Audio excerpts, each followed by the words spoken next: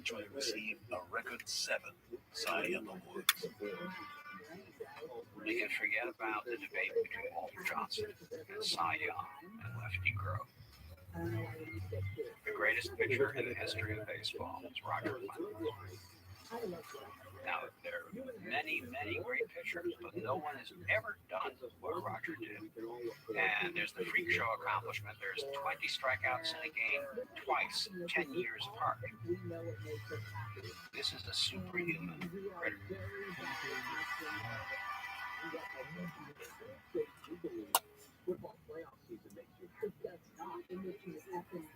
野球というものは僕にとって僕自身を作り上げてくれるもの。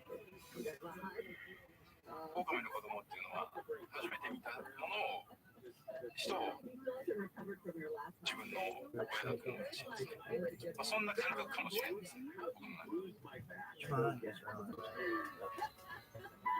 Ichiro Suzuki was born in Aichi, Japan, the son of a factory manager whose philosophy of life was based on 4 guiding principles: harmony, patience, effort, and fighting spirit. The only way to succeed, he once said, is to suffer and persevere.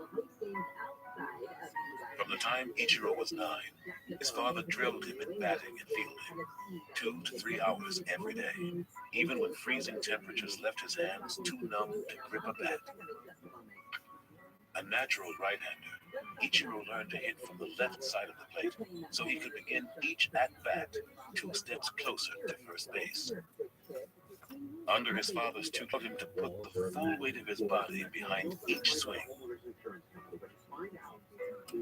君のスイングは基本とは違うからこうしなさいっていうふうに直されることがあったんですけども、コーチがいろいろと教えてはくれるんですけども、いやでも誰よりもね打ってるじゃないって言うと、彼は黙ってくれるので形を覚えたんではなくて体で僕は作り上げていた。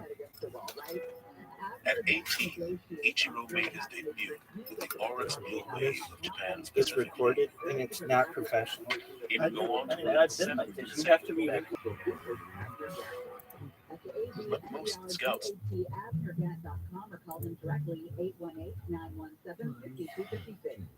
SoCal weather from KFI. Partly cloudy today with highs from the upper 50s to the lower 60s. This report is brought to you Across the sky. It is the prohibition that makes anything precious. Mark Twain. One snowy evening in January of 1826, the Reverend Lyman Beecher, pastor of the First Congregational Church of Litchfield, Connecticut, rode out to visit a parishioners to converts to Christ Beecher remembered, always most affectionate and kind. But something was wrong. His wife was weeping. "What is the matter?" Beecher asked her. She said that her husband's fondness for him had overcome his love for her and for God. Beecher had heard the same sad story from parishioners again and again. Jobs lost, life savings swallowed up, wives and children beaten and abused, all because of alcohol. Now he resolved to do something about it. Like slavery, the traffic in ardent spirits must come to be regarded as sinful. Let the temperate heart of the nation awake and reform. The impassioned sermons Lyman Beecher wrote and delivered on successive Sundays echoed sentiments that had been heard for at least half a century in America. You know, I keep thinking it's a Chinese. Beecher was so eloquent, the scourge of alcohol had become so pervasive that when those sermons were published, it set in motion events even he could not have imagined. For the next 100 years, Americans would argue fiercely over what to do about the age-old problem of drunkenness. The battle would eventually result in an amendment to the Constitution of the United States. Instead, it would turn millions of law-abiding Americans into lawbreakers. It's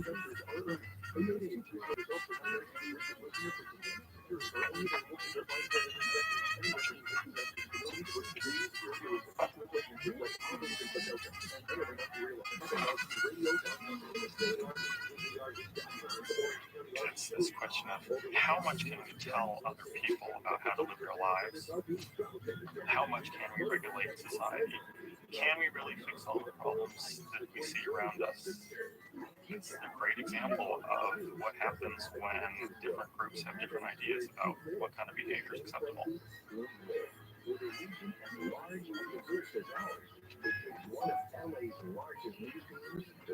Prohibition would pit the countryside against the cities, natives against newcomers. The proper role of government, about individual rights and responsibilities, about means and ends, and unintended consequences.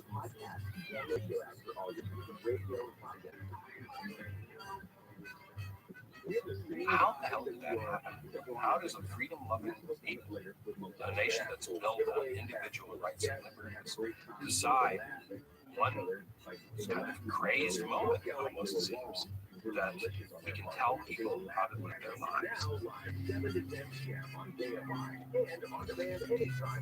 Virtually every part of the Constitution is about expanding human freedom, except prohibition, in which human freedom was being limited. When people cross the line between our essential character as Americans and some other superseding vision of what we should be, we're in trouble.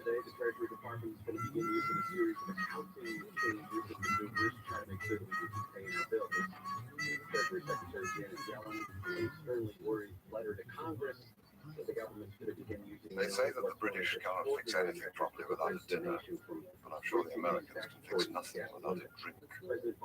If you meet you because it's hot, they drink because it's cold. If successful in elections, they drink and rejoice. If not, they drink and swear. They begin to drink Inuit until they soon drop into the grave. Captain Frederick Marriott.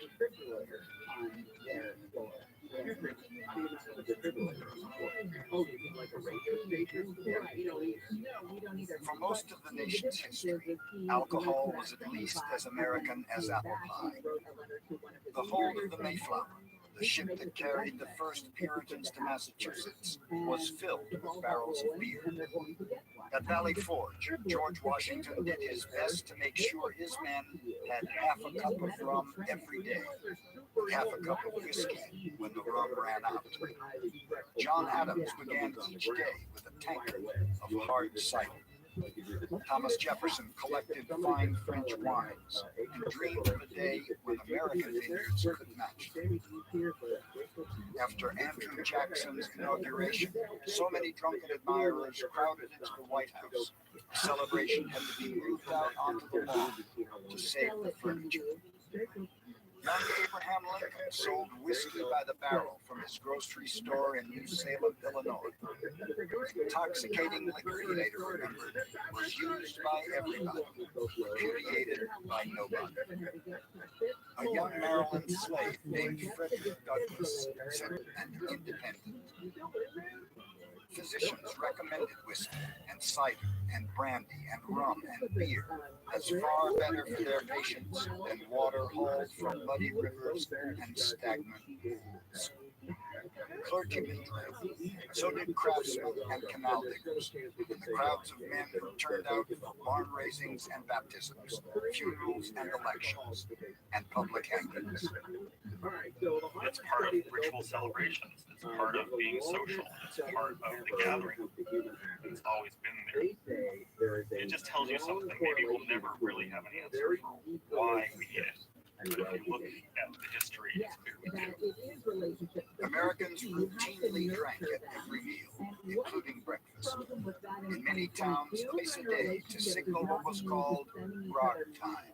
so that men could stop whatever they were doing in factories and offices, mills and farm fields to raise a jug.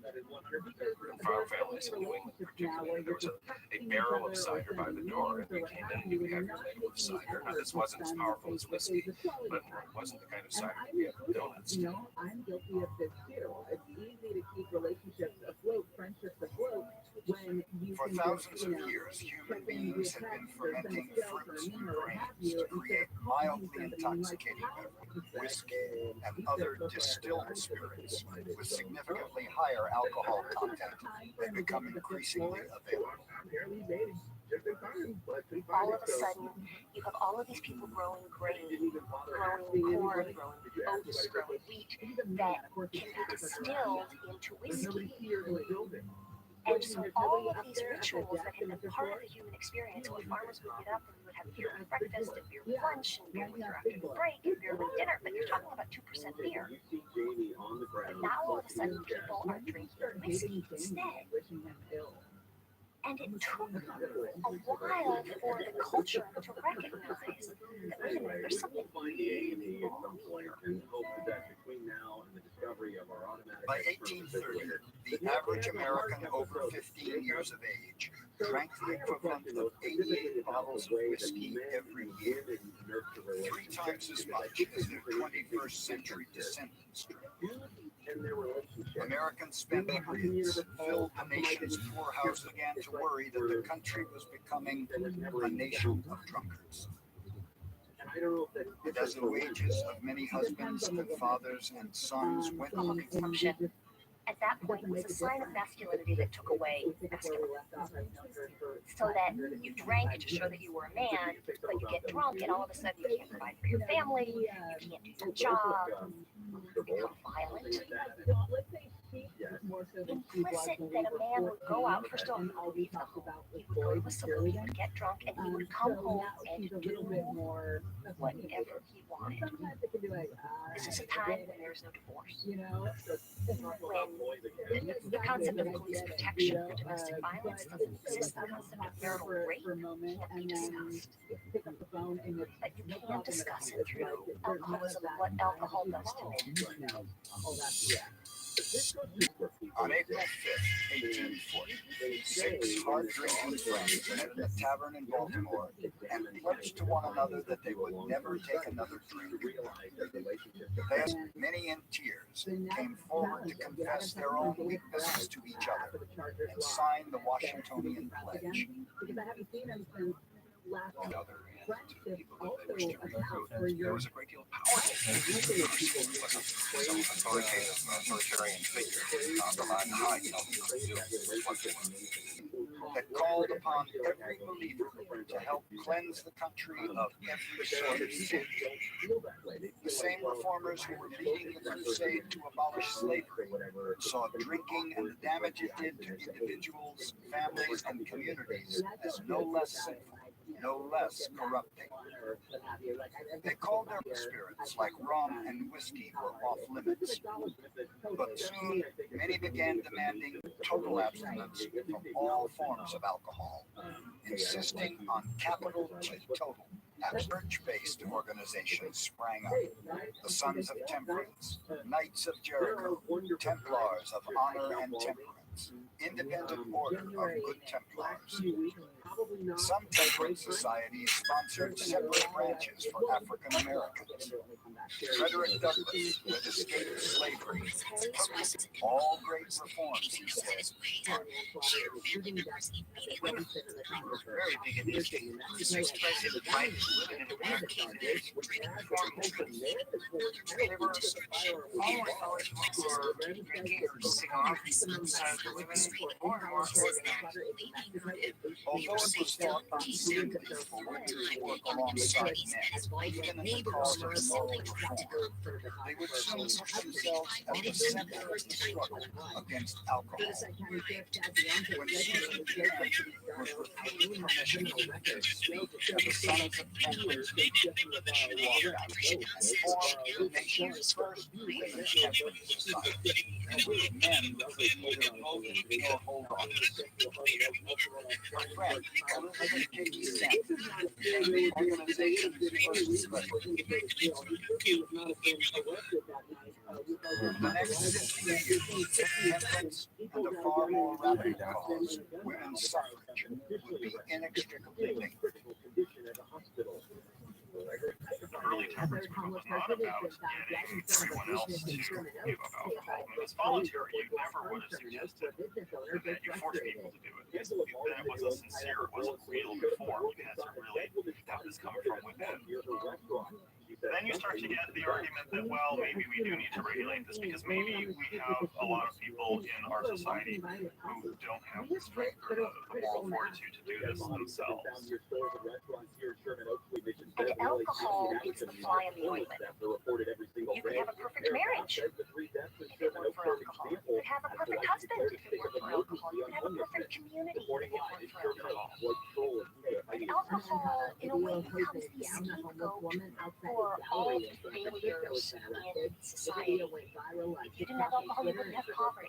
You wouldn't have domestic violence. You certainly wouldn't have prostitution. And the solution that the people in the temperance movement came up with is that the only Reformers petitioned state and local governments, demanding that taverns and hotels, groceries and apothecary shops be barred from selling alcohol. Moderates warned they were going too far. Very little good, one clergyman wrote, has ever been done by the absolute shaft. It's not that sin is so terrible, sin is very attractive, and that's why we're always tempted to do it. So what you need then is to help people to overcome this temptation, and if necessary, sometimes you have to make sin illegal. There was a sense of the extraordinary difficulty of overcoming the hurdle. The idea that the temptation is so powerful that some people, perhaps the least advantaged people in society, couldn't be trusted. Therefore, someone needed to do something about it from the outside, not so much for the sake of those people, but for the sake of their families and for the sake of their children. In 1851, Neil Dow, the wealthy mayor of Portland, Maine, gathered thousands of signatures on a petition demanding the state legislature enact a law to ban the sale of alcohol. Few Americans drank more than the fishermen and lumbermen, mill workers, and hardscrabble farmers of Maine. But through Neil Dow's tireless efforts, the bill passed on June 2nd, 1851.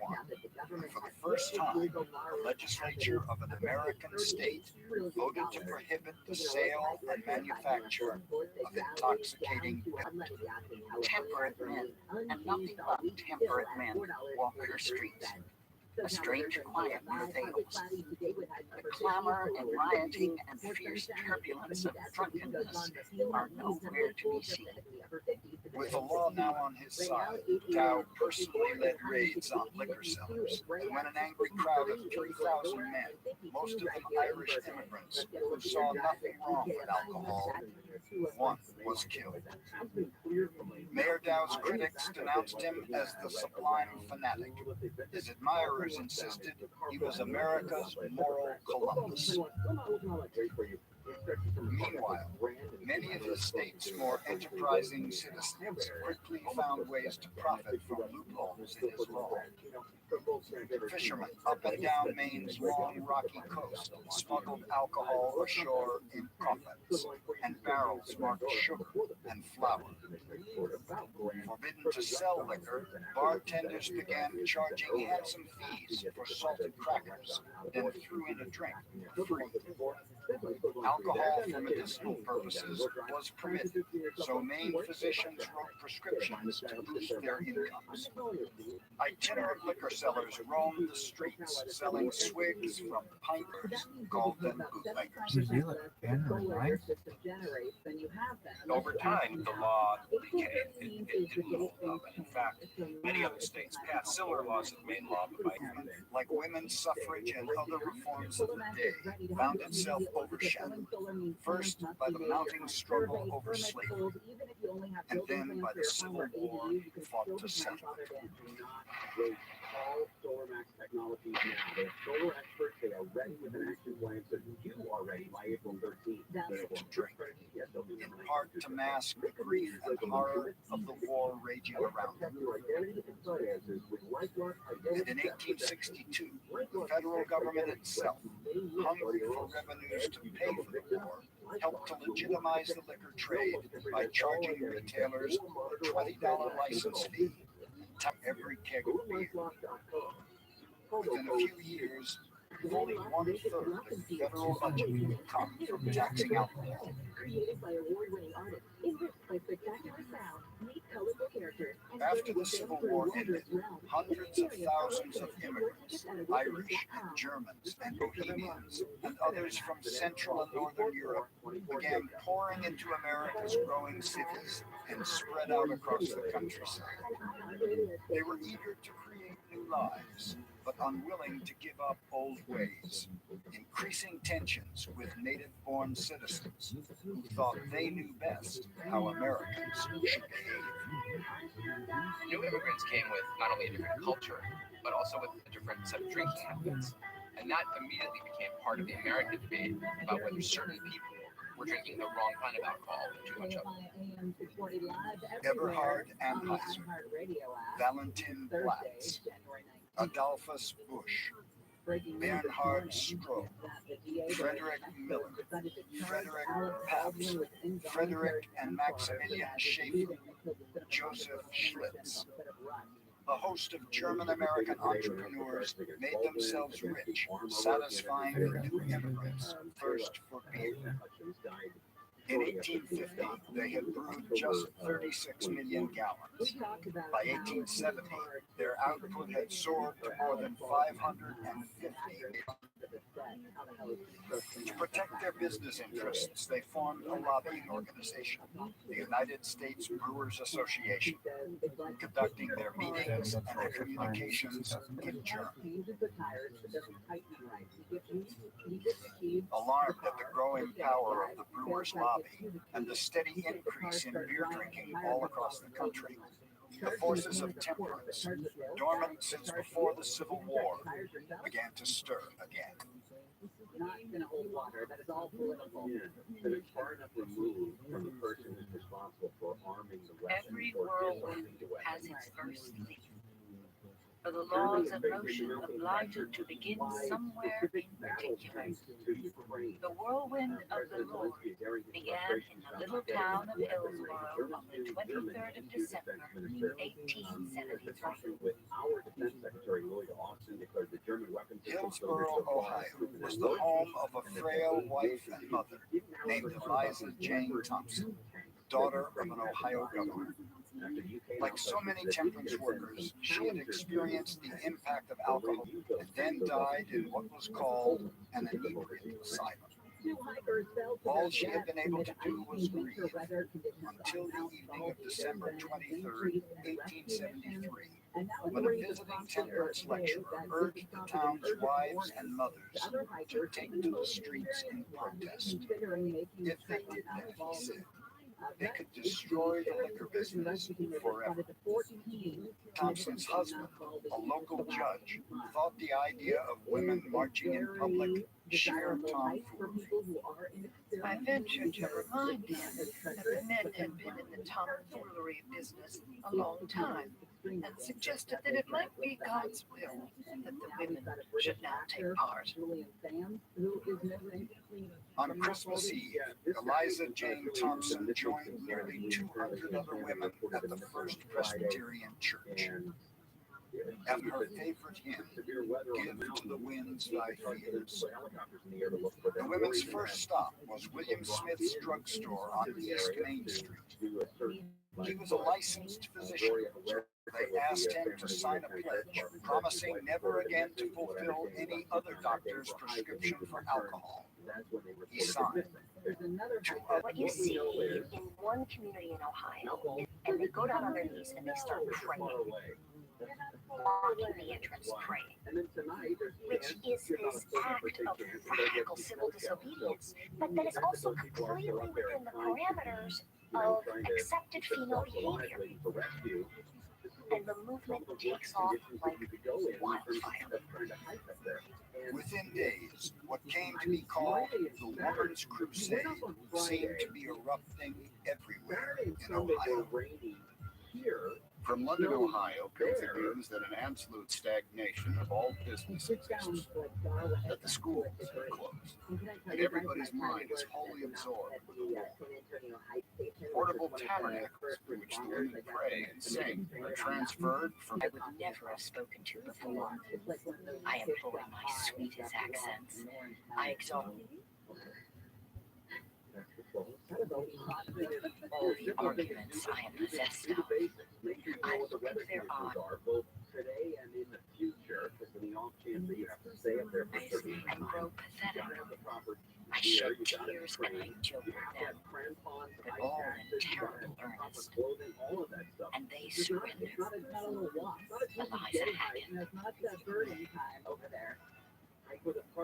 But bigger towns like Dayton, with their large immigrant populations, presented bigger challenges. The large turbulent rabble followed them from place to place. Swearing crowds of beer drinkers pressed into the saloons and drank as fast as they could, mocking the praying women with loud blasphemy. The New York Times. Pretenders pretended to welcome them inside, drenched them with buckets of beer, then drove them back out into the swamp. The owner of a German beer garden hauled a cannon up to the entrance and threatened to blow away the first crusader who tried to get past. One woman climbed onto the cannon and led her sisters in song. After an hour or so, the owner surrendered. The crusade soon spread beyond Ohio's borders, all the way west to San Francisco, where an angry mob, spurred on the San Francisco Saloon Keepers Society, hurled stones at a band of peaceful praying women. Delivery across the U.S. It's partnered with DoorDash to bring drinks and treats to customers' homes and workplaces by March. SoCal weather from KFI looks like we've got a partly cloudy day ahead with highs just in the upper 50s to the lower 60s. Get a look at that drive. Women eventually marched in 911 communities in 31 states and territories. They closed down of women who took part in the crusade and who had never before felt they could act on their own outside their homes. It had been what one temperance worker called It can scarcely be possible that these women can again settle back in the old ruts and betake themselves once more to hemming flounces, as if the issue of life depended on the amount of stitches they stowed into each garment. They can hardly ever again persuade themselves or others that they are content to let the men attend to the politics of the country, while they play pretty party moral preachers. But all of a sudden, it sort of hits you how much work civil protest is. And if you're out there praying, you're not feeding your family, you're not doing all of your housework, and the momentum of the movement breaks down. men still wanted a drink.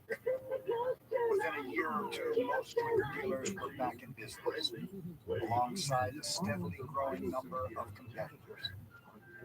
Everything that they had worked so hard for sort of falls apart. And it becomes increasingly clear to them that this model of moral suasion, of setting a good example, has gone this whirlwind of God. But it has set forces in motion which each day become more potent. And it will sweep on until the rum power in America is overthrown. Francis Willard. Frances Elizabeth Caroline Willard was herself a whirlwind, called Saint Francis by her most ardent admirers. She was a master strategist who would come to command a non-violent national army, 250,000. Frances Willard is one of the great unsung heroes of American history.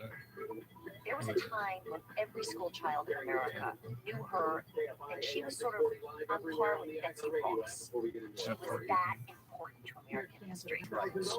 Willard took the reins at the WC 19 years later. At Rest Cottage, her home in Evanston, Illinois, she rose at 6 each day and for 8 hours straight dictated letters, speeches, articles, and books to her secretary and longtime companion, Anna Gordon. But the two women were rarely at home. During the first 9 years of her presidency, Willard claimed she had swept every single city with more than 10,000 WCTU that gathered nearly 1 million. Federal aid related to nutrition, veterans, housing, on time or at all. Those affected households will not be putting money into the economy, as you can foresee.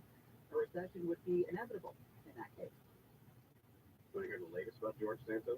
On a canvas petition Between the Rothschilds and religion, About his career a and his war to history. the knife and the There's knife one to the hilt. Brazilian performer, Only one can guy win. named Eula Rochard, The question says he is, befriended the which now one is it congressman when he going was to be? cross-dressing in 2005. Why to appeal to women still too timid to assert themselves. Willard coined a consciously conservative slogan, home protection. A woman who found it unseemly to demand the vote solely as a right. The number of housewives were becoming addicted to popular patent medicines that often contained as much alcohol as whiskey. She established homes for inebriated women. As a pure and wholesome alternative to alcohol, the WCTU installed public water fountains in village squares. But getting rid of alcohol was not Francis Willard's only cause. The WCTU eventually had more than 45 departments organized on behalf of a host of causes: street children and fallen women, female matrons for women's prisons, and free kindergarten for every child, equal pay for equal work, and raising the age of sexual consent from 10 to 16. And she would move from alcohol to votes for women to orphanages to asylums to what she called Christian socialism. All these things put together. It was sort of promising a heaven on earth, an idealized society at a time when utopian wishes were not at all uncommon in American society. But no single program had more impact than the Department of Scientific Temperance Instruction, meant to train generations of boys and girls dedicated to eradicating alcohol, and to do it through the public school system. Childhood from a saloon, and the nation must save tomorrow, is the state played for in this desperate game. All that is holiest in mother love, all that is purest in patriotism that would save the country from the saloon enters into our support of these textbooks. Mary Hatchet Hunt. Francis Willard placed Mary Hatchet Hunt in charge of the department. Hunt lobbied state legislatures and the Congress to require anti-alcohol indoctrination in the schools, forced textbook publishers to conform to the WCTU's message, and sometimes demanded kickbacks in exchange for her stamp of approval. She also directed women from chapters all over the country to pressure local school boards. Before long, public school children in every state, 22 million of them, were sitting through temperance classes 3 times a week. Kindergartners were taught to chant, "Tremble, King Alcohol, we shall grow up." Older children studied texts filled with lurid misinformation calculated to terrify. Just one drink, some books only. You know, little Johnny has one drink, and the next is they had diagrams of body parts. You have a diagram of the stomach, and then they had a diagram of an inebriate stomach, and what happens to you. Well, the inebriate stomach was full color. Alcohol caused spontaneous combustion, bursting suddenly into fatal blue flame. Millions of children came to believe it all, and it would not be too long, Willard prayed, before they all were old enough to vote. In America, ballots are bayonets. You think maybe the crusade is dead and its banner trailing in the dust? I tell you no. that they're more dangerous. And then the fifth one on this list is systemic inequity has led to disproportionate deaths and injuries in Black communities. So concerning In the findings saloons, that show residents in life was historically different. neglected communities are Men disproportionately talked killed with by great drivers. voices, The question is, laughing great laughs, and I and there was an atmosphere. arguing with the basic premise of Here was that, something more than the common everyday where who is nothing happened. driving in these Here, life was always very alive, and sometimes even lurid. from Beverly Hills, Terrible driving through saloons South might be, LA at high rates of speed, but then that only meant that they were that don't terribly look like them, wonderful. and then driving away. Jack Yeah, London. I don't know where it would fall under the racist category. The fact that Black and Latinos are disproportionately Despite the affected, I Washingtonians, completely understand despite the Women's because Crusade and the is not WCTU, going to have despite legions of clergymen and temperance lecturers and school books meant to terrify, more and more saloons were opening every day in America. with either a Black or Latino By the pedestrian turn of the new 20th in a century, 5-year span. there would be some 300,000, as varied as the people who patronized them. Out of proportion with the For millions of working men, saloons were a refuge from long hours at a clerk's desk or on a factory floor or deep in a coal mine, and from the responsibilities represented by the family waiting at home. The brass rail was more than a footrest, one man remembered. It was a symbol of masculinity emancipated, of manhood free to put his feet on something. There were places where people got up and sang songs. There were places where the laughter went on and on. And the assumption was they worked so hard during the week if they thought Friday night belonged to them and the boys. Why not? Essential to their survival. And to get through a tough life and hard times, particularly for the immigrants in a strange country. You know, that's not quite yours. I think it was essential to them that they had this.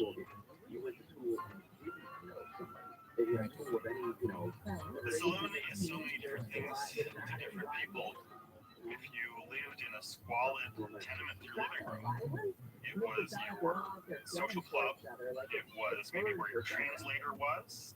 Your bartender was there to watch out for you. Your bartender might have done a lot more for you than the local priest did or the local cop. Beer and whiskey were not the saloon's sole attraction. A man could cash his paycheck, pick up his mail if he didn't yet have an address of his own, read the paper, learn English, play cards or billiards, find out who was hiring, even get himself a city job. Big city saloon keepers often doubled as politicians, doling out patronage positions. In 1890, 11 of New York's 24 aldermen ran bars. In East Boston's Ward 2, an Irish immigrant son named Patrick J. Kennedy used profits from 2 saloons and a wine and spirits import business to begin to build the political machine that would one day help put his grandson into the White House. Unions met in saloons. So did veterans groups, fraternal organizations, and immigrant associations. They were the working class private clubs. The uptown white Anglo-Saxon Protestants had their clubs for the same reasons, except that they were talking about how would you like the central theme that there were contacts going on in these rough places. And the majority of them were not buckets of blood, as they called them. They were not places where you walked in and you were hauled out by an ambulance. They were much more clubs. Most of them had basic rules: pay your debts, vote the straight ticket, that sort of thing.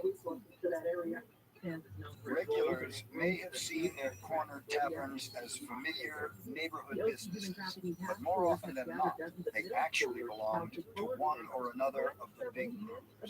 Pabst opened a saloon on this corner. Bush was going to have one on this corner, and somebody was going to have one on this corner and this corner. The cities were overwhelmed by the brewery-owned saloons. By agreeing to sell just one brand of beer, almost anyone could go into the saloon business. The brewery paid for his license, provided the pool table and artwork, the bar and bar stools, even the spittoons, everything needed to keep its beer flowing. They would do anything. So the free lunch, you say there's no such thing as a free lunch? Well, in the 1890s and a couple decades thereafter, the free lunch was something that was served in nearly every saloon. Incredibly salty. So you would drink a lot of beer. It was a wonderful marketing device. Decent citizens were appalled that most big city, technically illegal, was tolerated. A place where pimps and thugs and strong-arm men worked hand in hand with corrupt cops and accommodating politicians. And all of them were centered around saloons.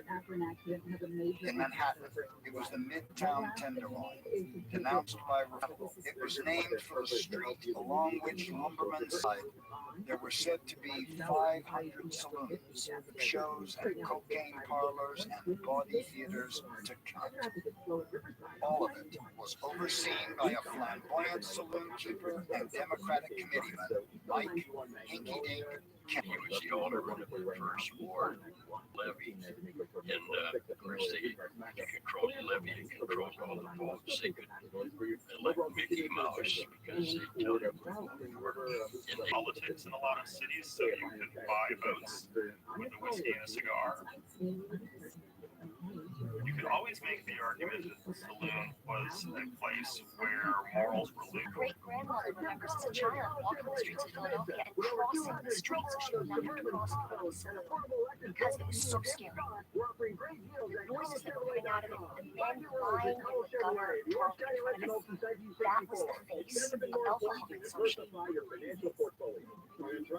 of the terrifying stories of my childhood was drunken, abusive, with all the money gone. And as children, I wondered how I was going to be fed. The only way to solve the problem of drunkenness, many believed, was to get rid of the saloon.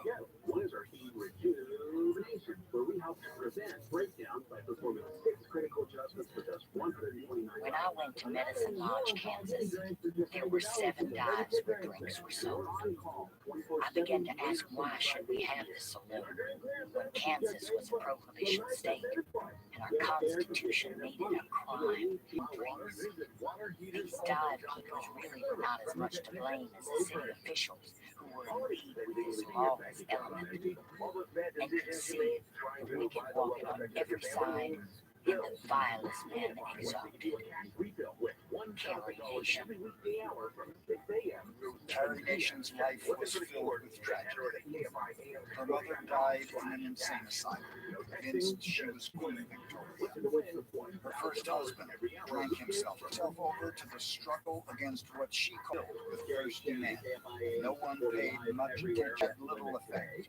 Wrote letters to legislators and lawmen that were never even answered, and eventually became convinced God wished her to do more.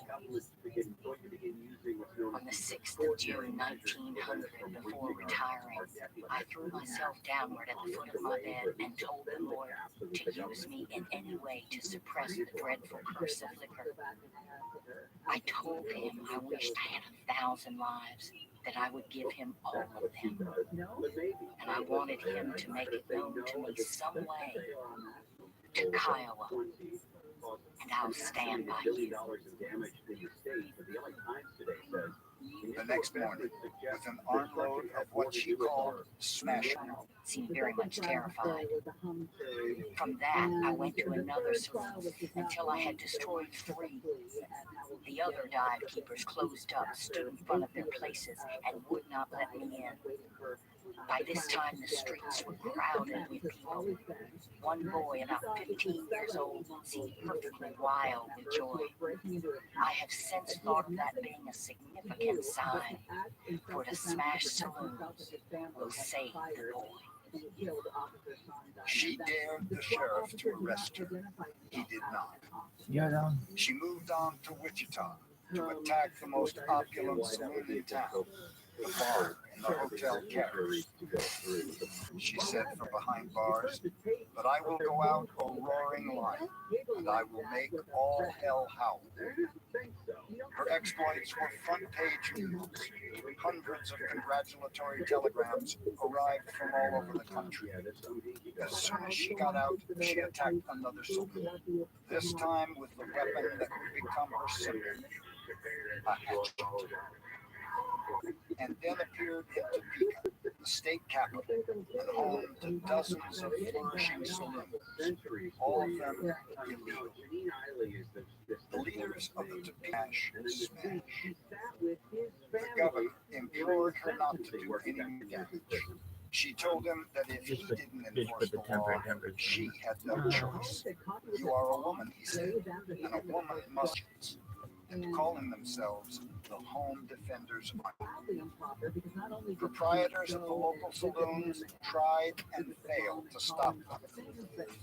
She and her followers tore apart a joint favored by state legislators called the Senate, then went on to smash a second bar, a barn filled with saloon fixtures, and a warehouse stacked high with barrels of beer. Within the month, her admirers would attack more than 100 saloons in at least 50 Kansas towns. Anxious state legislators rushed through a bill to strengthen enforcement of the law and pacify her and her Home Defenders Army. It was a remarkable victory. Carrie Nation hoped her movement.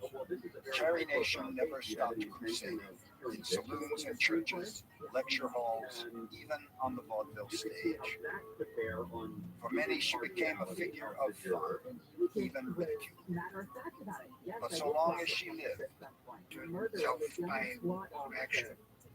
She knew that you had to draw attention, and you needed the press following you. You had to make the right enemies. Patient, hardworking people followed I guess this is just an example, unfortunately, for the people who are trying to put this guy away, that there are more. In 1893, in Oberlin, Ohio, a new organization had been established to fight the evils of alcohol, the Anti-Saloon League. It would turn out to be the most effective political pressure group in American history. The founder of the league was the Reverend Howard Hyde Russell. Unlike Francis Willard and the WCTU, Russell was determined that his organization would focus on a single goal: to get rid of alcohol, period. Town by town, county by county, state by state, they would force America to go dry. The Anti-Saloon League is not in politics as a party, one leader said, nor are we trying to abolish vice, gambling, the unlimited coinage of silver, free trade and currency reform do not concern us in the least. The League liked to call itself the Church in Action Against the Saloon. Baptists and Methodists, Episcopalians, and the Lutherans. prohibition on them. So a lot of smart cracks came from both sides, and one of them was that Lutherans drank openly and praised God secretly. The Baptists praised God openly and drank secretly. The Anti-Saloon League was more or less modeled on the modern corporation that was already transforming American business. It had a national MC, thousands of volunteers, ample financing from millions in annual dues, as well as church collections, and a printing plant at Westerville, Ohio, that churned out 300 tons of propaganda every month.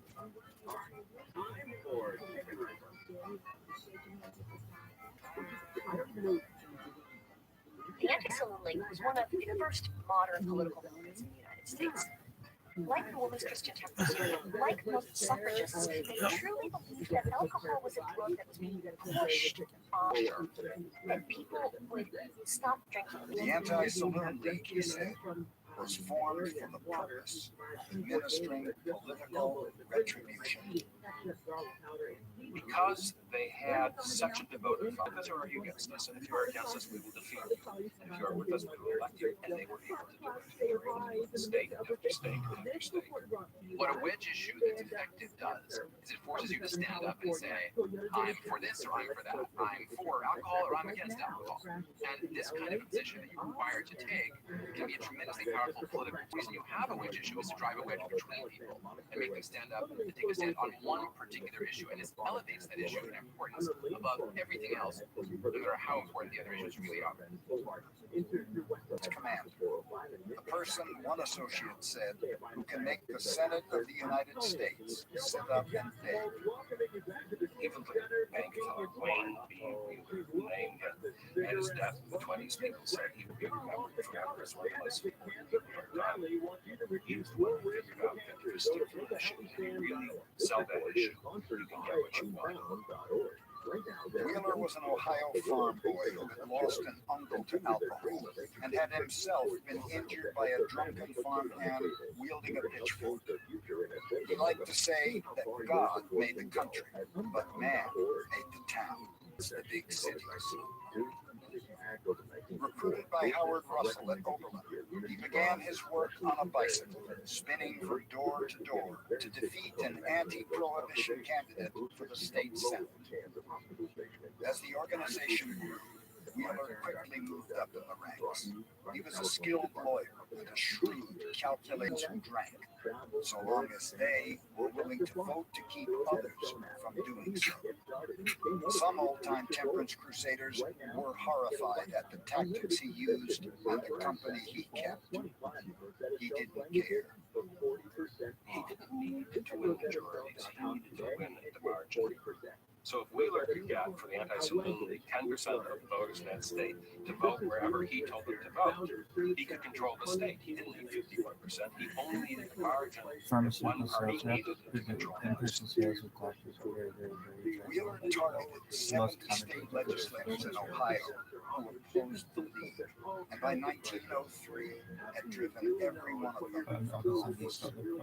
Myron T. Herrick, himself a reformer, dared try to weaken a so-called local option law that allowed each community to decide for itself, unleashed the full fury of the league and crushed him at the polls. Throughout the country, anxious politicians in both parties began warning one another. Remember what happened by this contest are important, Wheeler said. Never again will any political party ignore the protests of the church and the moral forces of the state. The League's power spread steadily, eventually reaching into all 46 states, overshadowing the new janissaries of the Anti-Saloon League. They understood the soul of the American politician. They knew that his whole politics, his whole philosophy, his whole concept of honesty and honor was embraced in his single and insatiable yearning for a job. And they showed him how by playing with them he could get it and keep it, and how by standing against them he could lose it. H.L. Lincoln. In 1909, Wheeler had help from an unexpected quarter. City dwellers with a nickel to spare could see something new. A motion picture version of 10 Nights in the Barroom. The film embodied every temperance. The drunken husband squandering his pay, the tragic injury of the daughter sent to bring him home, the delirium tremens. Then I'm gonna put all the other armorers that were on the other set on the stand to say that the guns that Alec Baldwin picked up on the The film helped to reinforce the belief that even one drop you get in there, they're still $3.99. Are they doing it smaller? When Lyman Beecher first began to preach against drink, fewer than 1 in 10 Americans had lived in a city. Now, almost half of them did. The country's population had grown, circumstances and the new century seemed to demand a new kind of reform. Progressive reform, righting wrongs through legislation rather than persuasion, to stop child labor and win votes for women, to end sweatshop conditions, break up monopolies, combat political corruption, and do something about the crowded, squalid slums. People commonly think of prohibition as being a conservative movement, but not at all. It was a movement that was embraced by alcoholism. It was such a terrible problem, and particularly a terrible problem for the working class, for the immigrant poor. They're real kingdom what they wanted done. And they went after one of the things that actually meant a great deal to them. And that's what you hear over and over again from immigrants during Prohibition, that this is important to them. This is not just some vice. This is part of their life. People found it necessary to believe that this was an Anglo-Saxon white country. And suddenly here were all these Catholics, these Irish, Italians. There were all these Eastern Europeans, including large numbers of Jews who were not like them. And they were changing the nature of the country. They made an alloy, a mixture of metals that was tougher than any individual metal. Yeah, it's like a lie. Obviously, Like they it. made a Now I better see it. country out of it. That's baller. But they didn't want to I see leave tiny little fucking like Foreign Protestants lived very, relatively speaking, a stable life. They saw the city as these well, there's a colonies best instead of plus one. luxury. Damn, bitch. Large numbers of votes that are going to change the nature of the Best country. plus two. The anti-Semitic Damn. talk about Yeah, you can't keep doing that to me. I really thought it was was no. thinking mostly about the immigrants. It was a concern about what does this land cater to. Yo, dog. Those are the people we're worried about. There's a sense that they're not real Americans. And that's always a very strong part of the anti-Saloon League's message, that real Americans don't use I mean, you can go back to water. The Anti-Saloon League was perfectly poised to exploit small-town concerns, and their opponents seemed incapable of seeing. What was that? It's very hard for people on the other Oh side yeah, of the see how West to shitty that organize is, Josh? around Like, anything. gosh, it's coming out like this. Now I see the difference. Oh, yeah, it's like this. Keep my chin and That is bad. quite the same ring as the Your more teapot sucks. movement. Oh, God. Mine? My side of the Really, yeah. For nearly half a century, the brewers had been holding their own against temperance forces. 900 million barrels of beer a year. In some years, taxes on alcohol comprised 70% of federal internal revenue. One brewer's letterhead boasted, "Uncle Sam is our partner." The best known and most powerful brewer was Adolphus Busch. If you were to imagine an emperor of beer, that was Adolphus Busch. He built the family fermented largest brewery in the Western Hemisphere, and he was the leader of the wet movements, such as it was. An immigrant supply business in St. Louis in 1857 went into partnership with his father-in-law, Eberhard Anheuser, and soon became the first brewer to succeed in riverfront sprawled across 70 acres.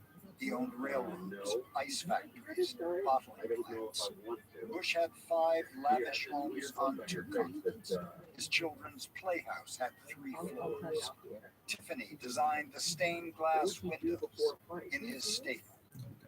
On the occasion of his 50th wedding anniversary, customers in 35 cities raised a glass to the happy couple. He steadily gained ground.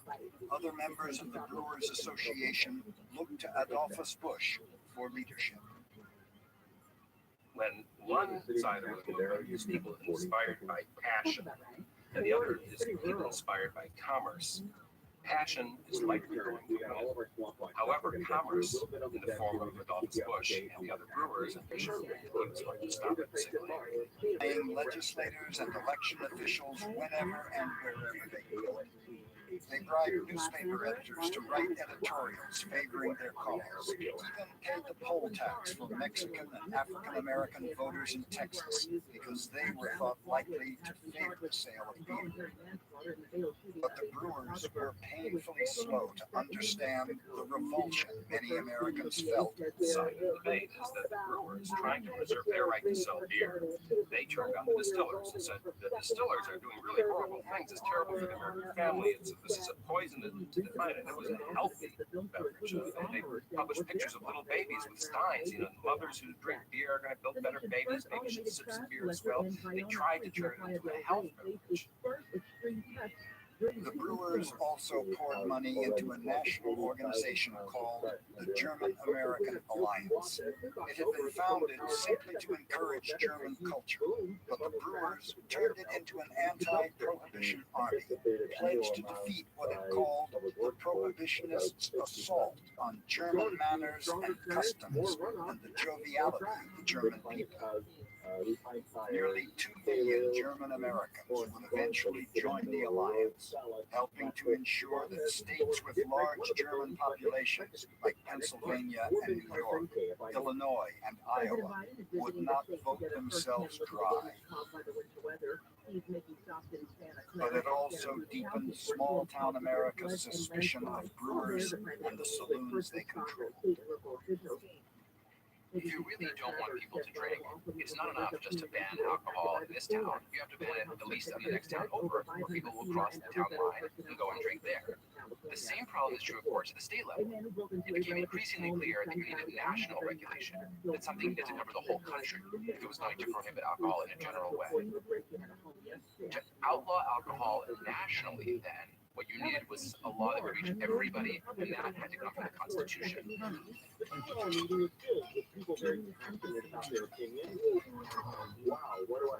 By 1913, thanks largely to the tireless efforts of the Anti-Saloon League and WCTU, Georgia and Oklahoma had joined Maine and North Dakota, and passed laws I'm really digging this blue, orange, blue transition. North Carolina, Tennessee, and West Virginia. And then this company will not be told county by county, state by state, they were being forced to close down. But they still believed that any kind of national restriction on alcohol was impossible because the United States government was so dependent on the taxes for the liquor industry, the unthinkable happened. In early 1913, the 16th Amendment to the Constitution was ratified, authorizing the federal government. The government would no longer have to rely on alcohol to fund its operations. The prohibitionists knew they could never, ever have prohibition until they could find something to substitute for the tax collections that came through the excise status. So therefore, they supported the income tax. Prohibition is no longer a local issue, warned the American Brewers Review. Prohibition is now a national danger. The Anti-Saloon League pounced. The time is now, it said. We therefore declare for alcohol's national annihilation by an amendment to the federal constitution, which shall forever prohibit throughout the territory of the United States the manufacture and sale and the importation, exportation, and transportation of intoxicating liquor to be used as a beverage. On December 10th, 1913, the citizens of Washington, D.C. saw something they had rarely seen before, a mass march sweeping toward the Capitol.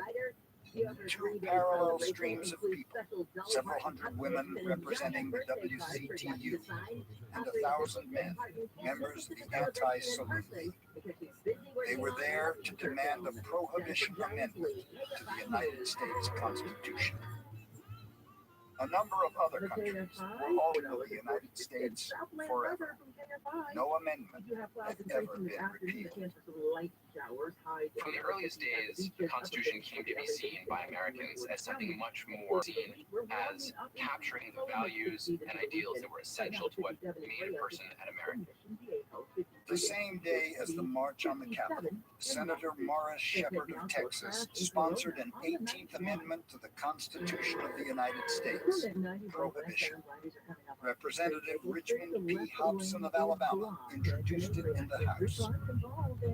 Enacting it would be a tall order. They would need to win 2/3 of the House and Senate before the amendment could be submitted to the legislatures of the 48 states, and then would need to persuade 36 of them to ratify. In 1996, Democrats as well as Republicans, progressives as well as conservatives, free thinkers as well as churchgoers, some of the richest industrialists in the country, including Andrew Carnegie and Henry Ford, backed prohibition because they believed alcohol undercut for it too, because they thought alcohol was part of a capitalist plot to weaken the working man. So was Booker T. Washington, because he believed alcohol undermined black progress, while hundreds of thousands of Southern whites supported it as well, in part because they believed alcohol turned black people into Of Jim Crow and the prohibition movement itself. Much of it was fear of this double combination, the scariest thing from a right southern system. A black man with a ballot in one hand and a bottle in the other hand. And they would do anything to keep the black man from having either one. Meanwhile, the anti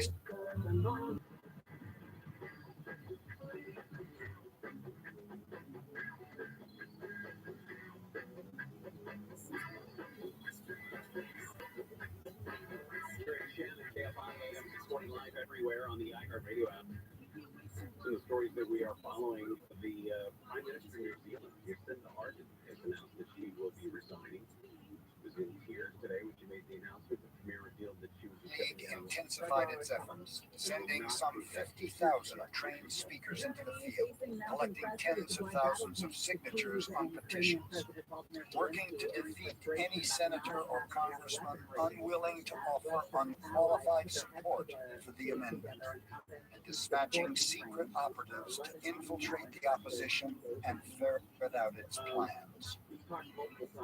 8 more states passed dry laws: Virginia, Arkansas, Alabama, Nebraska, Oregon, Washington, Colorado, and Arizona. Because of many of the states in the Midwest and the very dry South and West. In part to placate the dries, he had appointed Josephus Daniels, a teetotaling North Carolina newspaperman, as Secretary of the Navy. Daniels promptly banished alcohol from the entire fleet. Wilson's Secretary of State was a far more celebrated champion of prohibition, William Jennings Bryan of Nebraska, 3 times a failed candidate for president. He was a progressive populist. His enemies called him a fundamentalist of hope. He, at first, was a temperance guy, but not a prohibitionist. And I think that it's fair to say that he saw which way the movement was going. And when he saw that there was a possibility, that studied 1917. President Wilson traveled to Capitol Hill to ask Congress for a declaration of war against Germany. The Great War had begun in Europe almost 3 years earlier, and over the intervening months, German submarines had sunk American vessels and enraged the American public. The war and the anti-German propaganda produced by the Wilson administration's newly created Committee on Public Information, Americans. Sauerkraut was renamed Liberty Cabbage. Dachshunds were stoned to death. School children destroyed their German textbooks, and an Illinois mob lynched an American citizen whose only crime had been speaking German over a neighbor's fence. The frenzied atmosphere was a disaster for the German-American brewers, and tailor-made for Wayne Wheeler and the anti-saloon league. There's an office of the government that is created to propagandize and to build up hatred for all things German. But we have German enemies in this country too. And the worst of all our German enemies, the most treacherous, the most menacing, are Pabst, Schlitz, Latz, and Miller. To investigate links between the brewers and the German-American alliance, which had trumpeted the German cause until the moment America entered the war. Wheeler would see to it that beer and treason were now linked in the public mind. The Anti-Saloon League immediately called for a temporary wartime ban on the sale of breweries before the United States entered the war. Within months, half would be out of business.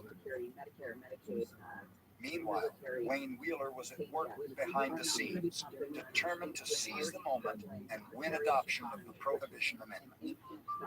Boyce Penrose, the formidable Republican boss of Pennsylvania and one of the Senate's leading wets, mindful that passage of the amendment in Congress was inevitable, threatened to mount a filibuster unless the Dries agreed to a time will never be able to ratify the amendment in the time allotted. But to the surprise of the wets, Wheeler agreed to the limit. The Senate voted in favor of the amendment on August 1st, 1917. Afterwards, convinced they had outwitted Wheeler and the Dry, allowed the Dry forces 7 years to achieve ratification. The Wets still remained confident that it would never happen. When the vote in the House came on December 18th, Wayne Wheeler was watching from the gallery. One of his opponents said they would look up to him as if he were the Roman consul. Was he going thumbs up or thumbs down, and they would go the way that he told them to vote. No matter what your position was on other issues, if you were not okay with Wayne Wheeler, you were in trouble. The amendment passed the House easily, 282 to 128, and was sent to the states for ratification. The Anti-Saloon League and their allies had only 84 months to convince more than 5,000 legislators in 36 states to ratify. They would do it in less than 13. On January 16, 1919, Nebraska, 6th state to ratify the 18th Amendment. It would go into effect 1 year later. Alter ego, you ever dressed up in a gown, Gary? Yes. I want to talk about how that made you feel. Well, the fact that you keep bringing it up makes me uncomfortable. I thought it was not a one and done thing. I can't not think about it. That me in a white halter top is living rent free in your head. It was like that Marilyn Monroe white halter dress. That's exactly what it was. If there were people with their heels. I just remember walking into the dressing room, seeing you in that dress, and your wife flying lipstick, and I was like, look her. Here are all these evangelical Christians, native figures today, decided to pass a law that would imprison Jesus if he turned water into wine and say, The first Congregational Church in Washington was and Gavin Bear all used the prohibition. Anna Gordon, Francis Willard's longtime companion, now the president of the Women's Christian Temperance Union, was there. So was Wayne Wheeler of the Anti-Saloon League. Secretary of the Navy Josephus Daniels told the crowd that no man living will ever see a Congress that will lessen the enforcement of that law. The saloon, he said, is as dead as slavery. And giving the crowning speech after many hours of people waiting for it, out comes William Jennings Bryan, this great bald dome, his eyes filled with the fire that made him the greatest orator of his time. And he gives a speech that ends at the stroke of midnight. He cries, "They are dead, who sought the young child's life." People from the book of Matthew. Those who would kill us and who would destroy us, we have killed them. And it's this galvanic moment of absolute triumph of working toward this moment finally arrived. Millions of Americans were jubilant. The slums will soon be enough, the evangelist Billy Sunday said. Men will walk upright. Women will smile. Children will laugh. Hell, he was sure, would forever be forbidden. There really was this overly optimistic sense among brides that through the stroke of a pen, suddenly everyone's going to change their habits and change their ways. There were a lot of people who said, let's give this a try, but it wasn't going to be the easy transformation of America that drives.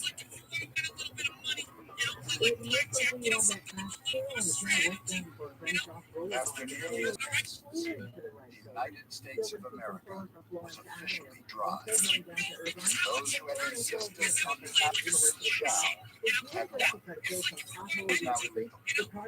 Tens of thousands of women, mostly immigrants, would lose their jobs, and so would hundreds of thousands of others in related industries. Truckers and barrel makers, farmers and grain growers, waiters and bartenders.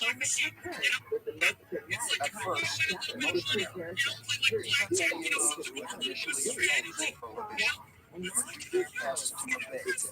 What the illegal was a legal law, if we have this in the Constitution, the organic law of the nation, if we have an enforcement law that's been passed by Congress, people will obey that law.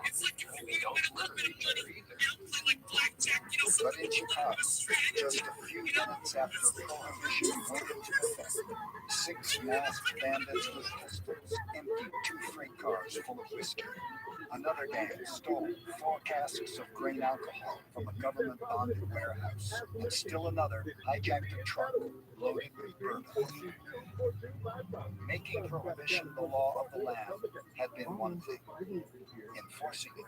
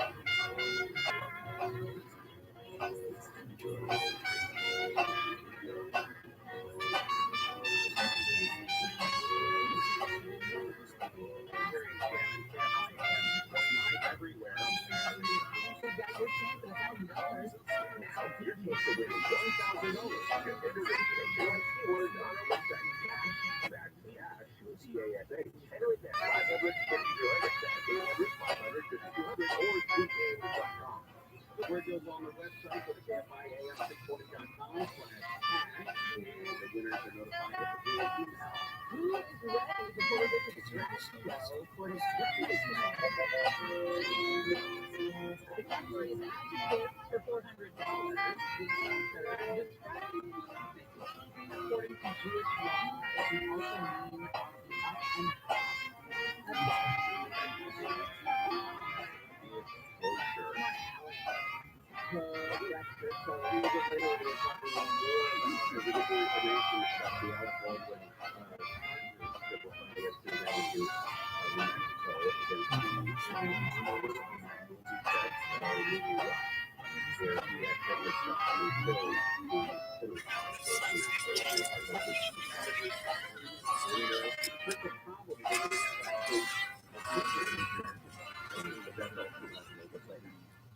and freshman congressman, Republican out of New York, one of the reasons the House went red, has come under a lot of fire recently, hasn't he? Because he has lied about every aspect of his being. Despite that, he is sworn into Congress. He's been giving committee assignments, and how are we allowing this real lie about not just his religion, schooling, his professional experience, and the fact that they were involved with the Holocaust and on 9/11. But he may have lied about being openly gay for a decade. Rolling around and watching them like we own the place. As a kid, I just assumed, I said, okay. I just assumed, that this was a way of life for everybody back then. Donald Ward's father, Paul, had once worked in a mill that manufactured the special paper used by the Treasury Department to print dollar bills. There is a picture. But when Prohibition went into effect, he discovered a more direct way of making money. He often took his son with him when he made deliveries. I think it's the one on the left. Got a suitcase with it. Problem. Sorry, 6 hot dogs. The biggest place that we went into was right in the capital. Right in the capital. Going down East Capitol Street. And he's pull over the curb, pick out an envelope out of his pocket, he starts talking to me. I mean, he was going money. $100 bills. Right in there, these congressmen. They're passing them over, they're still buying the balls from the bootleggers.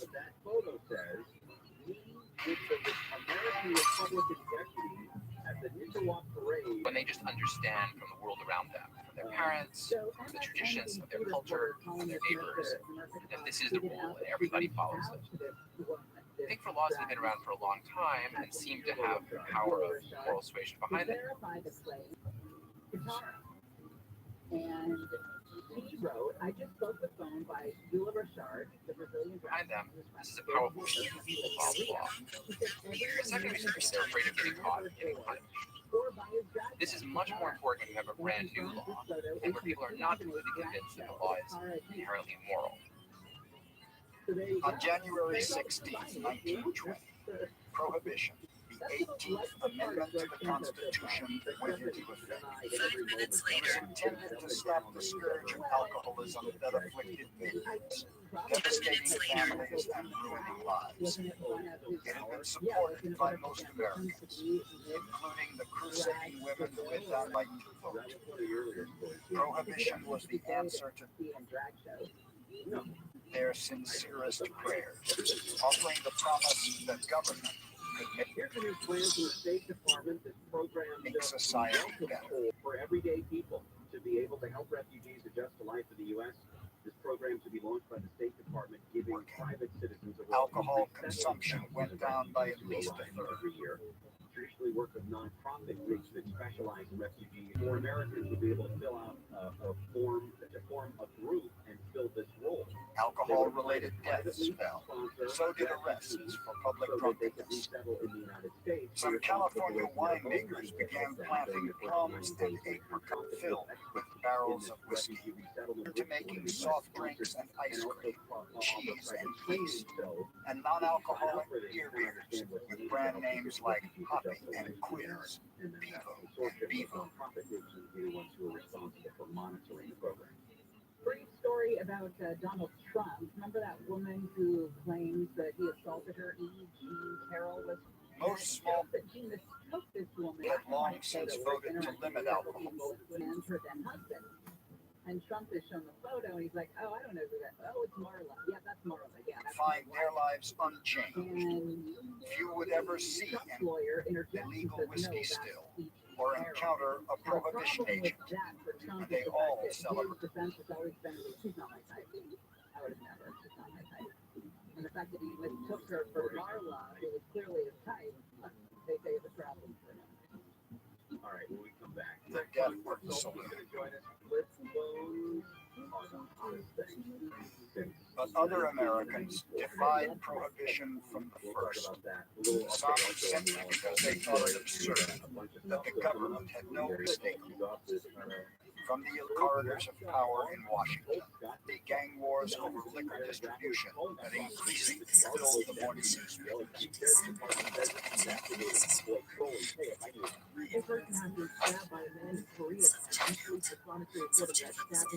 Many seemingly law-abiding citizens, including an up-and-coming young police officer from Seattle, a celebrated defense attorney from Chicago, would exploit the inherent inconsistencies of the law and transform themselves into some of the country's most laws. In its eagerness to show that the new rules really could be enforced, the government did not shrink from bending and sometimes even breaking laws established in the Constitution.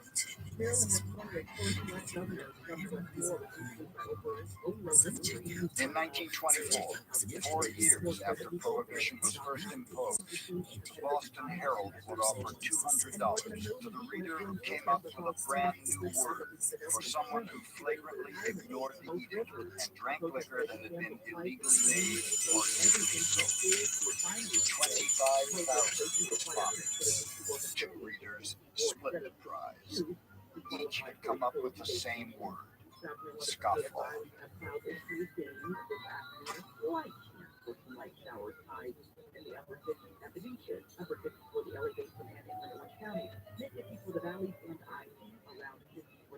Prohibition is not a matter of abstract morals. It is a matter of social welfare. Experiment that has ever been tried in the history.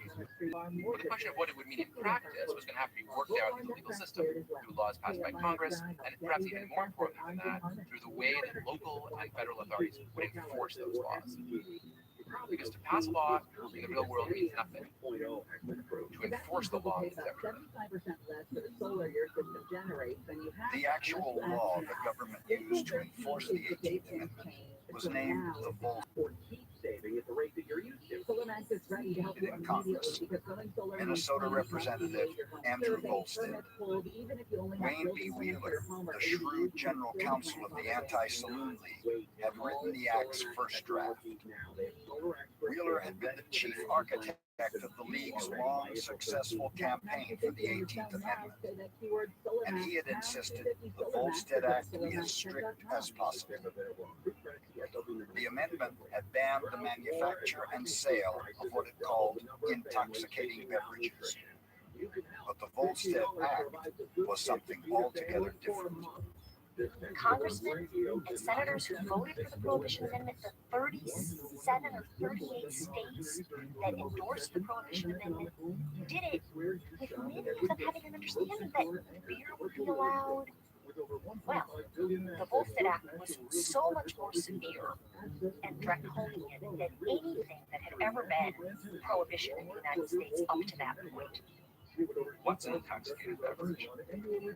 Many people presume that beer and white wines would be okay. But Volstead defined intoxicating as anything more than 0.5% alcohol. That would have made German chocolate cake or sauerkraut illegal, or Worcestershire sauce probably, or God knows how many other things. But Wayne Wheeler had to agree to some exceptions to the total ban he hoped for. Drinking alcohol was not itself illegal, nor was making wine at home for one's own consumption. Individuals and private clubs were also allowed to keep any alcohol they had purchased before the amendment went into effect. With an entire year to plan, the wealthy had had plenty of Legate's members' thirst for a pathetic 14 years. Congressmen from apple-growing areas made certain that hard cider would always remain available, insisting that farmers water the makers of patent medicines that had allegedly meant only for medicinal purposes. The prescription was the legal way of bringing whiskey into your home. So for those that could afford to go through the doctor and get your 1 pint every 10 days, that was all you were allowed, 3 pints a month. not enough to get by on. Of industrial alcohol needed for everything from aftershave to antifreeze, felt hats to embalming fluid, could stay open too, provided they obtained a license from the government. Sacramental wine, used by churches and synagogues, was permitted as well, and orders for it quickly increased by millions of gallons a year. Not more than 1/4 of this is sacramental, one churchman admitted. The rest is sacramental. At the Jewish house, you had to have a supervision from the rabbi. So congregations grew in size. By a factor of 10, from 80 families to 900 families. Another manifestation of what people declared themselves rabbis. Why are you drinking Red Bull? You said you were a rabbi. You were saying you were a rabbi. There were rabbis of things that could help you. RealRabbi. When the government quarantine party was inaugurated President of the United States in 1921, it seemed to Wheeler and Dry that their cause would have a dent in the White House. But privately, the party was not convinced that prohibition could ever be made to work. While no alcohol was officially provided by a Not manufactured, nor sold, nor given away, nor hauled in anything on the surface or under the earth, or in the air. John F. Kramer, Prohibition. federal responsibility for enforcing the Homestead Act was divided between the two departments. A freshly created prohibition, the Treasury Department, was meant to arrest violators, gather evidence, and destroy it. But Congress authorized only 1,500 agents to cover the whole country. Justice Department was to handle the prosecution of violators. President Harding named his close friend and campaign manager, Harry Doran, preferred dispensing data to practicing law. Doran is Ohio prohibition as a potential profit center, selling letters, pardons, parole, and relocation. It all culminates in this thing about and after that, go home as soon as possible. The actors aren't there for day in and day out demanding your enforcement. The government has to spend resources to enforce. But let's have an interest in the government's better. One of the things that enforcement was up against was the nature of all these American types of small one of the things that Republican-controlled Congress did, like nobody wants to do, was appropriate more money for law enforcement. Because of the way the prohibition thing was written, it said that there was going to be concurrent enforcement between the states and the federal government. That was written into the federal amendment in the hopes that the state could do it. The federal government wanted the states to enact their own equally strict dry laws. The third offense in Michigan was supposed to result in an automatic life sentence. But one state, predominantly Catholic Maryland, passed no prohibition law at all. And others, including Michigan, state legislators, mayors, and city council members were often reluctant. Pause when I change off of that channel, and then pick up where I left off once I go back to that channel. So we're all over there, and we're like, Reluctant to enforce the new statutes. If the federal government wanted prohibition, they argued, it was up to the federal government to pay for it. You can create laws as extreme as you want, but unless someone's going to enforce them, it's not going to work. And so, if you're sheriff of your Podunk, wherever, and you have a speakeasy running, and the banker, the chief of police, the mayor, and all the doctors go to that speakeasy, you don't want to crash it and break it up because you're not going to be elected to sheriff.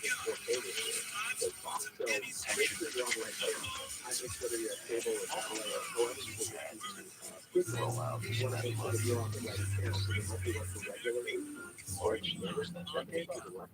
That's what the people want to learn about. Let's go catch where. Concerned, his state would remain as wet as the Atlantic Ocean. The governor of Washington state announced he would not spend so much as a postage stamp on enforcing prohibition. 1 year, the legislature of $698,855 for enforcement, less than 1/8 of what they authorized for the protection. Despite all the difficulties of enforcing prohibition, millions of Americans voluntarily gave up alcohol in the interest of living up to the spirit as well as the letter of the new law. New cookbooks of highballs and non-alcoholic mid-juleps. The wise thing to get involved, the lips that touch wine will never touch mine. My mother felt very strongly that it would cause people a lot of harm if you consume too much alcohol. So, subject to get involved in it. Well-bred young men should not do it. There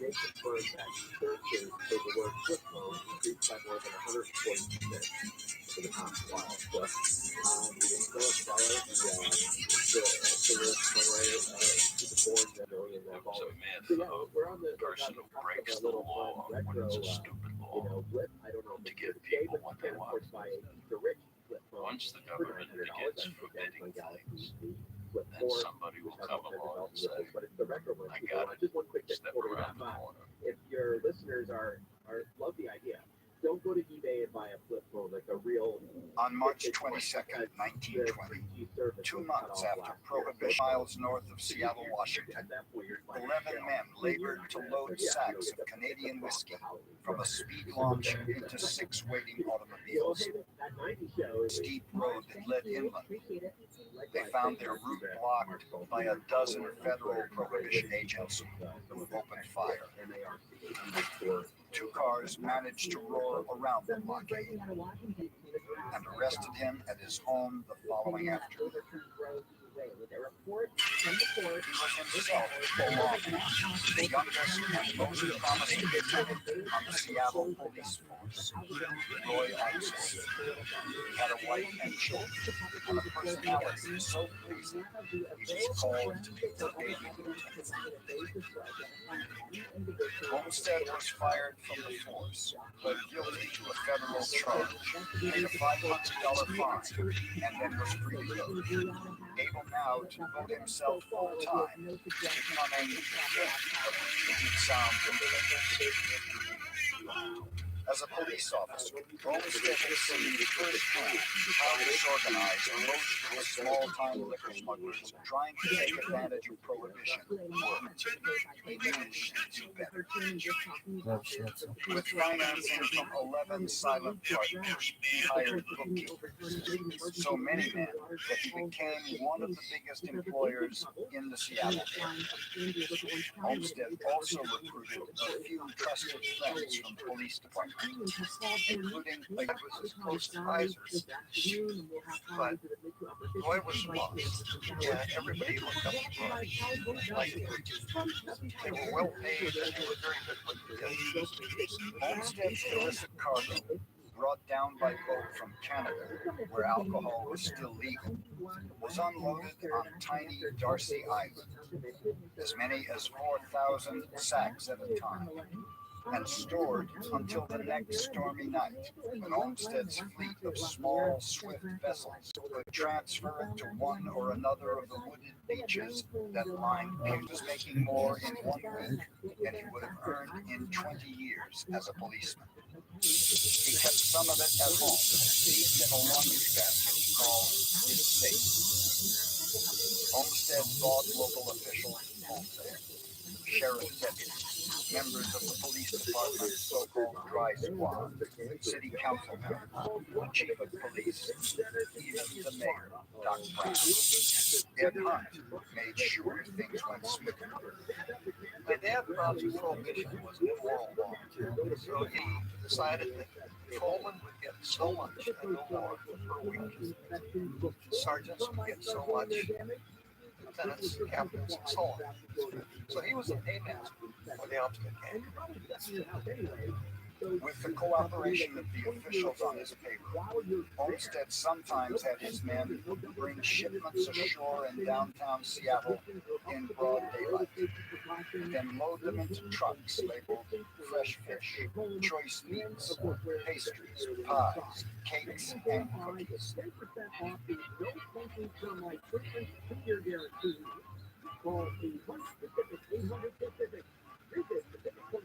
Olmsted had standards. Even when rivals tried to hide with a human life, he said. When you bribed all the officials up and down the Washington coast, you didn't need violence. Because who is going to use violence on you when you've got the full force of the Seattle Police Department behind you? Customers all over the shelter. Thirsty Seattle citizens began calling Roy Olmsted the good bootlegger.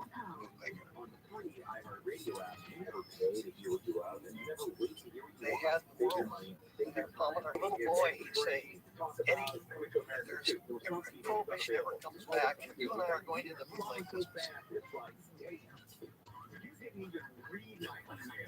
Like Macy's and Army cook in France during the Great War, then a flight manager and a grocer in Queens, before Prohibition provided him with a far more lucrative calling. He had at one time 5 what you call corner stores. But they were actually linked on 49th Street to Now these 5 corner stores produced a lot of income. And in the morning I would come in over the dining room table and I knew we were rich. I said, Pop, how are you able to operate right in Midtown? He says, son, every cop knows what's going on, and every cop gets something from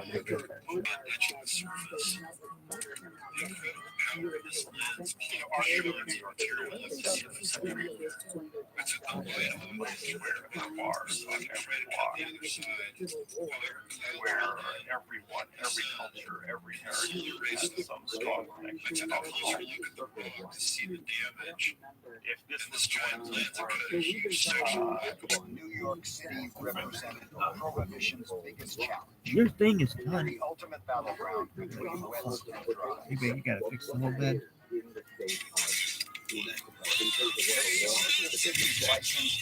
That's a lot of work. This is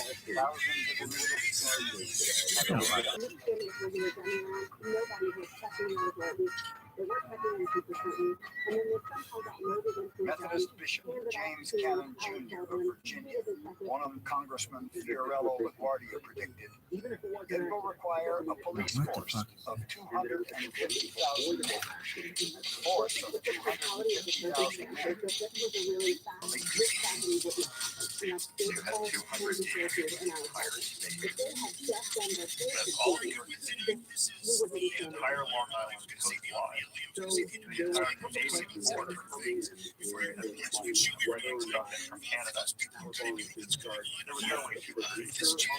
was no way to Wayne Wheeler successfully insisted that the prohibition be exempt from civil service law. The top officials be able to choose it didn't work out that way.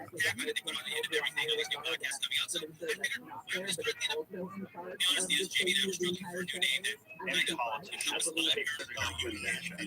sign up and they got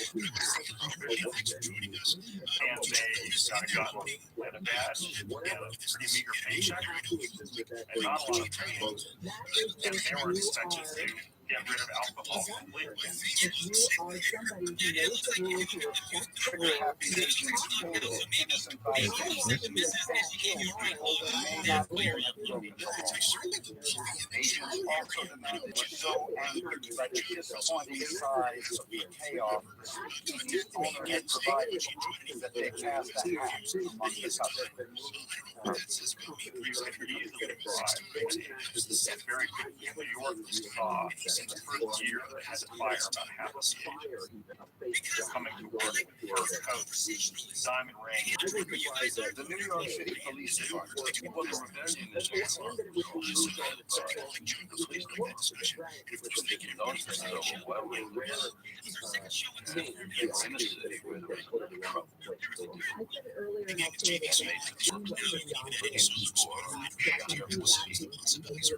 It was becoming increasingly clear to Jim Wheeler and the anti-salute league that the mounting chaos in New York had to be cleaned up. They pressed the state legislature into passing the Mullen League law, which was even stricter than the Volstead Act. It levied heavier penalties on offenses. Carrying a hip flash in New York State became the legal equivalent of carrying an unlicensed tampon. The whole country went to the police commissioner of New York City watching too.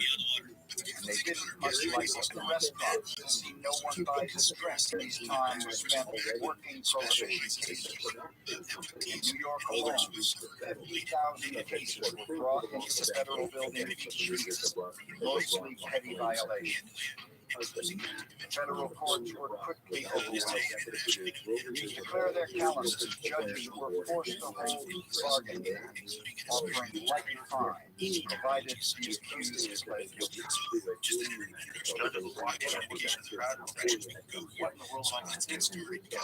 They thought I spent my whole life hoping to become a Frontline prohibition enforcement became susceptible to bribes and payoffs. Under suspicion.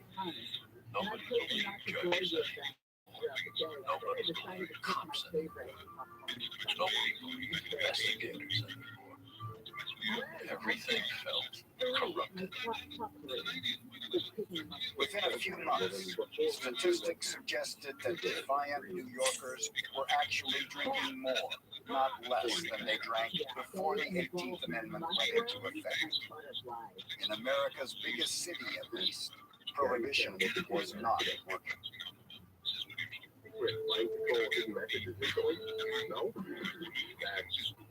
I think prohibition was worth every effort that was put into it. I really do. Because it did have some real good results about the homes. And a better way of life for people. Well, I think it was a better culture to live in at that point. There was still later around. And if you wanted to add something together, prohibition, it didn't eradicate the alcohol, but it helped a great deal. I really did think legislate law. That has to come from within. Many Americans continue to do their best to honor prohibition. And despite poor pay, were honest federal prohibition agents. Some even put their lives at risk to uphold the law. I guess it was about 1922 when my dad got into it. Had to have a different job someplace. This farmer in Nelson County, Kentucky, until prohibition began, he signed on with the Treasury Department. Mather's job was to scour the hills and hollows in his county for signs of moonshiners. I went with him sometimes, and we would hunt the stills. Sometimes if you see smoke coming up out of the woods, well, you would know something's going on there. We would find these stills back in the woods, and they would have all the mash and everything. It was fun eating. In the spring and summer, Mather and his sons dumped any mash and whiskey they found into the nearest stream. In winter, they sometimes poured on him few friends among his neighbors. Prohibition turned a lot of people against each other. No doubt about that. One one night, I woke up and looked out my bedroom and somebody Frank Mather was sent all over the state. The local deputy, who may have been on the tape, was protecting their still. Mather and the lawman each went for his gun. As I understand it, the deputy sheriff shot first, and then the dad shot him. And the deputy sheriff died instantly, they say. My dad was taken to the hospital at Bowling in Kentucky, where he lived till the next day. He was shot through the chest, apparently blood. We got that just before he died. When he blew his hole in the field, I felt like it was kind of a waste of everything. But I was also, in a way, glad that my dad didn't have to go through that. He would have been very much against it. He would have felt like this time had been pretty much wasted also.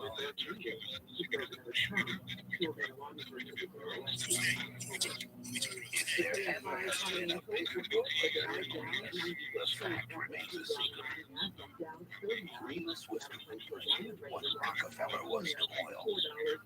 The sheer imagination of his man, the insolent sweep of his ambition, and the power with which he swept upward toward his goal. Remus could bear comparison with the captains of industry. Single satisfaction.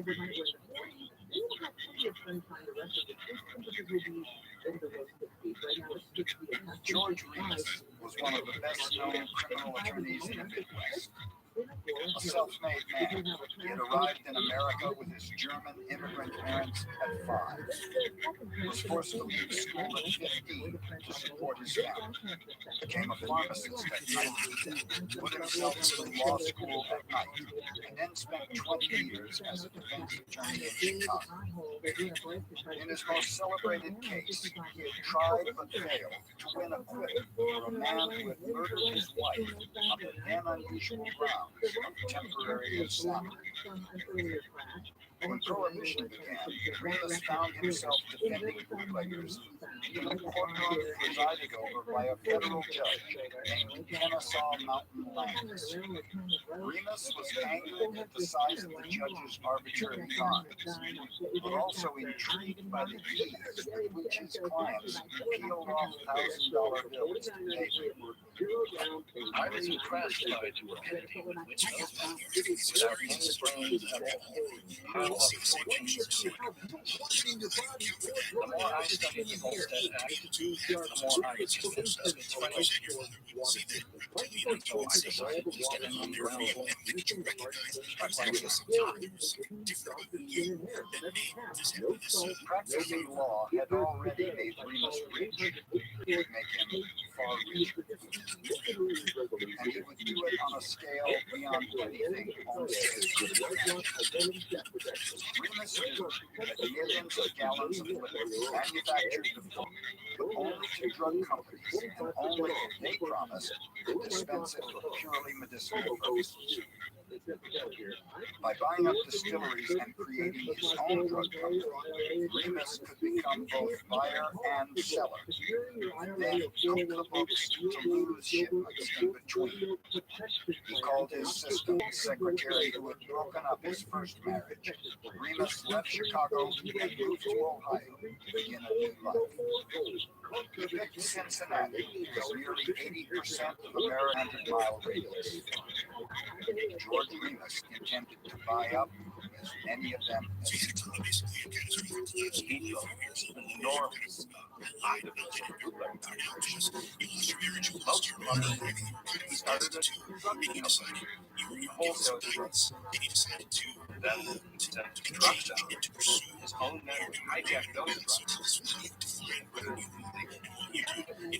Remus set up his own bogus Kentucky drug company in Covington and bought up the Fleischman and Edgewood distilleries in Cincinnati, as well as the Pogue and Hill and Hill distilleries in Kentucky. He created his own trucking firm, the American Transportation Company, to carry whiskey to his distribution center, an isolated 50-acre Ohio farm hidden in a hollow. His house, barns, and outhouses could hold tens of thousands of cases of whiskey. Because hired gunmen commanded every inch of the lone road that led down into it, his men liked to call the farm the Death Valley. Customers ventured down and back up to all over the country, and including the fashionable club man, hotel keeper, whiskey gentleman, the petty people. They were as anxious to buy as I was to sell. There was never a day that the demand was not 70% greater than the supply. Sales were strictly cash, sometimes as much as $79,000 a day, all of it tax-free. As Remus's wealth grew, so did his self-confidence, and he began to refer to himself in the third person. Remus was in the whiskey business, and Remus was the biggest man in the business. Cincinnati was the American Mecca for liquor, and America had to come to Remus to get it. George Remus. Remus soon had 3,000 employees working 3 shifts a day. He was doing millions of dollars worth of business. He bought an elegant mansion in Cincinnati's best neighborhood and filled it with beautiful things. To keep it all going, he paid off an army of local, state, and federal officials. I went on the theory that every man has a price, he said. I could afford to pay it. But to obtain the thousands of government permits required to withdraw all of the whiskey from his own distilleries, Remus needed direct access to water. In May of 1921, he checked into the Commodore Hotel in Manhattan for the first of several secret meetings with Jess Smith, friend, confidant, and fixer for President Harding's Attorney General Harry Dodd. Smith was blunt. Remus could have all the signed federal withdrawal permits he wanted, protected from punishment, even if he were arrested and indicted. He would never have to go to jail. Remus paid him on the spot in $1,000 bills. Over the following months,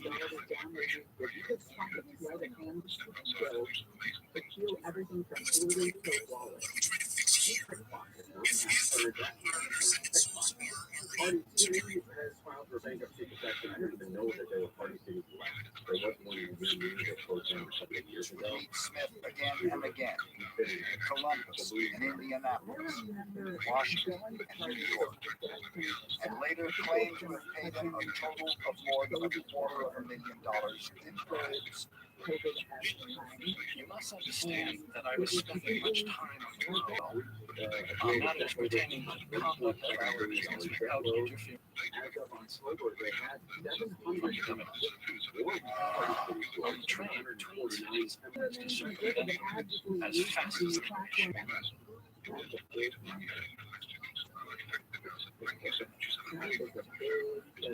George Remus and Roy Olmsted were not the only Americans building fortunes by getting around the law. William McCoy, Florida skipper, pioneered the rum runner trade by sailing a schooner loaded with 1,500 cases of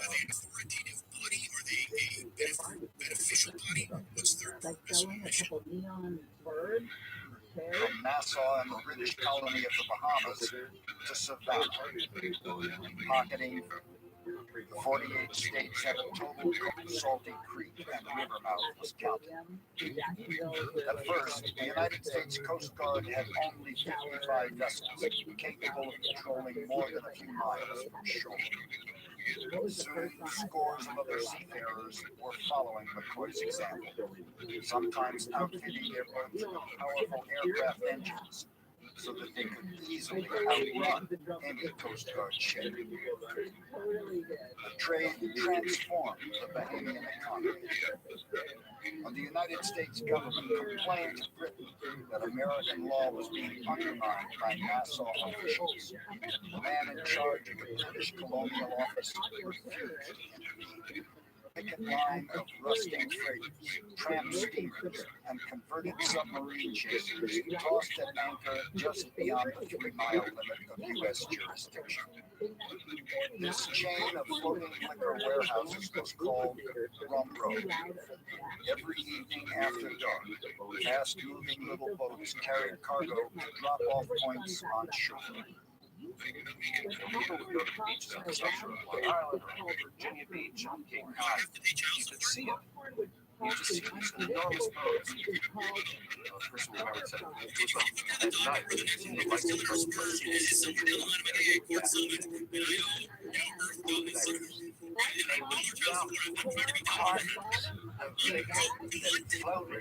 Somehow. And then came ashore, and then the owners, they would come down and wait for the liquor to come in. And it would be locked some way. It meant it was for them. I know I had friends who lived on that shore, and if they got up early enough, they could get liquor and take it to their house.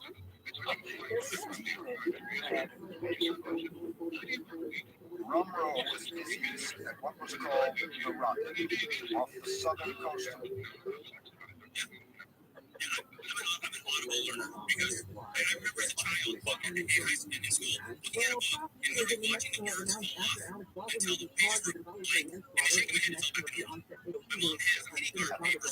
where New Yorkers and boat launches moved from ship to ship, comparing prices before deciding what to buy. It was like going to a supermarket once, when the captain recalled. We had a good reputation and lots of customers. They would carry your mail ashore, bring you anything you wanted.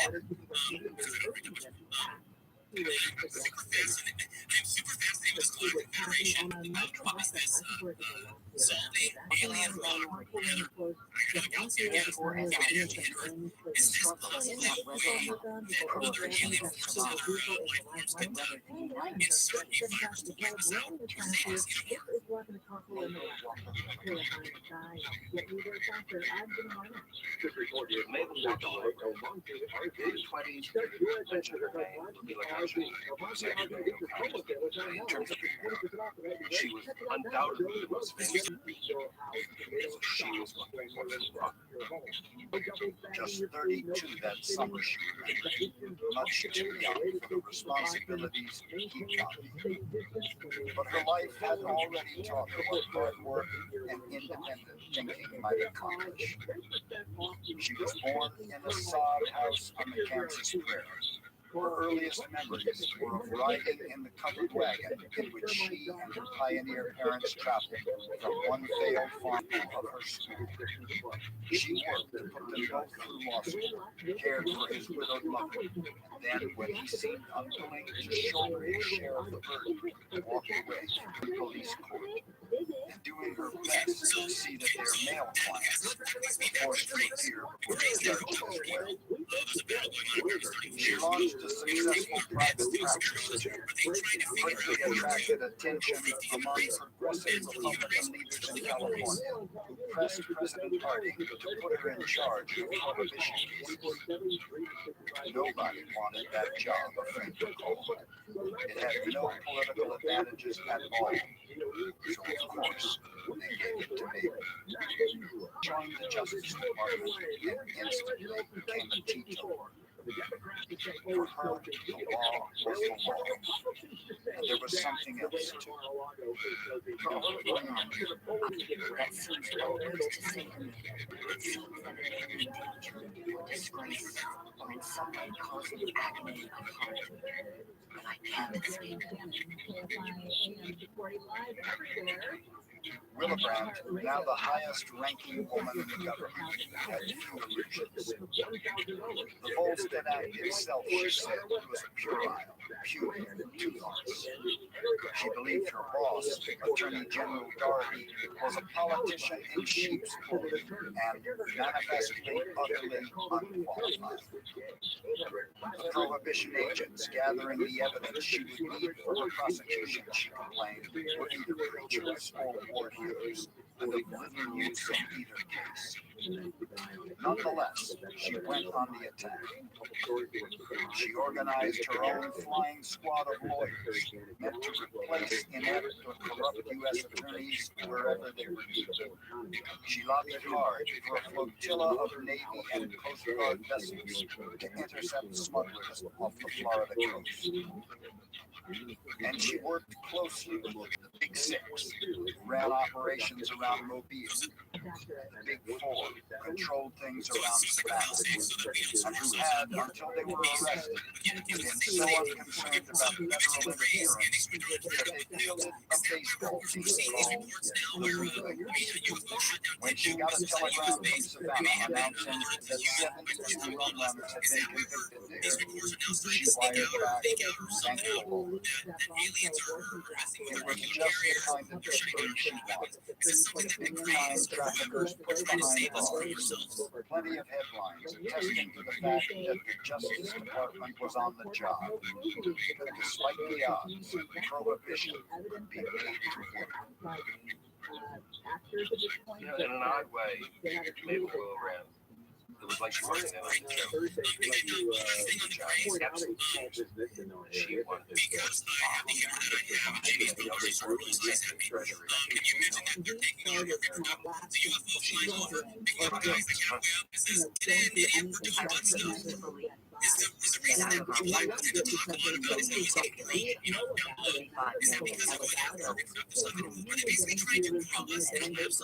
it is 4,000 men in the United States who cannot be bold.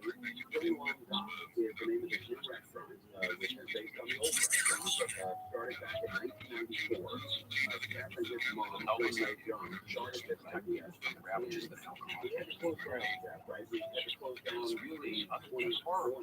Some of the consequences of prohibition. This is probabilities that people are really going back to your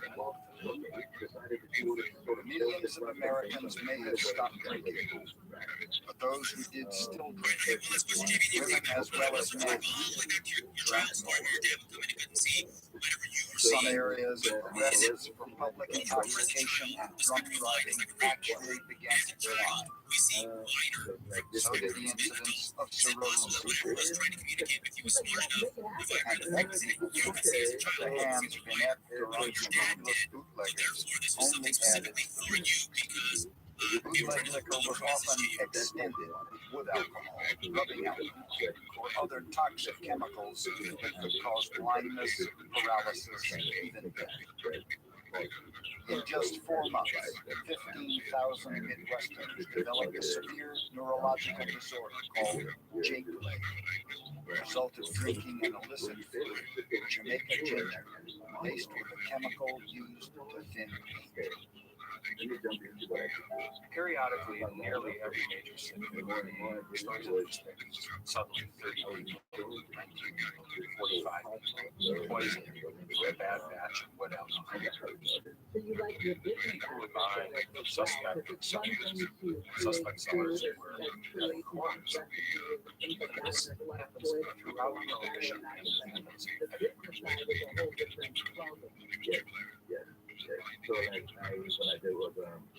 Prohibition was a joke. You cannot legislate morality. Number one, Number two, in legislating and attempting to legislate, you create opportunities for people who do not follow. If you were a thug, you were a pickpocket.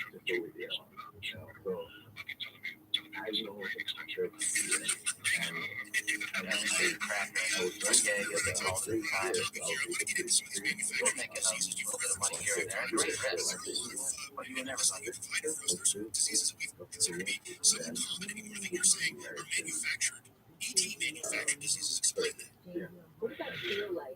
Suddenly prohibition comes along, and you can do the same thing you were doing before. Delivering some illegal goods from one place to another, supplying somebody with something they weren't supposed to have, but now you're making a fortune. And once they start making this fortune, they've got power, they've got money to start buying politicians, which means they can make greater fortunes. In cities big and small, prohibition created opportunities. Small-time criminals became big-time bootleggers and fought one another to gain control of the illegal liquor trade. In the cities, the hoodlums were mostly immigrants or immigrant sons, Polish and Russian Jews, Italians, Irish, with big ambitions and little to lose. Sort of Baroque form of capitalism. A lot of shadows in there. But these original guns also had energy. The bigotry had been directed at them by the so-called establishment. Said, okay, among the most vicious. Two pairs of brothers, Joe and Beanie Bernstein and Harry and Louis Fleischer, ran the Purple Gang of Detroit. Charles King Solomon made himself the racket boss of New England. Philadelphia was run by a sometime boxing manager, Max Boo Hoff. Vito DiGiorgio had the final say in Los Angeles, until he was murdered and his underboss, Rosario Di Simone, took over. Johnny Lazia ran things in wide-open Kansas City, Missouri, in partnership with the courtly Democratic boss, Tom Pendergast. New York was too big for any single mobster to run on his own. Although Arnold Rothstein, Lucky Luciano, Dutch Schultz, and Frank Costello all tried, waging a 12-year gang war that caused hundreds of lives.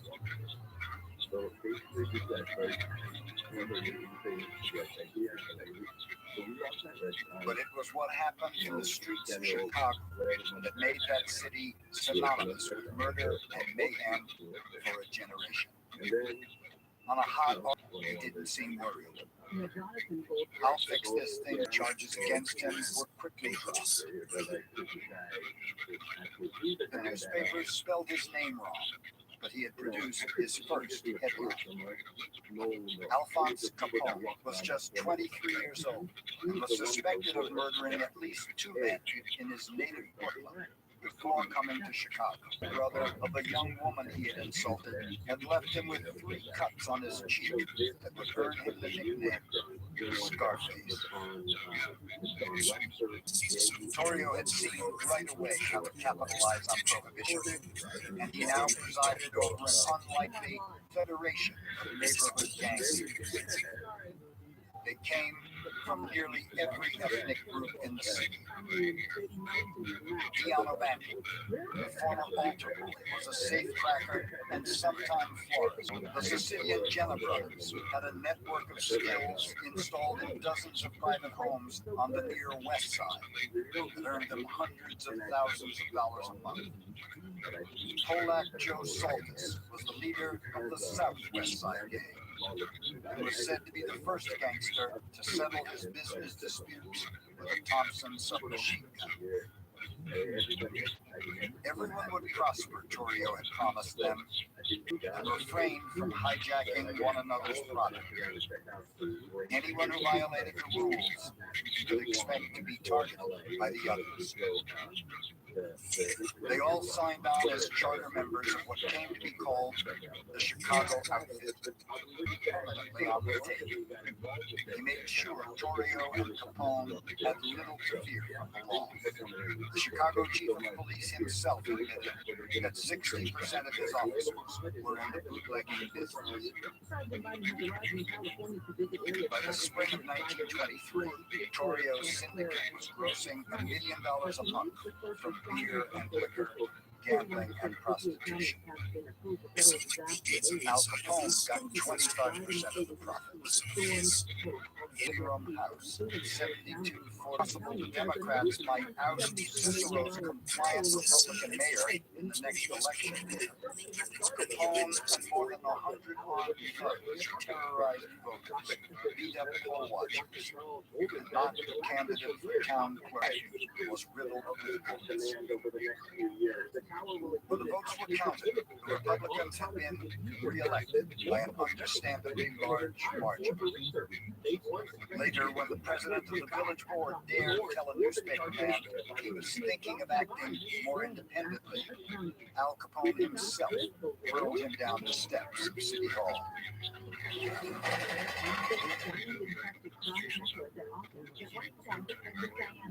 Americans were becoming more and more concerned about the growing lawlessness in Chicago and other cities. Torrio, Capone, and the thousands of other increasingly violent criminals vying for control of the bootlegging business were just getting started. Prohibition gave the average criminal, extortionist, bank robber, bank thief, murderer, pickpocket, gave him a cover. Now it's you see, sir, how bad can the guy be? It gave them a cover from just about everything.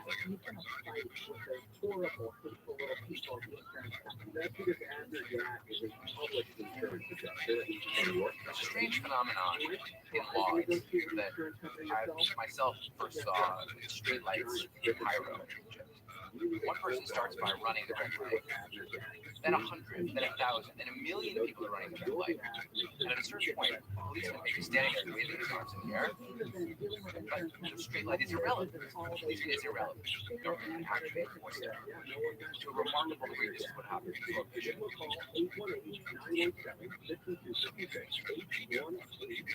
I remember distinctly when I was a small kid, my sister and I trampling on brakes and walking to make my father's walk, which he walked and kept paying all the time to the street. We supposed to check terrible walk. That's what I remember once I myself had a little trouble.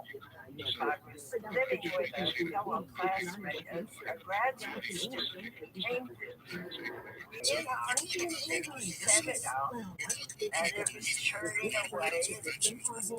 In the next thing we knew, it exploded all over the place. Oh, that was the end of our program.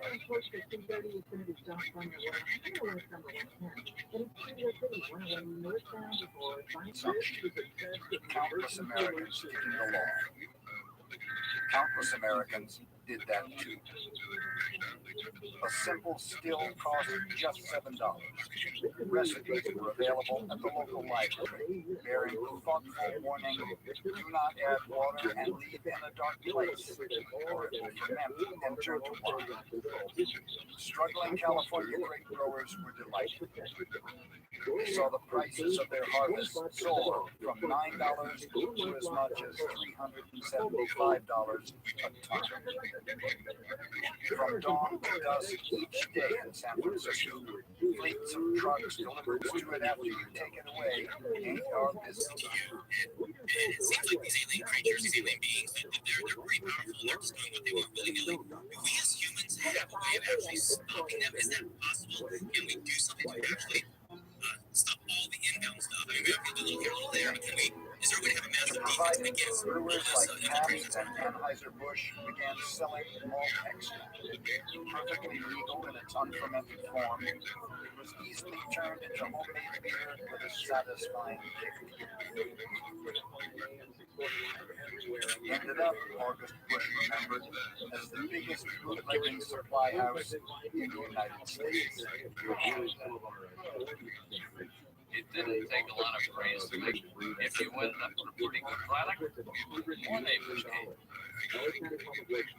And then the police came. You provided them with some whiskey and with some money. Chicago had a lot more immigrants in most cities. It's difficult for them to make a decent wage to rate. Why? Understood. They're also bring her little babies out and get them there in the basket. And lights all day long in the kitchen. Anything over 3 hours a day. They turn it in. See, there's no substitute for money because then they get money from church. Weddings.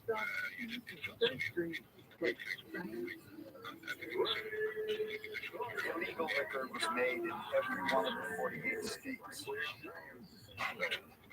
In chicken coops and abandoned coal mines, privies, and parking garages. To what?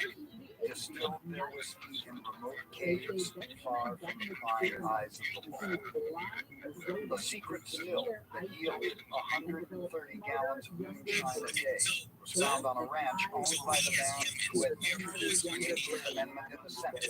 Like the praise coming at us from whoever. So we have friends in high places that will always be there to help us. We as humans can probably never get to our own self-defense. Believe that it is impossible that a similar drug should be on the market for use by the year 2021.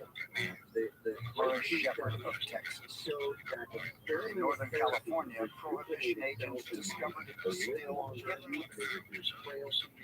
within the hollowed-out base of a giant redwood and padlocked the tree with a sign that read, "Closed for 1 year." Violation of the National Prohibition Act. In Philadelphia, citizens bought up homemade drinks with names like Happy Salad, Jump Raw Alcohol flavored with burnt sugar and iodine. And in the countryside, Americans drank White Lightning, Streetsville stuff, Goat Whiskey, Jackass brand. Men had been making their own whiskey in the hills and hollows of Kentucky since the 18th century. Everybody.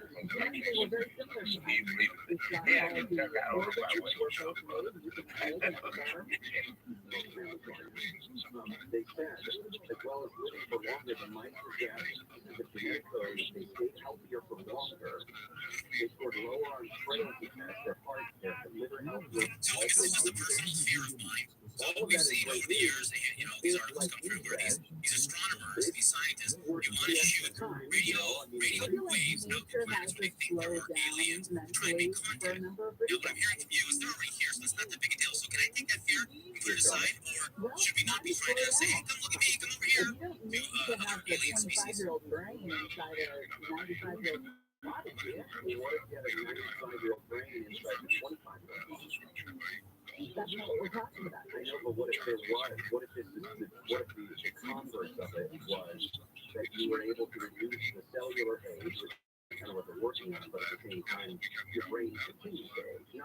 Not in a bad way, it's just that you're collecting more experience. Oh, okay. Well, that would be helpful. Right, because we've done stories like this before in the brain science where breakthroughs when it comes to dementia and Alzheimer's are coming fast and heavy. Right. Well, you want to talk about lightning? You want to talk about lasers? Let's talk about the lightning and the laser. So the first time in history, scientists used lasers to harness lightning bolts and guide them into new trajectories. Now, this says, because this is an anti-gravity from the danger of We can't go down to the whole about how we need a call. And say, hey, you got really excited It's not really fair of you to throw out at us that they're off. It's being done. It's trying to talk about happening on the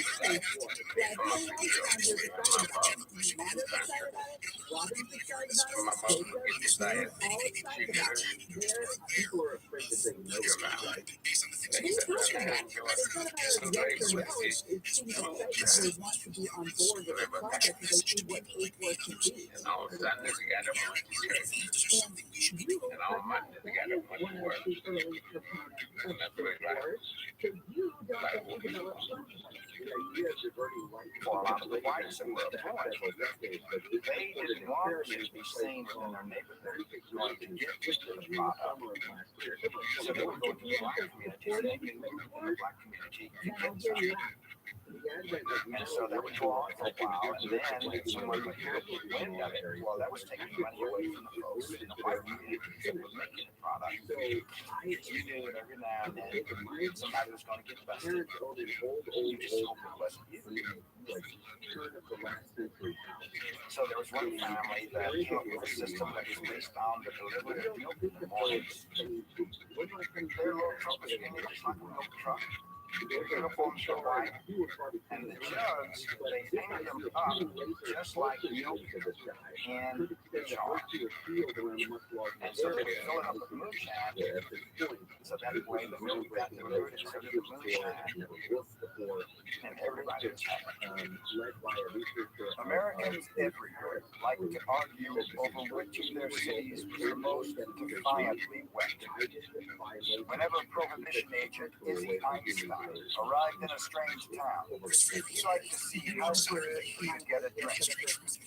His own candidate for America's wettest city was New Orleans. It took just 35 seconds before the taxi driver who picked him up at the railroad station offered him a swig from a bottle under the seat.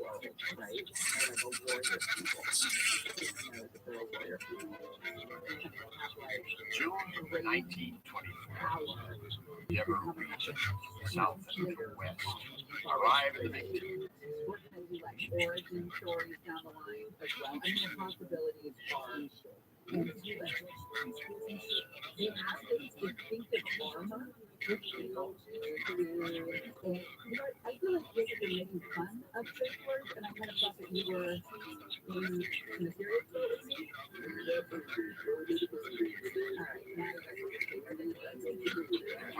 Hanging out. They will get all the these are all consultations that also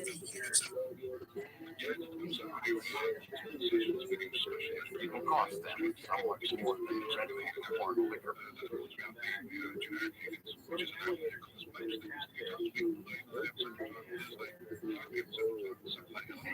Steps, but they will quickly get too much aboard.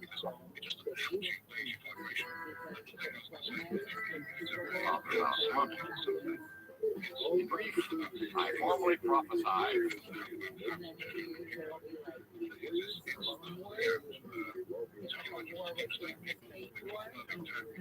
Democratic National Convention will be as wet as Democratic National Conventions have always been. And the prohibitionist delegates, as always, do more than their fair share of gusto. H.L. Lincoln. In late June 1924, the Democrats began arriving in Manhattan for their nominating convention to be held at Madison Square Garden. It would be one of the most fiercely fought in history, a 16-day battle between two Americas, the old Protestant country and the new diverse world of the free cities. The Democrats in 1924 tried to show their hospitality. One of the ethics of hospitality was to erect the sign of Father Nicholas over the hotel lounge. The only problem from the point of view of the drawing was that Father Nicholas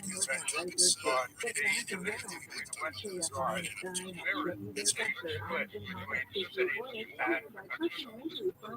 over today that the Protestant countryside was the front. Woodrow Wilson's Georgia-born son-in-law, William Gibbs McAdoo, prominent reformer, committed to the rights of women and workers.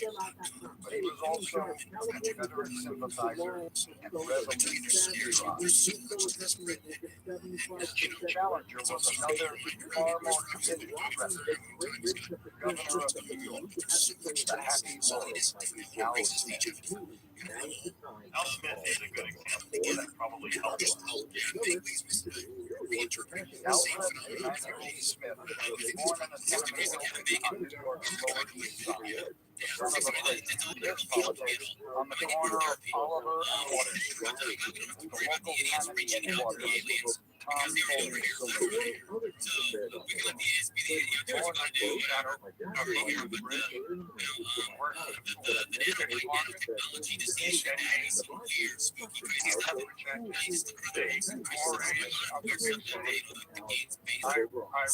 rather be a lamppost on Fox Road than governor of California. Smith was everything that rise to the top. Catholic to the five and west. Wouldn't you like to have your foot on the rail and blow the ball unpopular that single stroke of his pen?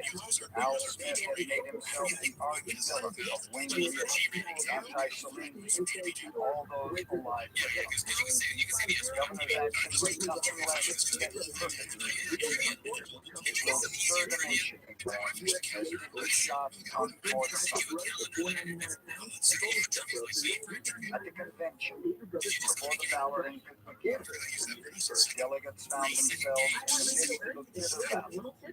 Not about prohibition, but between those who support the Ku Klux Klan by name, those who wish no mention of it at all. The Klan strongly supported prohibition, has 2 million members now. There may have been as many as 300 Klansmen among McAdoo's delegates. A movie terrorist organization.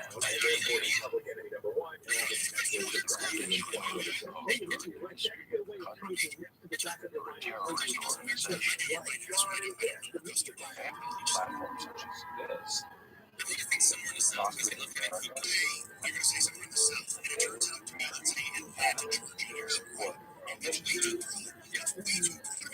Unwilling to criticize the Klan, McAdoo denied the nomination from the mountains. There were fistfights in the aisle. In the end, Smith's anti-Klan forces lost by 1 vote. Then the struggle for the nomination began and stretched on for 103 ballots, stifling with neither Smith nor McAdoo able to command a 2/3 majority. His supporters were yelling Ku Klux McAdoo, and his supporters were yelling every suburban immigrant America was mad. Hopelessly deadlocked, weary delegates finally settled instead on a colorless conservative, returning to the banking house of J.P. Morgan, former ambassador to Great Britain, H.L. Mencken, who was covering it for centuries, then handed it over. Davis didn't have much of a chance. The economy was booming. He and the Democrats, for the time being, despite growing discontent with prohibition and its consequences, they would remain the law of the land. That's the anti-microbial.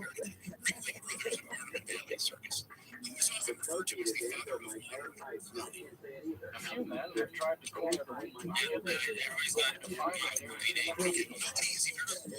I tried to corner the grass. I learned my whole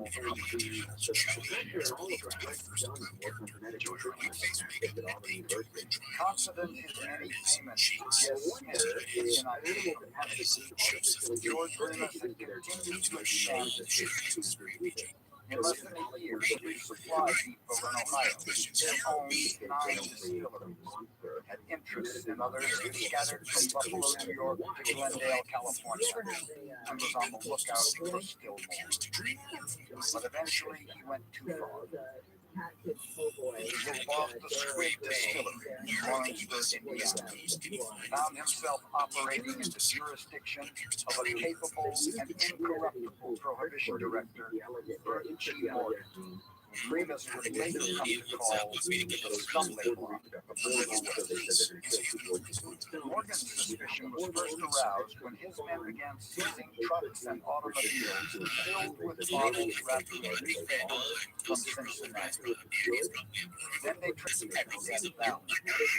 Personal weapons, $40,000 worth of alcohol, as well. Remus wasn't unduly concerned. His government withdrawal permit covered all of the whiskey that was seized. And besides, just made sure he would never betray prisoners. On New Year's Eve, Remus gave a memorable party to inaugurate the vast Roman-style swimming pool built on the grounds of the Cincinnati mansion. He had named it the Imogene Bath in honor of his beloved second wife. Every guest received a gift, especially made diamond pins for the men and diamond earrings for the women. Remus drank only water. The government indicted Remus for violating Mabel Walker Wilbrand herself, presented at the trial was overwhelming. The jury less than 2 hours to find Remus guilty. He was sentenced to serve 2 years in federal prison. Remus appealed and hurried to Washington to see justice. As always, Smith was reassured. He promised that Remus would never have to serve a day behind bars, just to make sure a bootlegger handed over another $30,000.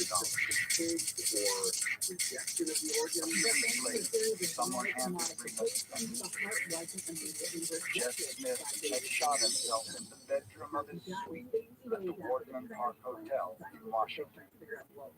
He had been named in an investigation of corruption in the old Harding administration. Remus was still so confident that no serious harm and ordered his men to siphon off every drop of whiskey. The Court of Appeals affirmed my sentence. The Supreme Court refused to hear my case. The game was over. I had nowhere to turn. George Remus was on his own and eventually found himself in handcuffs and on the way to the federal penitentiary in Atlanta. But he quickly adjusted, bribing officials to make his life in prison as comfortable as possible. And he consoled himself with the thought that while many of his old friends had deserted him, he could always count on the love and loyalty of his wife Imogene, in whose hands he left his fortune and the opulent Cincinnati home they'd lived in together. In all the pain and humiliation of the thing, my one consolation was my wife. She had been my partner in everything. There was nobody in the world whom I trusted so fully. We agreed that when my term was out, we would take a long trip around the world. Settle down. Disgrace would not follow us. Concerned about rumors of bribery at the prison, Mabel Walker Wilbrand sent one of her best agents, lost all his privileges, and then he lost his wife. In the intervening months, Imogene Remus had begun a romance with Agent Dodge.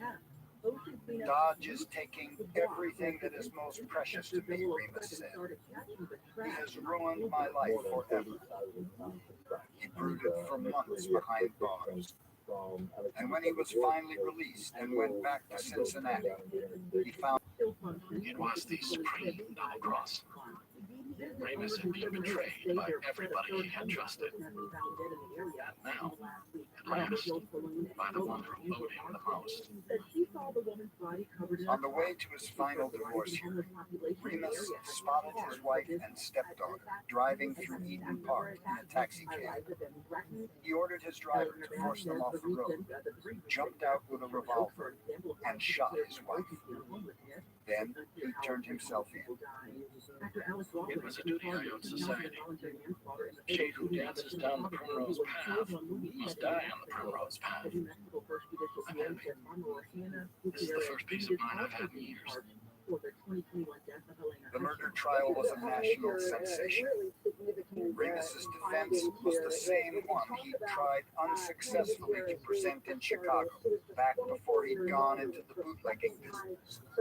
Temporary insanity. He acted as his own co-counsel, sometimes conducting skillful cross-examinations, sometimes weeping or moaning incoherently. He made sure everyone understood how his late wife and her lover had betrayed him. The jury deliberated just thank you, Remus shouted. The juror explained that since Remus had had such a rotten Christmas last year, they had decided to make him happy this year. White House Secretary said yesterday that the House Republicans have a constitutional responsibility to protect the whole faith and credit of the U.S. That clearly has been increased around 80 times since 1960. Bank of America has a public customers saying some commercial area of Georgetown service. It was a real good front. Not close to accounts as requested. Facebook right out to the back. Yeah. For those disruptions. It's not the first time gas customers have had problems. I say many 1 jar full of alcohol. ABC's Andrea Foodie says a recent report shows there were nearly 400,000 cases of fraud. Between 2021 and 2022 as his business expanded, as the demand for illegal alcohol grew, Donald Ward's father, Paul, found a neighborhood cop willing to warn him whenever their house was about to be raided. Just one night, knocked up to the window, Dad opened the window up, and they said, 10 o'clock tomorrow morning, Dad said he bought a booze out, $100 bill, and that was it. He sent me downstairs to tell my mother to call George, my uncle. He was a wise undertaker. He brought the hearse up in the back alley. They put everything in the hearse. And where did they go? Safest place they could be. All into the cemetery. And he had a guard stand by when he paid money to watch. Who's going to stop them? There's a hearse going into the cemetery. They're going to stop a soldier from being buried? No way. In June of 1924, the life of Seattle's bootleg king Roy Olmsted got a lot more complicated. On the 25th, two middle-aged men talked their way into the basement of the Henry building. One of them was a private detective. The other said he was a repairman for the telephone company. But Richard Friant was actually something new in America, a professional wiretapper. He had been hired by the evidence against him and his associates, including Roy Olmsted, whose offices were on the second floor.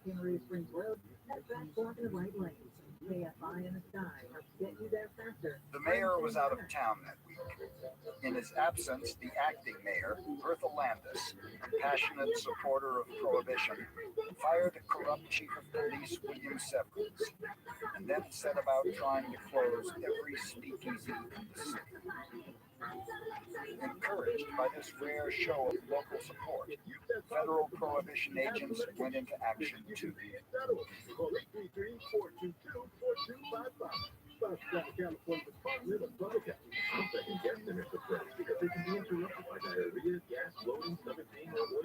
Meanwhile, as the wiretapper listened in, a friendly policeman telephoned John McLean, a former taxi dispatcher who handled liquor deliveries for Olmsted, to warn him of the coming crackdown. Get this. Captain Bannock is taking 50 men at 4 o'clock and he's going to clean up the town. Comstock just told me. Comstock's out now, closing everything up. You better call the boys and tell them to close. I've told some, and you tell the rest. The 4th of July in Seattle. Frantic calls for liquor came in from all over the city. Olmsted's men had to turn everybody down until his friend the mayor hurried home and put Chief Severance back in charge. The Federals will slip up on you. No, the city won't. He told him what he'd been doing and offered to destroy the transcripts for $1,000. Olmsted told him to get lost. His confidence was understandable. His lawyer assured him that wiretaps were illegal in the state of Washington. They could never be used in a courtroom. Besides, Word was going up, but he was on. he was instantly made a federal agent and put back to work, tapping Olmsted's home as well as his office, again without a warrant. Thanks to them, he began giving deliberately misleading orders over the telephone, sending cars filled with armed agents careening toward vacant warehouses and empty beaches. Several months later, Olmsted and his wife were entertaining guests at dinner when William Whitney and 16 Prohibition agents armed with shotguns banged on the door and demanded to be let in. Although they found no liquor, they seized people. Pretending to be the Olmsteds, Whitney and his wife then made call after call to Olmsted's accomplices, asking them to bring whiskey to his house right away. As each one arrived, he was arrested. A few weeks later, a grand jury indicted Roy Olm to violate the Volstead Act. But his bagman, Ed Hunt, tried another tactic. My dad, he told the federal prosecutors, if you crime me, I will talk. But I'm not going to talk about things that you want to hear. I'm going to talk about everything. I'm going to name everybody that I... Olmsted posted $50,000 bail, sued the telephone company for permitting his wires to be tapped, and ordered up more liquor from his partners in Canada. He still thought he could win. And when his trial began, he laughed aloud when he recognized the Assistant United States Attorney as one of his steadiest customers. But the federal judge ruled the government could use transcripts of the wiretaps as evidence. The newspapers called them the Whispering Wires. Olmsted was found guilty, fined $9,000, and sentenced to 4 years of hard labor. You can't tread on live coals without getting your feet scorched. I know that. Always have. And I'm not complaining now. I violated the law. That is always wrong. And now I'm going to pay the penalty. It is my own. Violated the constitutional ban on unreasonable search. Mabel Willebrand asked to be excused from personally making the government's argument. And the accumulated amount is now trapping as much extra heat as would be released by 600,000 Hiroshima-class atomic bombs exploding every single day on the Earth. That's what's boiling the oceans, creating these atmospheric rivers and the rain bombs and sucking the moisture. She had no doubt of Olmsted's guilt, she said, but she believed wiretapping an unjustified invasion. Refugees predicted to reach 1 billion in this century. Look at the xenophobia and political authoritarian trends that have come from just a few million. The court upheld Olmsted's conviction 5-4. But in his dissent, Justice Louis Brandeis acknowledged Willebrand's concerns, and for the first time in a federal judicial proceeding, asserted that embedded in the American Constitution was a right to privacy. And then he went on. The greatest dangers to liberty lurk in insidious encroachment by men of the sea, blindly, but without understanding.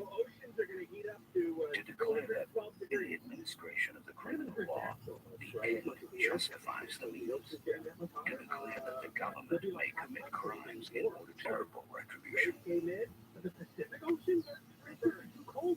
The Supreme Court eventually reversed itself and Olmsted received a presidential pardon. But by then, he had already served out his sentence. Prohibition was called a noble experiment. I think it created more problems than it solved. It brought crime into the country. It brought a disregard for laws. I think it turned us into a nation of scofflaws in many ways. By the mid-1920s, prohibition seemed to be on everyone's mind, seemed to affect every aspect of daily life. From what you drank with dinner to how federal laws were being enforced. To many, it looked more and more like a terrible mistake. The question now was what, if anything, could be done about it. Some wets believed the Volstead Act could simply be altered to allow Americans access at least to beer and wine again. Others began to argue that only repeal of the 18th Amendment would end the escalating crime and corruption and hypocrisy that had followed in its wake. But he made to work. They pointed out that despite widespread defiance of the law, drinking and alcoholism had declined. And they insisted that increased enforcement was the answer. Wayne Wheeler and the Anti-Saloon League still wielded enormous power over both political parties, and the Dries took additional comfort from the fact that no constitutional amendment had ever been repealed. There is as much chance of repealing the 18th Amendment, said Senator Morris Shepherd, who had introduced it, as there is for a hummingbird to fly to the planet Mars, with the Washington Monument tied to its tail. Open air sewer, that's what you're doing.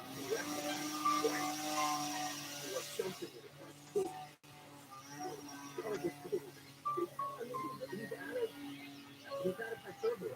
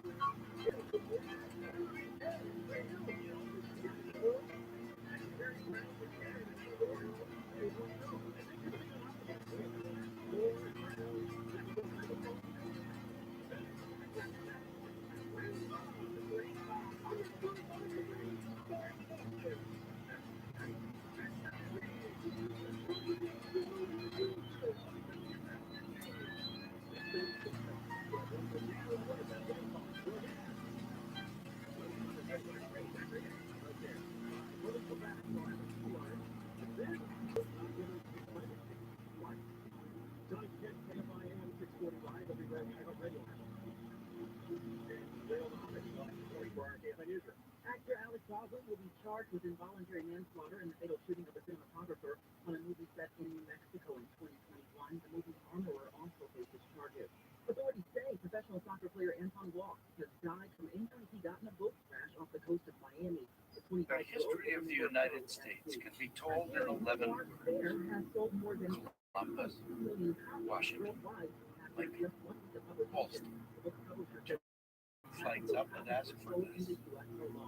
New York Evening Sun. never underestimate the need for young folks to follow conventional laws.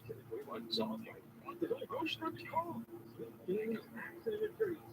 make a toothpaste, they'll be standing on the brush. It's natural. It's a big business. It's almost $1 billion to their clients with 188 million sales just in 2022. On June 19th, 1926, 6.5 years after Prohibition became the law of the land, Republican Congressman ViralRabbi of New York called 20 newspapermen and photographers into room 150 of the House Office Building in Washington, D.C. No one had been a more vociferous critic of the Volstead Act. He thought it intrusive, unfair to the poor, above all, hypocritical. To prove it, he stood before the cameras and mixed two perfectly legal products available in any neighborhood grocery: non-alcoholic near beer and malt extract, which, when allowed to ferment of the New York Prohibition Office, warned that anyone who tried to duplicate what already is done in his state would be arrested. Congressman hurried along the stage.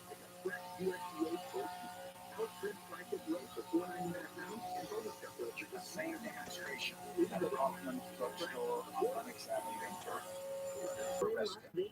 When he asked the passing patrolman to take him in.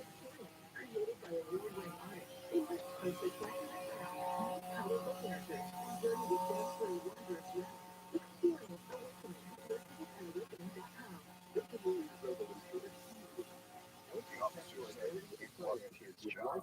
Identity theft protection. LifeLock detects identity threats you may miss on your own. And if you become a victim, LifeLock will work to fix it. No one can prevent The agent of any authority said was possessed. They created contempt, disregard for the law, all over the country. 25% off the first year. What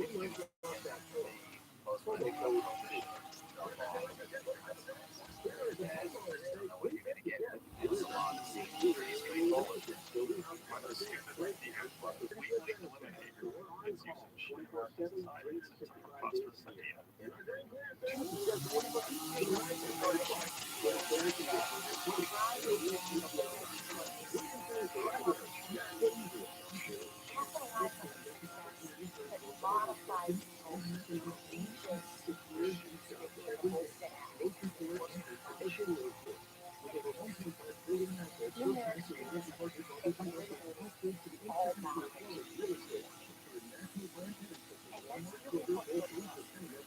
That applies to a lot of different things.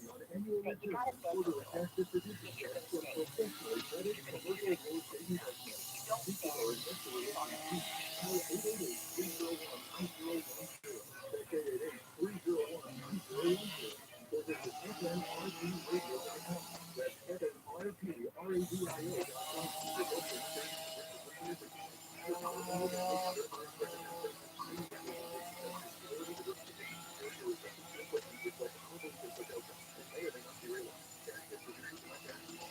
It was an age of miracles. It was an age of art. It was an age of excess. And it was an age of satire.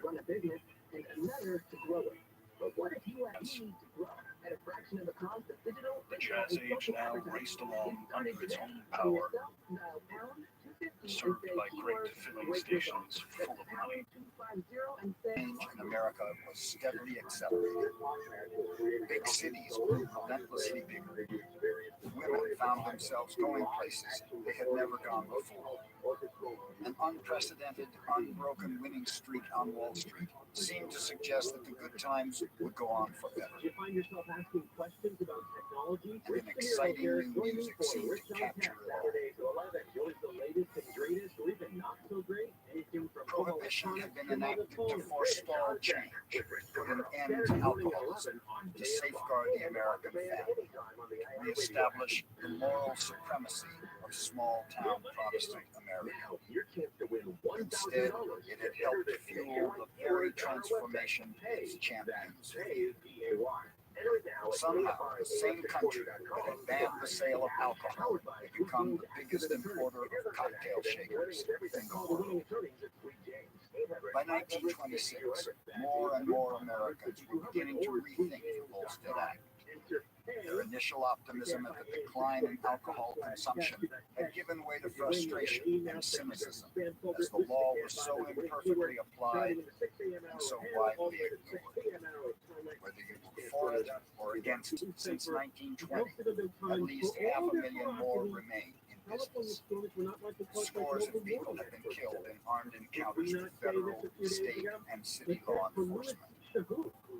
Many more were dying from drinking illegal liquor made from industrial alcohol deliberately poisoned at government orders when Wayne Wheeler of the Anti-Saloon League, the chief lobbyist for the drives, denounced the victims as deliberate suicides for whom no one should feel sorry. Even some prohibition supporters were appalled at his callousness. Soon, Americans would be battling every bit as fiercely over whether to repeal the 18th Amendment as they once fought over its passage. A nighttime world parents could never imagine. A murderous gangster with a fatal fondness for publicity would turn himself into an international celebrity and then find himself under siege for crimes far less serious than the ones he'd gotten away with. An unyielding upholder of the law would abandon her principles and help poison the campaign for the highest office of the land. An unlikely revolutionary would lead a new woman's crusade, not in favor of prohibition, but against it. No groundbreaking novel wants you to another saloon. The fireworks and the return of the saloon it would be to enthrone hypocrisy permanently as our dominant force in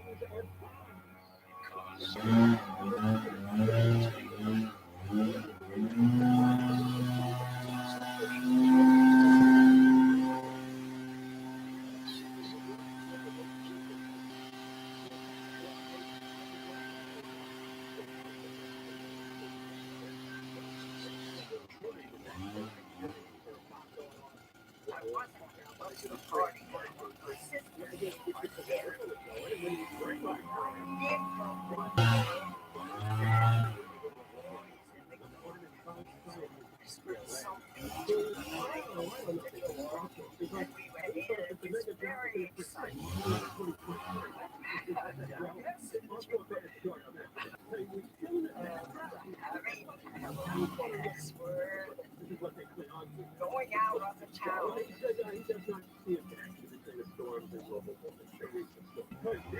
Casanova and the Jumper and Club Alabama, the Hyena and the Hot Hop and the Hole in the Wall, Basement Browns and Barneys and the Beaux-Arts, the Soap Brauhaus and the Irish Feathers, the Wakefield Time Saloon, and speakeasies grown up everywhere.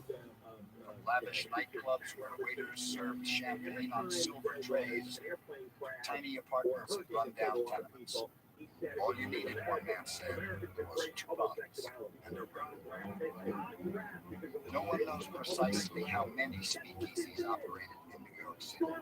One police commissioner there were so many hidden behind the doors of brownstones along a single block of West 52nd Street that a tenant was forced to put a sign on the door. This is a private residence.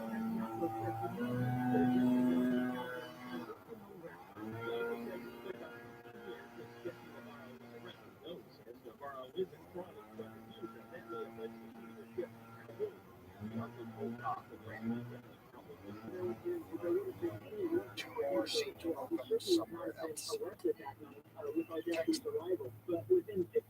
Tuscany, an ex-star of Western movies, the city's most celebrated speakeasy hostess, endured so many closings that she had a charm necklace made for herself with miniature gold padlocks. My girlish delight in bar rooms received a serious setback a week or so ago in a place ringside tables and cart, arm in arm towards the waiting patrol wagon. It was one of those movie affairs where burly cops kick down the doors, women fall fainting on tables, and strong men crawl under them, and waiters shriek and start throwing bottles out the windows. Lois Long.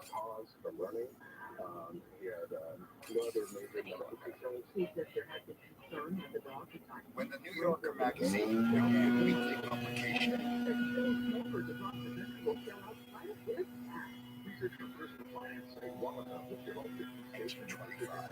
its advertising prospectus vowed that it would be and sophisticated, and definitely not for what it called the old lady interview. Over 85 grand a year. Smokers spending the least amount of dough are in Missouri, with more than 2.2 million spent in a lifetime. Californians blow about 70 grand a year and about 3.3 million total. Mark Bonner, KFI News. Southland weather from KFI, clouds increasing this afternoon. 23-year-old Lois Long, Vassar-educated daughter of a congregational minister, was assigned to cover the city's nightlife. Her pen name was Lipstick.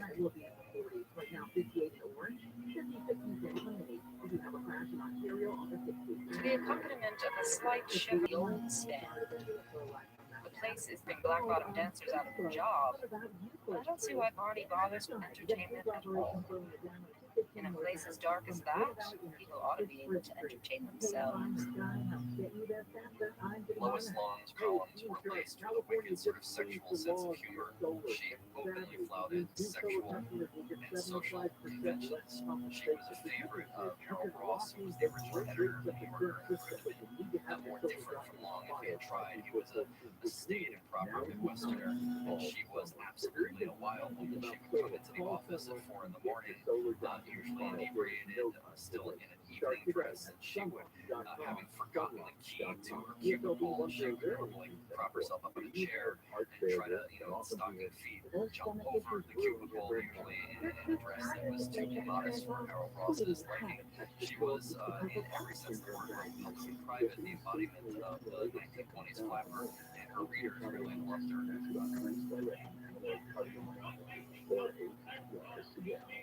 Texas Guinan, who is now carousing at the Salon Royale, has added to her show a girl who does a bush dance with the aid of a real boa constrictor, a good 8 feet long. Since Texas's place is legitimately open until 7 a.m. or later, and is therefore the last stop on the nightclub world, you can imagine the effect of this on late arrivals, who are a little worse for wear. The highlight of the week was the opening of the club Mirador. I have never seen so many good-looking blonde women in my life as were present. The men were not handsome, but they looked like good providers. Rosita and Ramon are dancing at the Mirador and look so suspiciously Spanish that I am convinced they were born in Jersey City.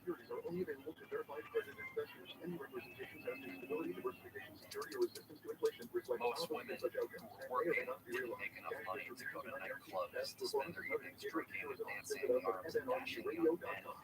That simply wasn't available to most people. This is still a country in which there to be a young, single, liberated woman people.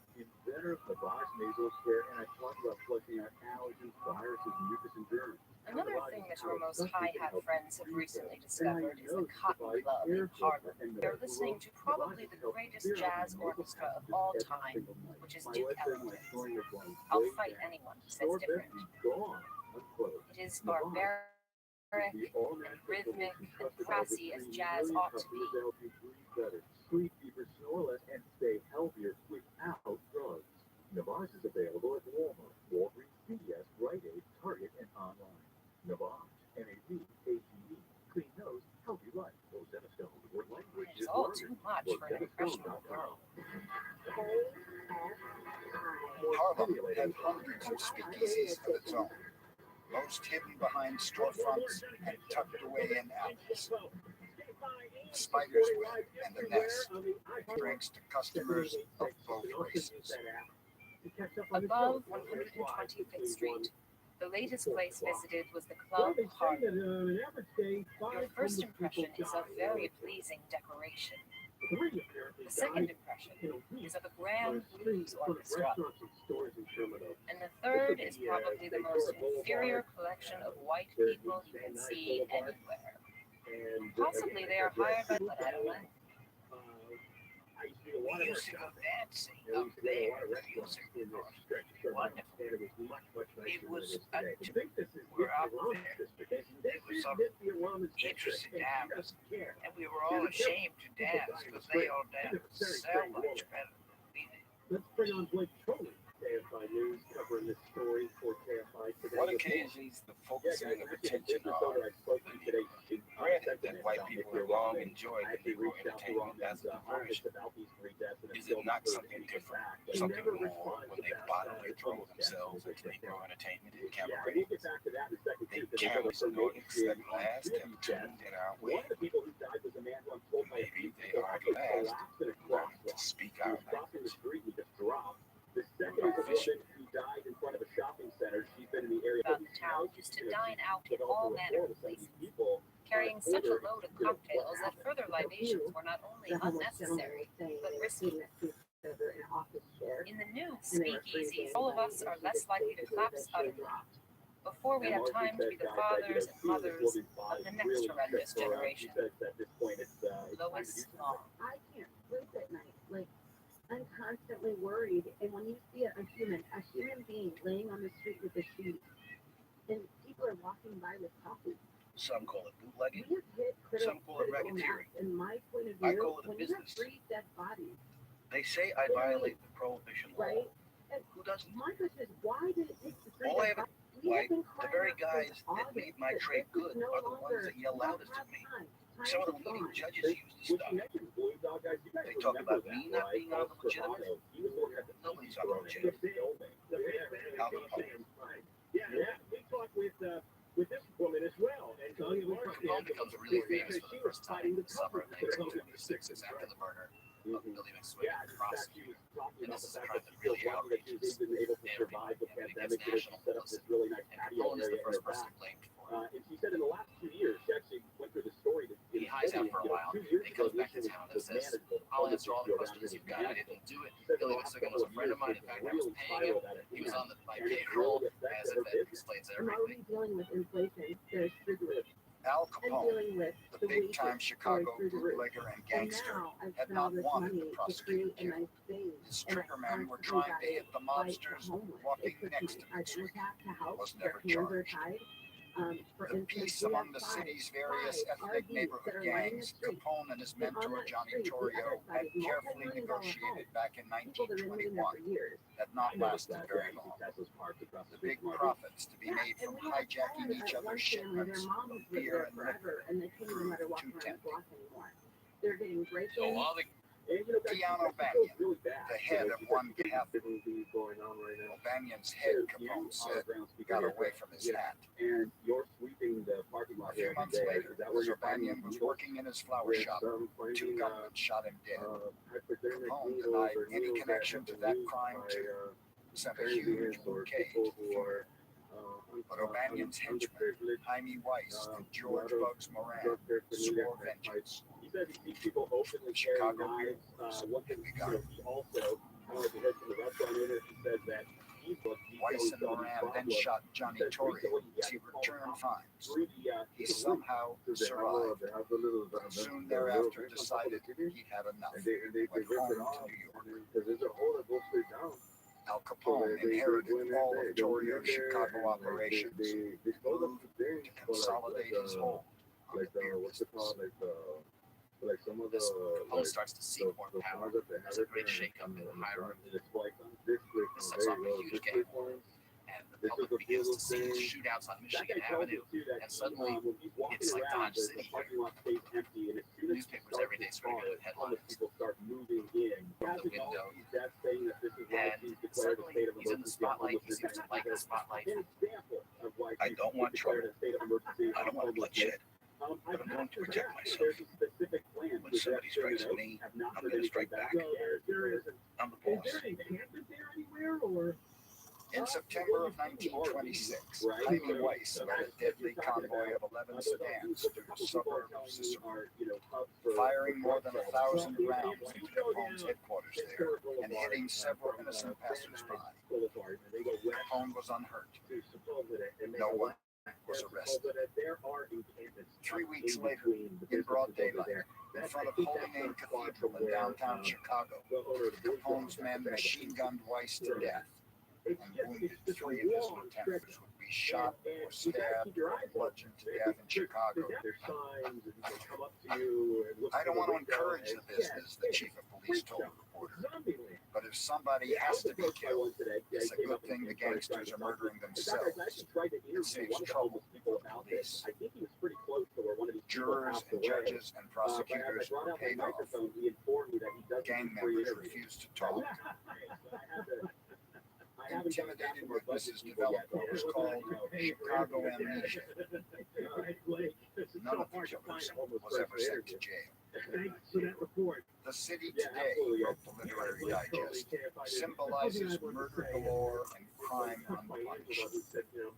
One senator demanded that President Coolidge withdraw U.S. Marines from Nicaragua and send them to Chicago. The New York mobster Lucky Luciano visited the city and pronounced it a real goddamn crazy place. Nobody's safe in the street. Just a couple of years there, 26, 27. It almost lives up to the hype. These incredible violent acts. It's Capone is doing. It's his quest for power. With most of his enemies dead or driven out of town, Capone decided it was time to call for a truce in the beer wars. We're making a shooting gallery out of a great business, and nobody's profiting by it. It's hard and dangerous work. And when a fellow works hard at any line of business, he wants to go home and forget it. He doesn't want to be afraid. It's just for everybody. Like kill each other over it. Everything seemed to be going Capone's way. In 1927, his old ally, Republican ex-mayor Big Bill Thompson, decided to run again, promising an end to police raids that seemed only to affect thirsty working people and leave the big shots untouched. When I'm elected, we will not only reopen places these people have closed, Thompson promised, but we'll open 10,000 new ones. No copper will invade your home and fan your mattress for a head flask. Capone gave Thompson an estimated $250,000 to run his campaign. Republican won by a landslide. Capone hung a portrait of Thompson between images of George Washington and Abraham Lincoln on his office wall. He could now afford to be magnanimous about law enforcement. I got nothing against the honest cop on the beat, he explained. You just have them transferred someplace where they can't do you any harm. There's no real reason why he should become the most famous gangster in American history. He's not that different from dozens, maybe hundreds of others who are doing the same kind of criminal activity. I think the key difference is that he liked attention. He was the first media hack, the first publicity addict among the great gangsters.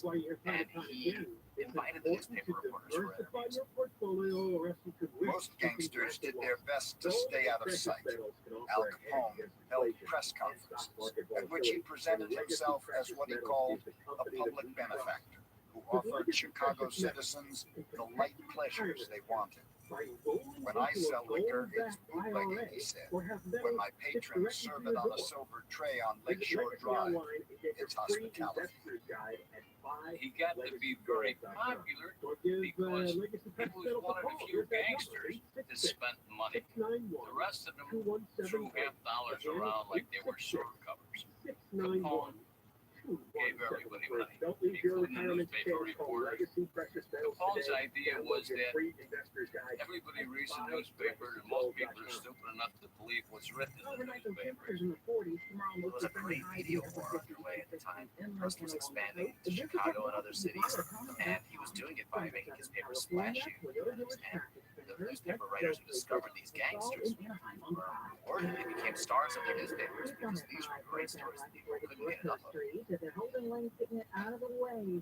felt like by elevating himself in this way, by making himself famous in the way that Babe Ruth was more than a baseball player, he was a celebrity, and making himself famous in that way, he would somehow rise above the luck and make himself into a public figure, and he might be accepted that way, that he might have a better chance of operating in the long run as prohibition businessman. Capone became one of the best-known Americans on earth. He signed autographs at Cubs and White Sox games, played Santa Claus at a nearby parochial school, and gave away $100,000 worth of baubles every Christmas.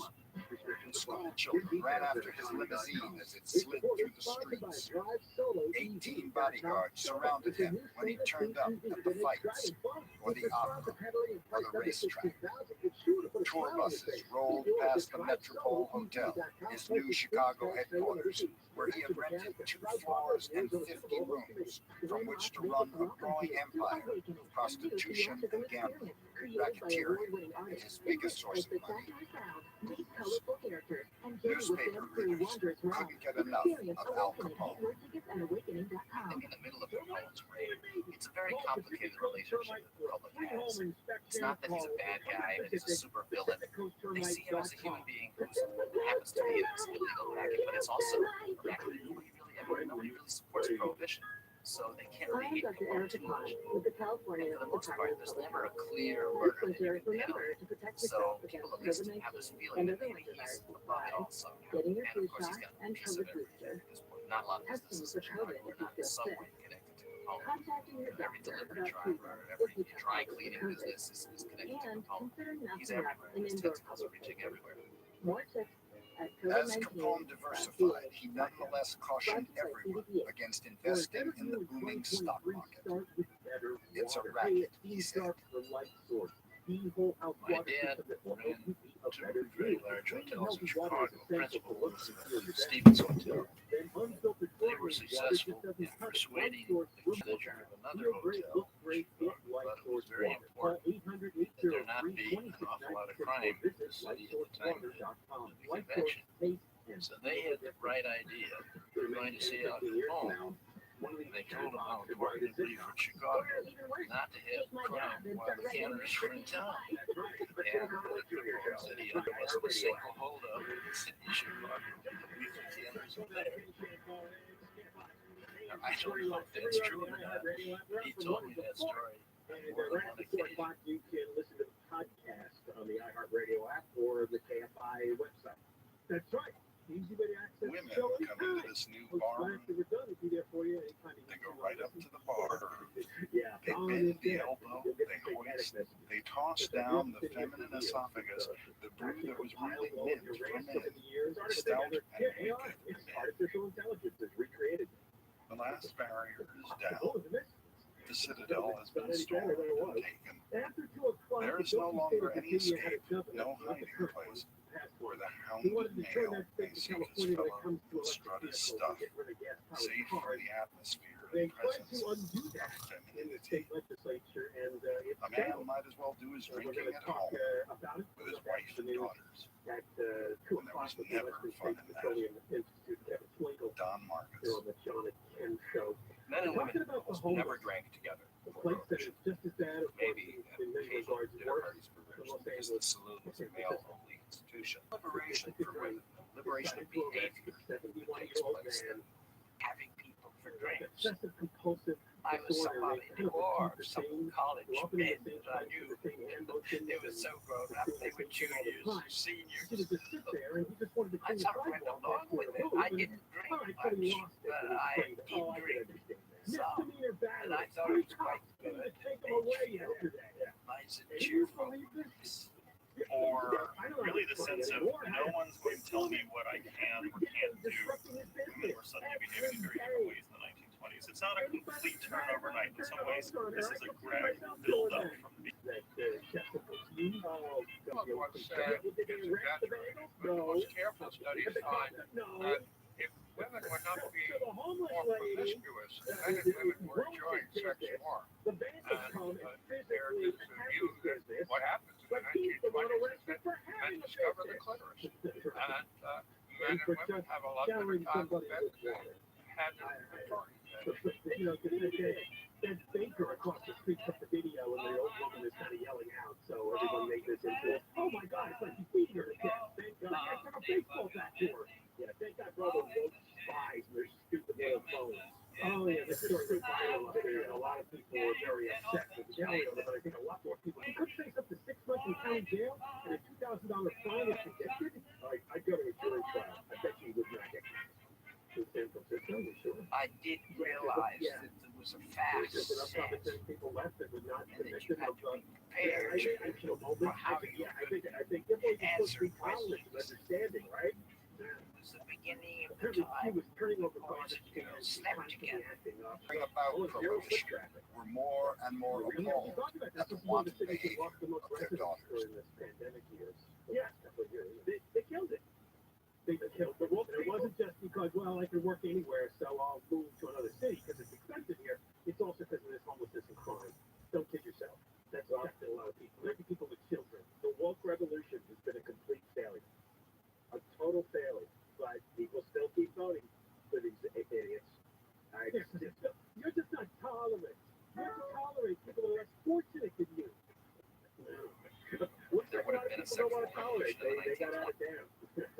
Even a lot of woke people got out of That's town. without the role of alcohol, but because the two were happening together, folks who were active in the temperance and suffrage movements came to zero in on liquor as an engine of this new sexual Virginia revolution. apparently had a governor that wanted to copy California and move away from gas-powered cars and electric vehicles.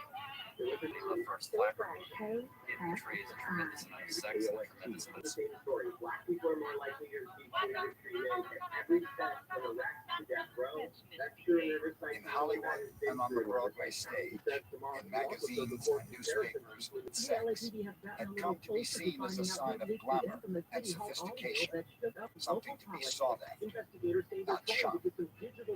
It's partly conspicuous consumption in the 1920s, where the amount you spent and what you got and the brand and the label and everything became that much more important to people because it's a status symbol. It's kind of strange to think of something so illegal being such a status symbol.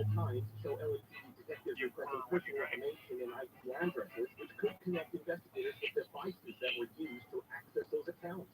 President Biden is meeting with communities affected by the string of winter storms. July 1st, 1928, the New York Times. More than 160 federal prohibition agents conducted early this morning the largest series of raids on nightclubs that has taken place in this city.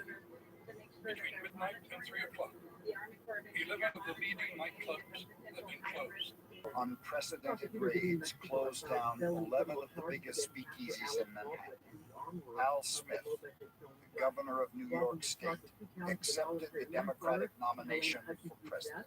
It was not a coincidence that one event preceded the other by just a few hours. The raid had been ordered in a deliberate effort to embarrass the Democratic nominee by Mabel Walker Willibrand, Assistant Attorney General in charge of enforcing prohibition.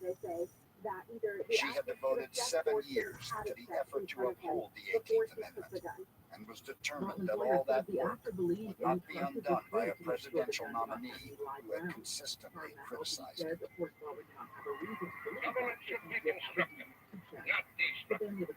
Violence is a government of law, and not of men. Laws do not execute themselves. In 1928, Al Smith gets the nomination. It's the first national campaign run by somebody who The contrast between Smith and his opponent in the 1928 presidential election could not have been clearer. Herbert Hoover, the Republican nominee, favored prohibition. At least in public. It was a great social and economic experiment, noble in motive and far-reaching in purpose, he said. But in a nod to swing voters disillusioned with the Volstead Act. Tomorrow, mostly sunny skies, highs in the low 60s for the LA Basin, Inland OC, and along the coast. Around 60 for the valley, upper 50s in the IE, and around 50 in the high desert. Warmer temperatures. And if people want to be critical about it, they still want to vote as the right sort of value. Within a few days, Brandt would try again to tarnish the Democratic nominee's reputation by ordering another series of raids in Manhattan that swept up not just waiters and bartenders, but scores of speakeasy customers who had never before been targeted. Brandt's raids may have pleased Hoover's conservative supporters, but his conviction that prohibition was then and had always been a terrible idea. If you were Catholic or Reform, you said you were getting the damn message. It's like, why didn't you know what it was that came off the streets of New York City? It was before television, obviously, but it was not before radio. So he had some disadvantage. My friend from the radio audience, the young makes me He was a terminal New Yorker. You listen to him talk. There's nothing he didn't speak about. Every day, 1 to 4, then you can There was the Catholic plus, the big podcast, Catholic plus, radio the wet or on the campus. existence. This real religion that inflamed. And then, I don't know, no one tells you to. You do this because you want to help people. I also know that people are barely paying attention to some things. Victory is a need. Never done anyone any good, nor never will. We're getting a response to the police union drilling PD officers. The country may have been changing, the drives were not. They had rejected every proposal to revise the Volstead Act, insisting that stronger enforcement was the answer. As for repealing the 18th Amendment, that was unthinkable. Prohibitionists said, no way, it's a constitutional amendment. No constitutional amendment has ever been repealed. We've got it. So this is the road to go down. Top nooks, basically. By 1928, when the Dries, who are, may I say, the most inflexible people I have ever come across, it is completely their fault that prohibition refused to give in an inch of a millimeter. There were multiple opportunities to make the law correspond more accurately to the reality of America. Being no fools, the anti-civility, realizing they had to get prohibition passed by 1920, got it passed and then realized they had to protect it. So for the first time in American history, there was no reapportionment in Congress. The anti-civility controlled state legislatures. No reapportionment 22, 24, 26, 28, and the anti-Catholic, anti-Irish, anti-Italian, anti-Jewish, and anti-Brazilian. Once again, big cities found themselves pitted against small towns. As the presidential campaign began, Hoover preferred to remain above its bitterness. But his surrogates fanned out across the country, intent on doing all they could to preserve the 18th Amendment and destroy Al Smith. Wayne Wheeler, the master tactician of the Anti-Saloon League for more than 30 years, had recently died. His new political boss and Methodist bishop far exceeded him. Cannon concentrated his fire on the South, flooding the region with tracts and pamphlets, falsely charging that Smith was a drunk, the cocktail president, dismissing his most ardent supporters as the kind of dirty people that you find today on the sidewalks of New York. The Ku Klux Klan joined the fight. Crazed rumors spread. A Smith victory meant all Protestant children would be made illegitimate. Smith planned to give the Pope an office in the east wing of the White House and was building an underwater tunnel to the Vatican. That was put into place, and those 17 states followed on whether they like it or not, or if the governor thinks it was both anti-Catholic and anti-West. this year. Really beyond the pale, the worst imagined American politics. Reverend Rob Jones, founder of the Evangelical University, he said, this is a direct quotation from the words, I would rather see a nigger than murder. Mabel Walker Willebranch herself took to the campaign trail, traveling to Springfield, Ohio to address a gathering of Methodist ministers. Herbert Hoover would enforce prohibition with consecrated leadership, she promised them, while Smith was the captive of Tammany Hall and the liquor interests, and could not be trusted to be faithful to the Constitution. And then she urged the clergymen to campaign against Smith from the pulpit. It is not abandoning your nonpartisan policy to take a stand against the Democratic nominee. In fact, there is no choice.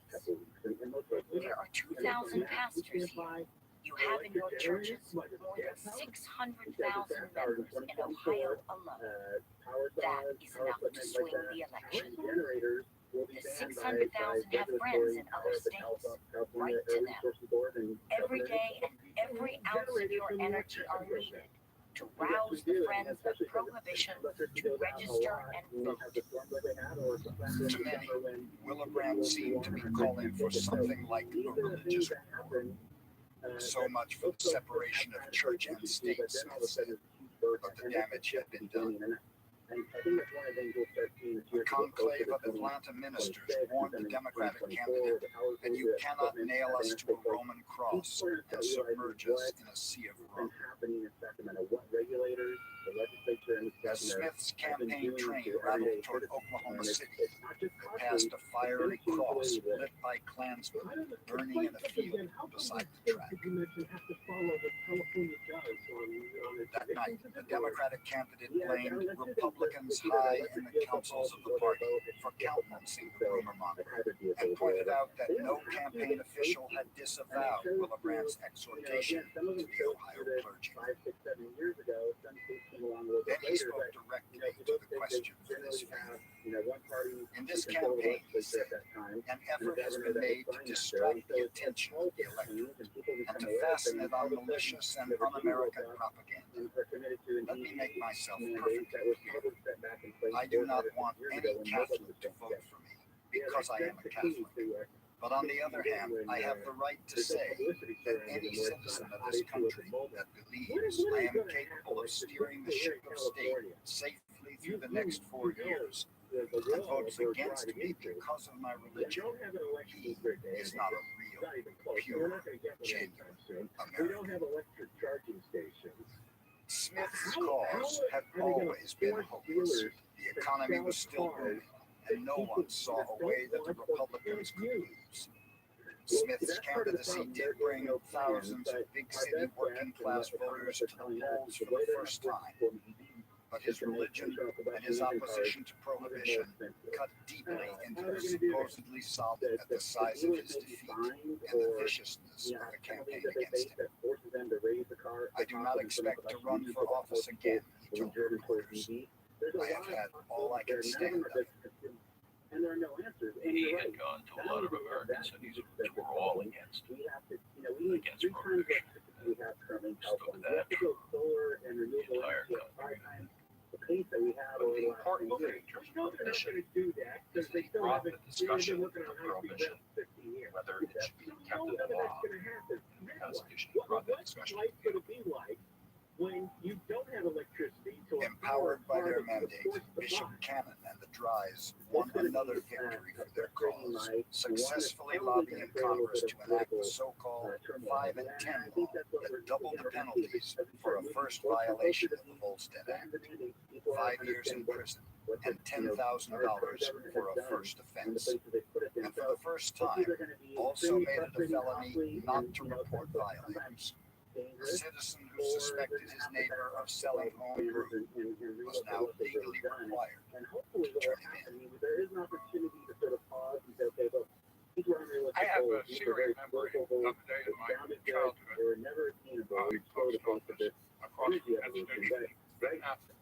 And he supplements family income by skill down in the cellar of this New Jersey house. And on this particular day, we hear sitting on the front steps of the house, all of a sudden come two huge men, broad shoulders, heavy suits, ties, like nothing I've ever seen before, like the scene in the movie of Hemingway's The Killer. And they come in and tell my father that the neighbor has complained. They know he has a still in the cellar and he has to smash it. And it takes away the extra family income.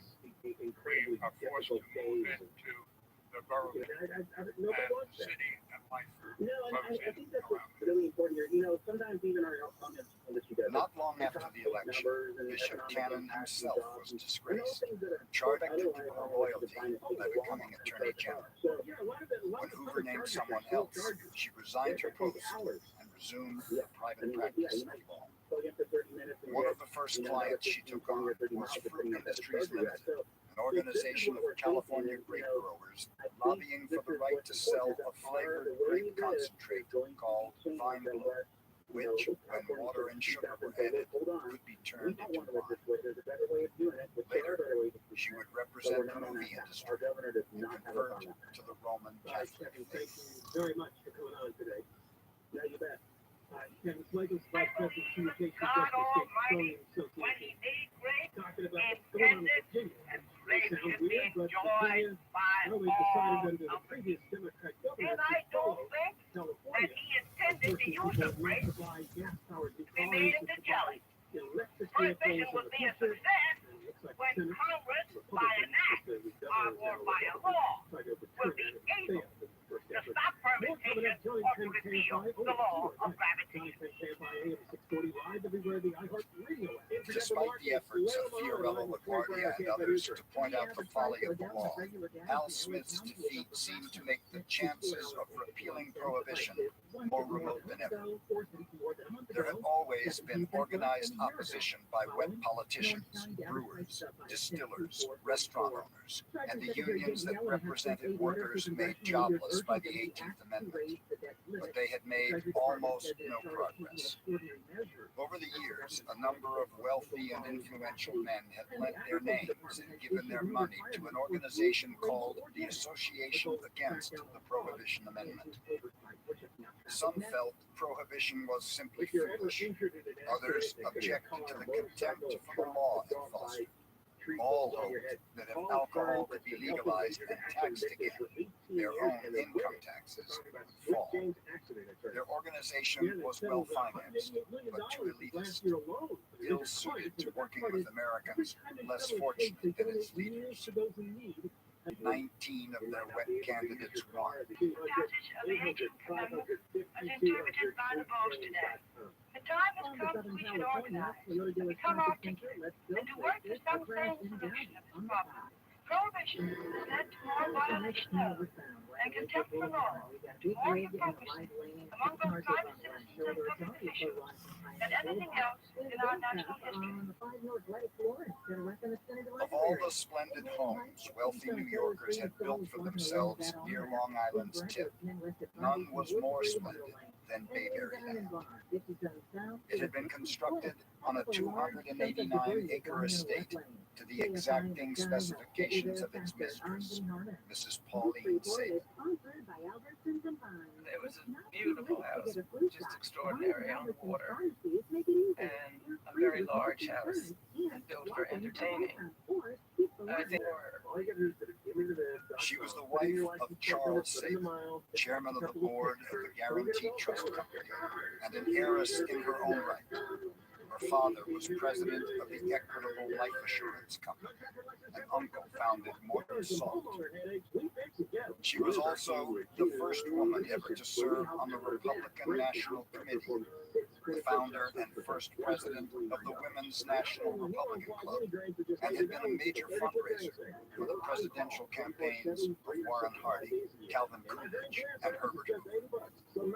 Sabin was also celebrated for her elegant parties. everybody had such a good time. And the conversation would be sparkling. That was terribly important. My grandmother did not suffer dullness likely. The wine in Mayberryland, and I believe, was stored in a secret room off the library. The whole room was filled with leather books, and that wall had a door of fake leather books, and there was a little push button, and the door would spring open at the touch.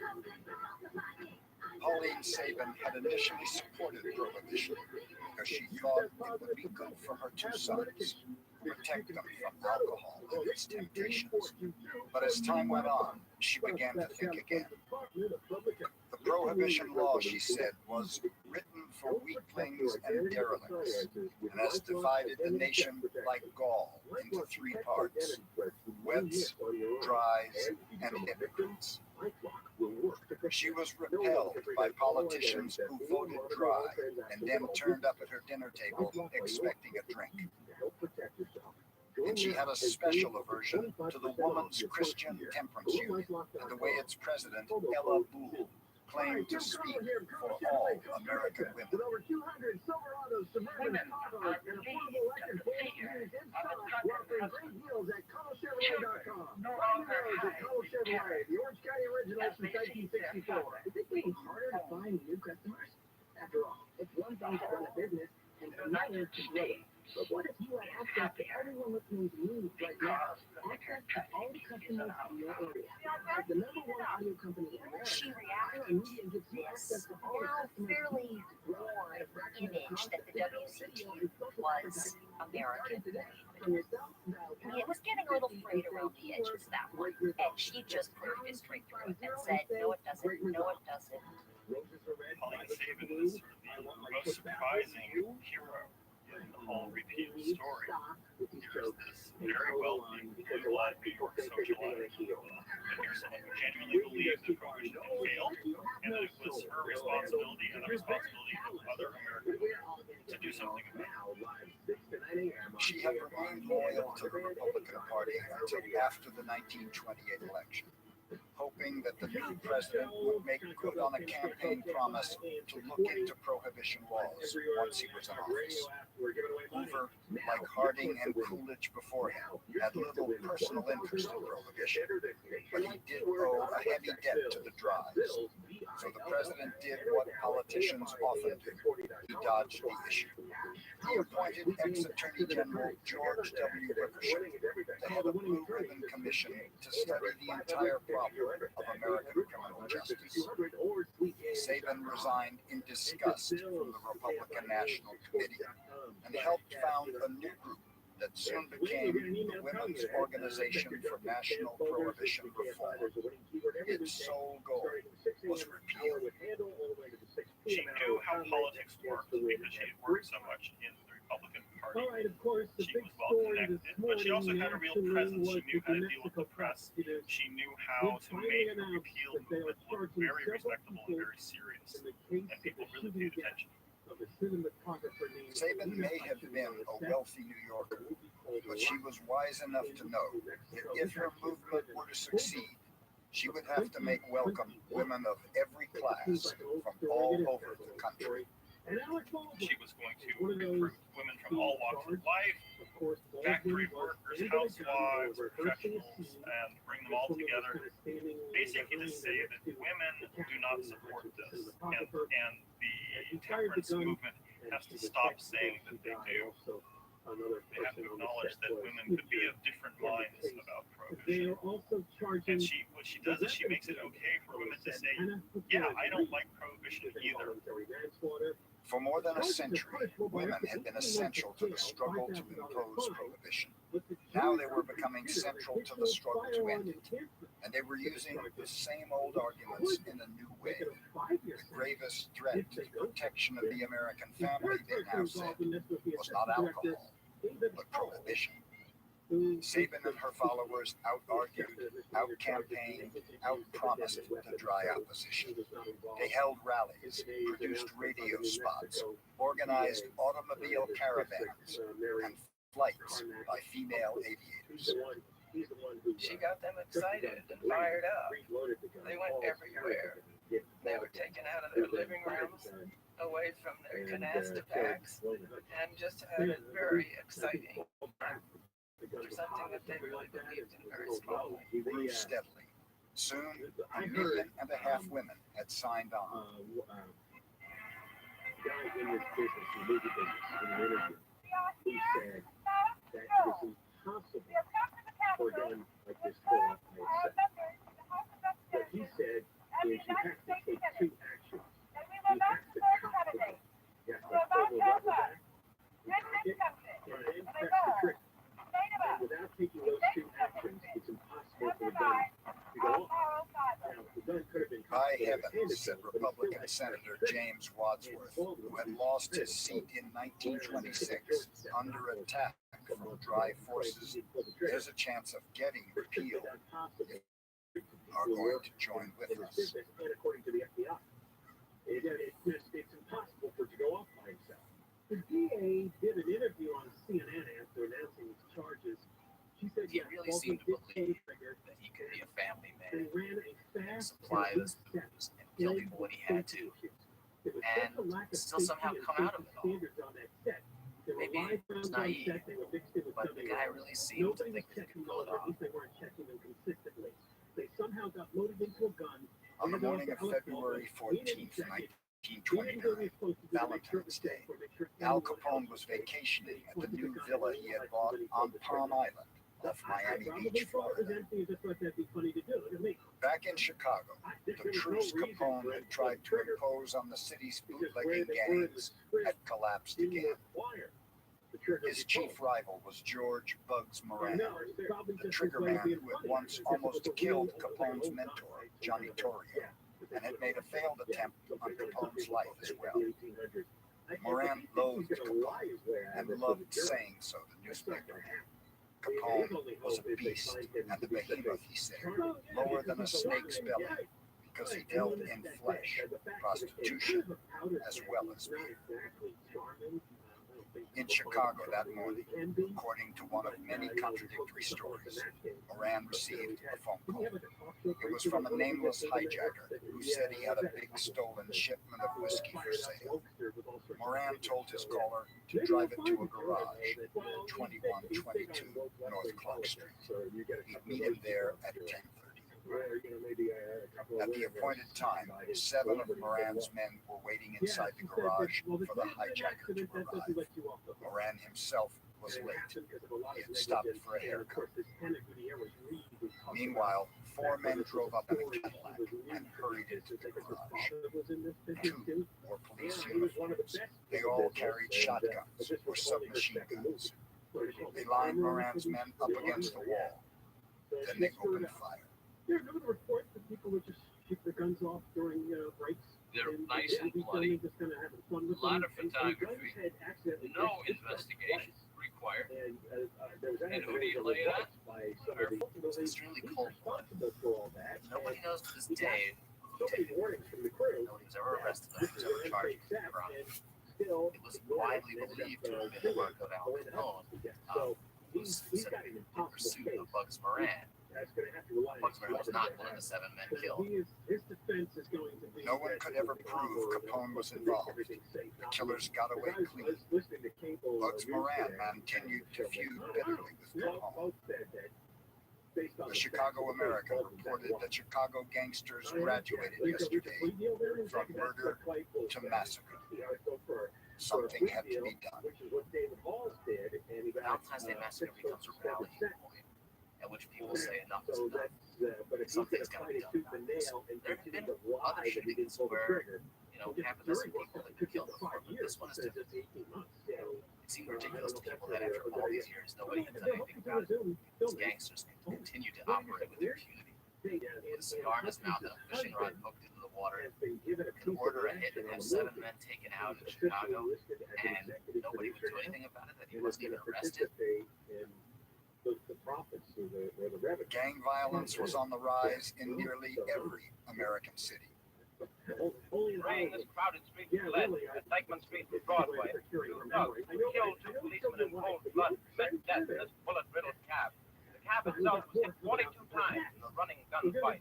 Look at those bullet holes. The fled in panic from the bandits' fire, pressed the police card in an attempt to see the dead bandit taken away.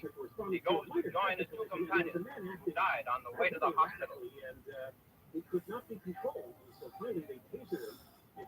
Slaughter was bad for business. Even the mobsters began to worry that things were getting out of hand. Two of the shrewdest now lived in New York City. Capone's old employer, Johnny Torrio, and Meyer Lansky, who had already joined forces to organize the bootlegging and rum-running businesses from Boston to the Great Lakes. For 3 days in May of 1929, an unprecedented conclave of mob bosses from the eastern half of the country strolled together along the beach at Atlantic City, New Jersey. Johnny Torrio and Meyer Lansky were there. So were Charles King Solomon from Boston, Boo Boo Hoff from Philadelphia, Kansas City's Johnny Lazian, Lucky Luciano, Frank Costello, Dud Schultz, and Albert Anastasia from New York. Together, they agreed to build a national crime syndicate. They had a finally sit down and said we can't kill each other, and they divided up territories nationally using the Federal Reserve Bank's grid to figure out where the zones were. Prohibition had been intended in part to reduce crime. Instead, it had provided small-time criminals with a world of opportunities to increase exponentially their profits and their power. They learned during Prohibition how to do the things that they would need to do in the years ahead. Every form of organized crime that we've seen since. How to control money, how to control troops, how to divide territory with each other, how to cooperate, how to end feuds. Prohibition was the finishing school, the college, the graduate school for criminal syndicates of America. Al Capone had attended the Atlantic City summit too. It had been called in part because of the St. Valentine's Day massacre, which had brought so much unwanted attention. Afterwards, he told the reporter, "At Atlantic City, we all agreed to bury the past and forget warfare in the future for the general good of all concerned." Capone, his business was booming. Illegal beer was as plentiful as ever. No one, it seemed, could touch it. Each morning that spring, President of the Medicine Ball kept. One day, as Hoover hurled the ball, he asked the Secretary of the Treasury, Andrew Mellon, "Have you got this fellow Capone yet? Remember now, I want that man Capone in jail." I went through this. I was nervous, I was scared, it was all silly. After a couple of dreary weeks in which the nightclubs of the town were half full of ruined stock market victims, trying to get cheered up and inevitably ending the evening with a crying jag on the head waiter's shoulder, things seem almost Was over. It was borrowed time anyway. The whole upper tenth of the nation living with the insouciance of grand dukes, with the casualness of chorus girls. Even when you were broke, you didn't worry about money, because it was in such good ground here. Now once more the belt is tight. We summon the proper expression of horror as we look back on our wasted youth. F. Scott Fitzgerald.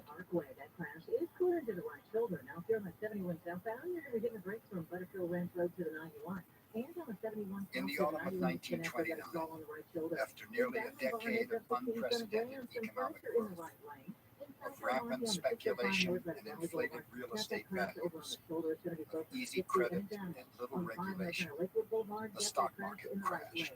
The Great Depression that followed was the worst crisis America had faced since the Civil War.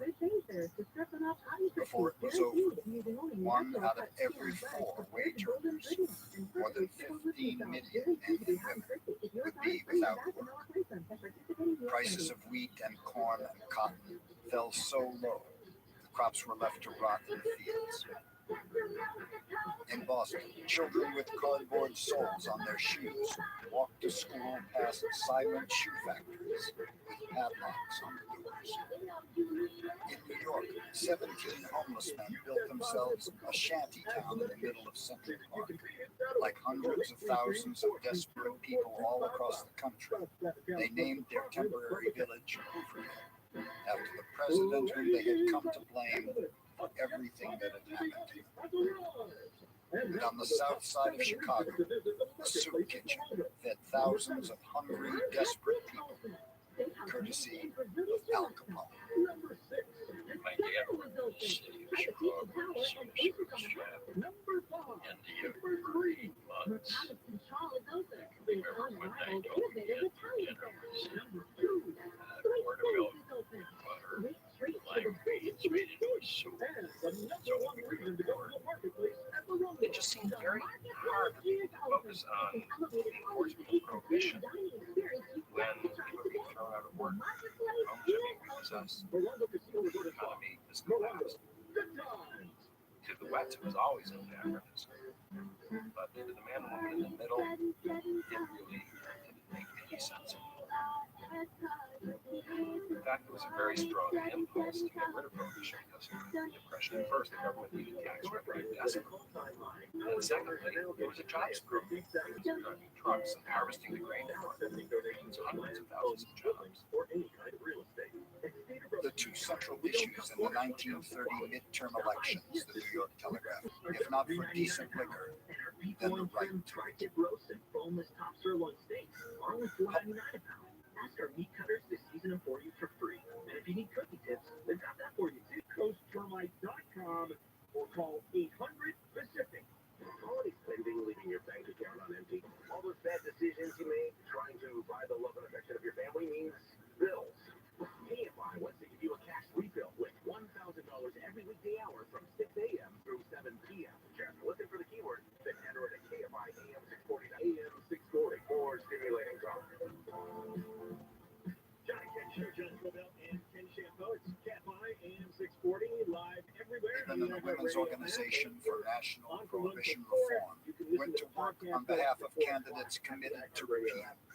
Like the leaders of the Anti-Saloon League a generation earlier, they were now practicing the most focused and effective kind of single-issue politics. Democrats triumphed at the polls that fall, winning a majority in the House and coming within a single vote of controlling the Senate. Wet forces nearly doubled. I do think our little organization, Pauline Sabin said, did something to perfect this wet landslide. In early 1931, President Hoover finally released the report of his Commission on Prohibition. He took comfort from its summary statement. The 18th Amendment should remain in effect for the foreseeable future. But the report also cataloged all the flaws of the Volstead Act, and only a minority of its members actually favored the law as it stood. I don't know why he needed a panel to tell him how badly it was failing, but he did. But Hoover looked at the report and basically found what he wanted to find. Sort of an argument to stay the course. Seemed like as the president, the only one in the country who doesn't get it. Is he the only one who doesn't see all the problems this is causing? It added to the sense that Hoover was very out of touch with the American public. When you're a president and you're out of touch, that's a big political problem. Hoover's critics were merciless. Prohibition is an awful flaw. We like it. It can't stop what it's meant to stop. We like it. Give it worth a dime. It's filled our land with vice and crime. Nevertheless, we're for it. The New York world.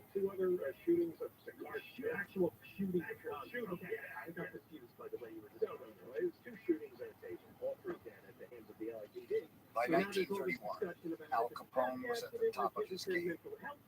He had no real rivals anymore among Chicago's mobsters, and he continued to expand his empire in case prohibition was repealed. He took over labor unions, chauffeurs, plumbers, city workers, motion picture projectionists, soda pop vendors, kosher poultry dealers. And he toyed with the idea of going into the dairy business because more people bought milk than booze. Besides, the markup was higher. Honest to God, he said, we've been in the wrong racket right along. Meanwhile, President Hoover remained determined to put America's most famous bootlegger behind bars, one way or another. Income tax was a fairly new phenomenon. A lot of people didn't understand it. If you're a criminal and all your business, all of your income is illegally gained, it makes sense that you're not going to file a return and admit that you're taking in all this illegal income. Tell the government basically, in case you hadn't noticed, I've been bootlegging for the past year and here's how much I made. When the Supreme Court announced that, yes, illegal income is taxable, it was a great moment of confusion for all these criminals, and many of them went down and filed tax returns. Capone did not get around to filing, neither did his brother Ralph. For 2 years, the government tried without success to build a case. People a lot of money. Results? Zilch. None. They couldn't get Capone on gun charges, they couldn't get him on murder, they couldn't get him on bootlegging. They thought they could get him on taxes, but even that was a very hard case to make because Capone was smart in this way. He had no books, he had no bank accounts, he owned no property except for a house in Florida that he bought under his wife's name. He did everything in cash, and he seemed to pay out almost as much as he was taking in. It made it almost impossible for anybody to prove that he had income. First time he sat down with the IRS and tried to sell, he admitted that he hadn't paid his taxes all these years. He said, "I'm here supplying beer. I'm a public servant." He said, "I'm just doing it for the good of the people." On June 5th, 1931, the United States finally accumulated enough evidence to indict Al Capone on 22 counts of income tax evasion. Capone's trial was the story. Jimmy Cagney was there, and David Runyon came into New York to cover it. Celebrity journalists were all coming in and said, "Party Capone at night before the trial." So I think he thought there was no reason this would be any different. Capone's optimism was understandable. His men had bribed or threatened most of the people in the jury pool. But at the last moment, the judge got wind of it and brought in a whole new group of potential jurors. On October 24th, 1931, after a 10-day trial, Al Capone was sentenced to the stiffest penalty ever given to a tax evader, 11 years in federal prison. The king of the gangsters is about to be taken for a ride by your Uncle Sam. Moving there, Scarface Al Capone. The camera boys are all ready, so look sharp. Here he comes. That's Al, wearing a big white hat. Seems to be in a hurry, but where he's going, he'll have time and nothing but. And none of the good citizens of Chicago is exactly thinking about it. It was my own fault, Capone said. Publicity. That's what got me. I think the general feeling was that he deserved it.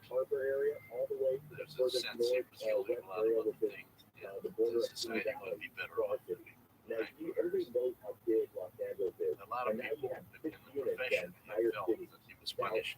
He was punished for something that was not his primary crime. They found that he ceased to put him away now and trying to punish him for things he probably had done. Despite Capone's imprisonment, despite all the government's efforts, the flow of liquor into Chicago never even slowed. Where are they?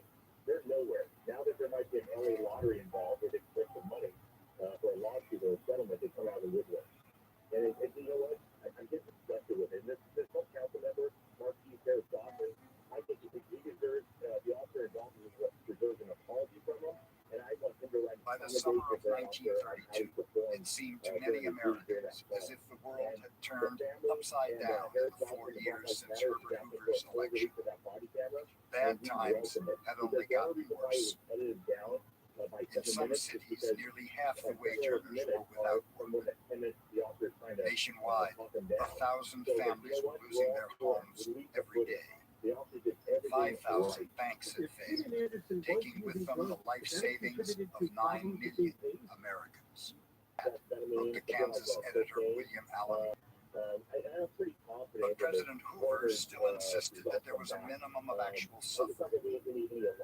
Private charities and local governments, he said, would take care of the hungry and the destitute.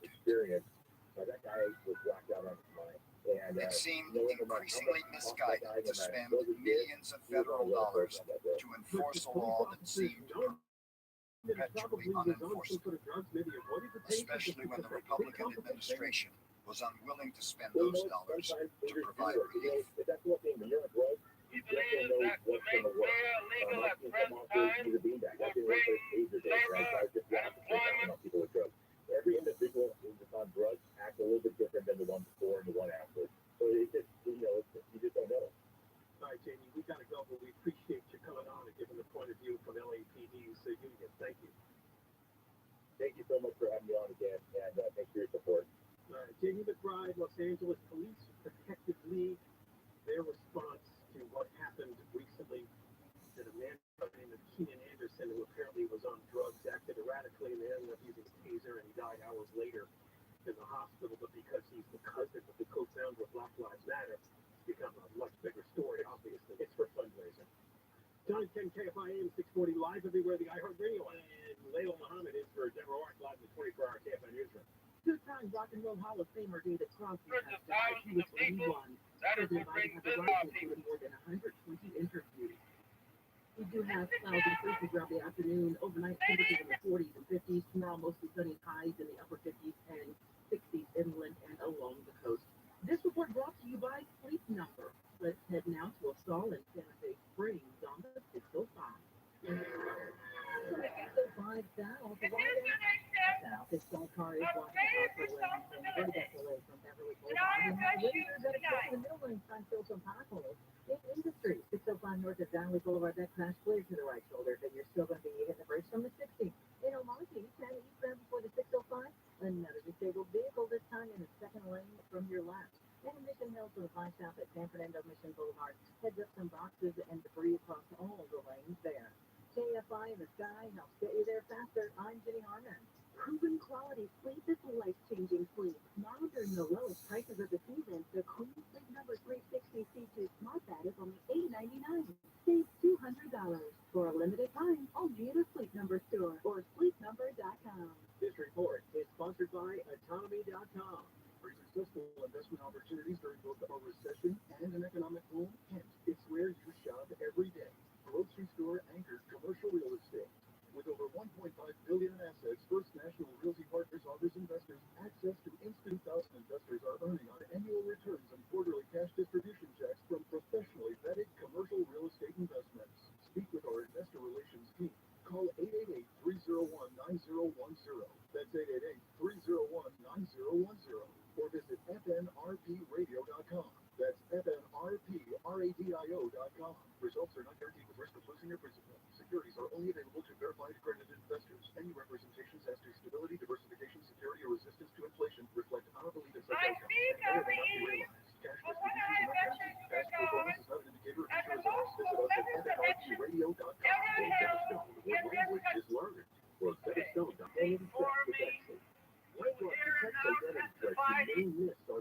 Your determination that the candidate of this convention shall be and must be that inspired nation of Thomas Jefferson, Franklin Delano Roosevelt of New York.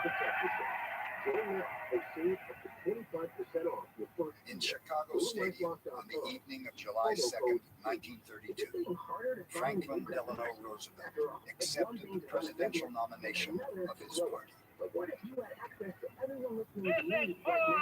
Access to all the customers in your area.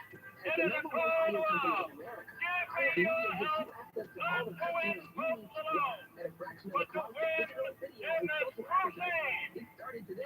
So it's £250 and say keyword great result. That's #250 and say great result. Like most politicians of his day, he had hoped to avoid taking a stand on the divisive issue of prohibition. But wet forces, led by Al Smith, backed him into a corner. They had already, and Roosevelt quickly changed his mind. And now a word, wait till I get to the paragraph. Now a word at the beer.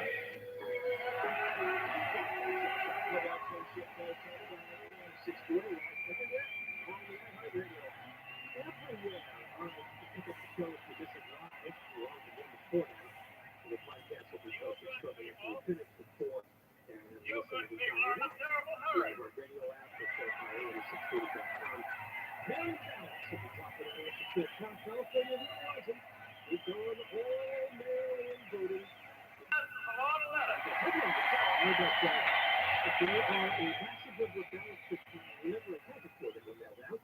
Hoover and the Republicans continued to straddle the issue. Their platforms simultaneously called for state conventions to reconsider the 18th Amendment and promised the federal government would continue to safeguard our citizens everywhere, from the return of the saloon and attendant abuses.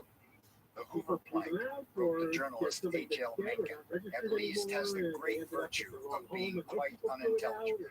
Roosevelt, and put the full force of her organization behind him. Another update has come along concerning the horrible murder. Like a real life and time. But we have not yet had the return from the West Coast, and for that reason I'm making no official or public statement ahead. It was a landslide. Roosevelt carried 42 of the 48 states. Less than a month later, well before Roosevelt was inaugurated, Republican Senator John J. Blaine of Wisconsin offered a joint resolution calling for submission to the states of a new 21st Amendment, which would void the 18th. Senator Morris Shepherd, the Texan who had introduced the 18th Amendment in the Senate 20 years earlier, staged a one-man, day-long filibuster to keep it from coming when not a single dry senator thought it worth the trouble to support him. He surrendered to the inevitable. The resolution would pass 63 to 23. Seated in the gallery, Ella Poole, president of the Women's Christian Temperance Union, wept. The House passed it in 40 minutes, 289 to 121, and sent it on to the states for ratification. Within 9 days of taking office, while waiting for the new amendment to be ratified, the new president called upon Congress to do three things: reorganize the banks, cut federal spending, and pass a new bill legalizing 3.2 beer. When the beer bill reached the floor and members of the dry minority began making their familiar case against alcohol, the impatient wet majority chanted, "Vote, vote, we want beer." The bill easily passed both houses. Like a magic wand, stroke of the president's hand, started to fade, beer gardens, hotels, spraying for the amber flood. So get ready to wet your whistle and join the festive chorus. Back in 04, he would pull my hair and wrestle me to death. Told me he would pay for it, trying to get a restraining order.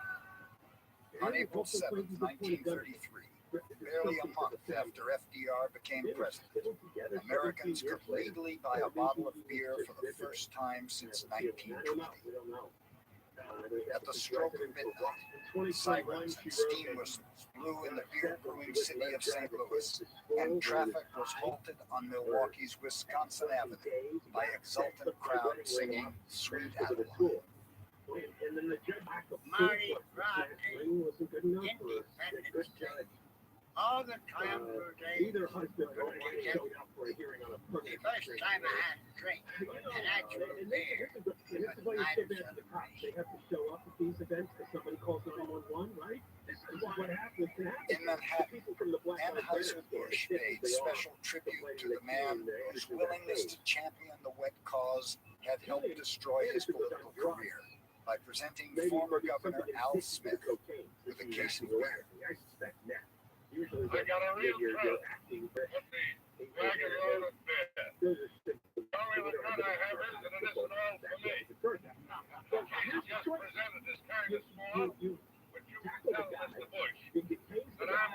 on the family that I have plenty of bread. Because look what they can do when they're armed and they're on the loose. The national celebration over the beer bill was so intense and long-lasting that repeal of the 18th Amendment itself would seem almost anticlimactic. Many believe that that process would take.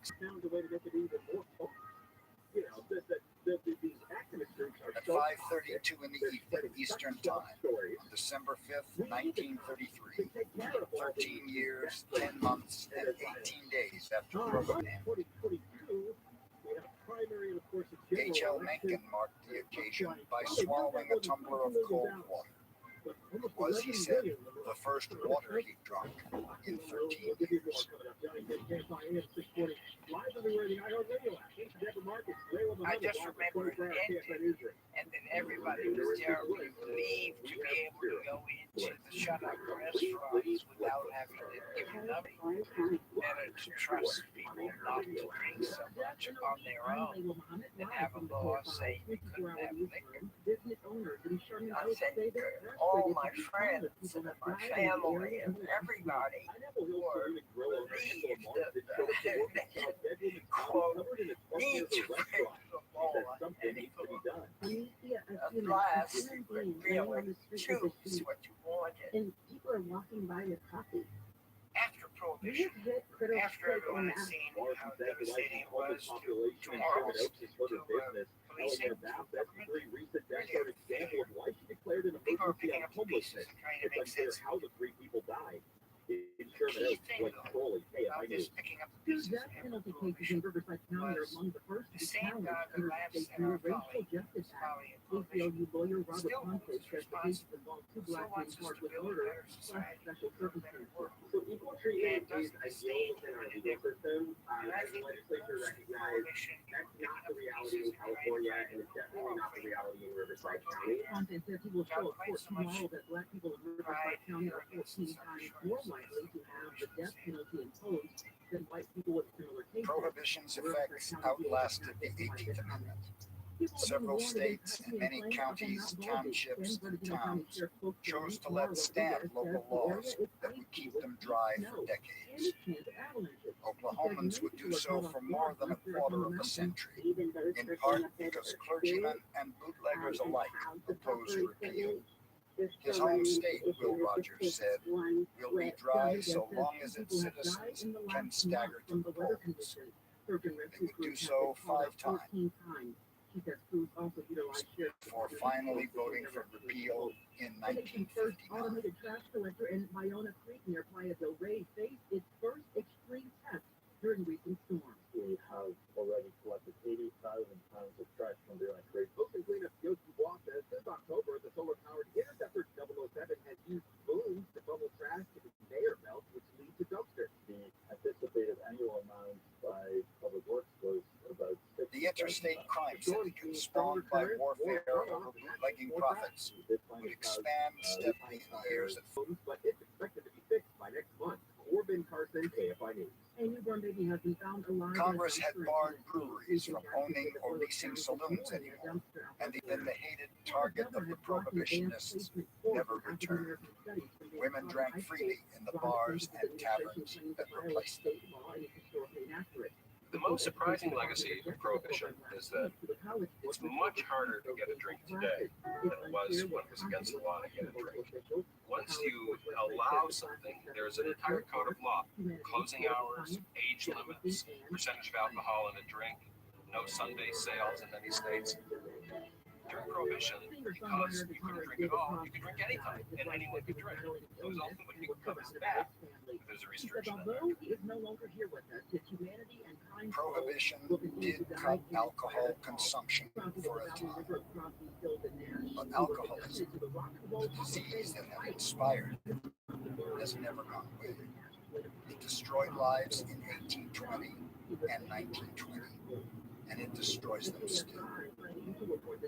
No government anywhere has found a way to prevent it. Often what I hear about I use return of liquor as not a blessing, but a continuation of a sad, sorry time for a boy growing up in this country. Right. And sometimes because meteorologist Layla Muhammad here on KFI. In 1935, two alcoholics, a New York stockbroker and an Ohio surgeon, discovered that simply through prayer, by talking to one another, confessing their lapses and offering counsel based on their own experience, they could sometimes strengthen one another's resolve not to drink. Alcoholics Anonymous, the organization they started, would eventually have millions of members. Its founders had never heard of the Washingtonians, a temperance organization built upon precisely the same principles that had flourished in America nearly a century before. 91 eastbound, building up to the usual tricks here through the canyon. 91 eastbound, for beer quality, the green river, you're on the brakes there. And then back on to Main Street, much of the way into Riverside. When you look at the United States, 300+ million people, about 10% of the population, population has a serious problem with alcohol. You don't pass the law based on 10% because a lot of people, in fact, most people who drink handle it very well. So treat people who have a problem with alcohol. Don't try and treat the whole country. Over the years, there have been many calls upon Congress by one group of Americans or another for constitutional amendments that would impose their version of morality on the rest of their fellow citizens. Unintended consequences that accompanied it remain fresh, more than 3/4 of a century after it ended. With a region as large and diverse as ours, it takes one of Haven't had to drink in 35 years. and take Care if I ever have another. in the morning. Long for 7.5 hours of news every weekday. But if somebody said you can't have another, Covering your mornings. I'd probably go to some demo in front of Make a New Year's federal resolution. courthouse. Have one. Help protect your identity and finances It's one with of those LifeLock identity things theft protection. where LifeLock the detects average identity American threats you says, may miss on your "Who the own. hell are you And to if you tell me become a that?" victim, LifeLock will work to fix it. We No cease one being can that prevent country. all identity theft now and save up to 25% off your first year. Go to LifeLock.com. Promo code DUDES. Visit DillardRV.com or DillardRV Solutions. Over 8,000 new DillardRVs on sale with savings up to 40% off MSRP. Travel trailers starting at $99, motorhomes starting at $49. DillardRV.com with a 405 east to 22 West Pittsburgh. This is Jacob and Ron. If you've been in an accident, call 844-24-JACOB. More stimulating.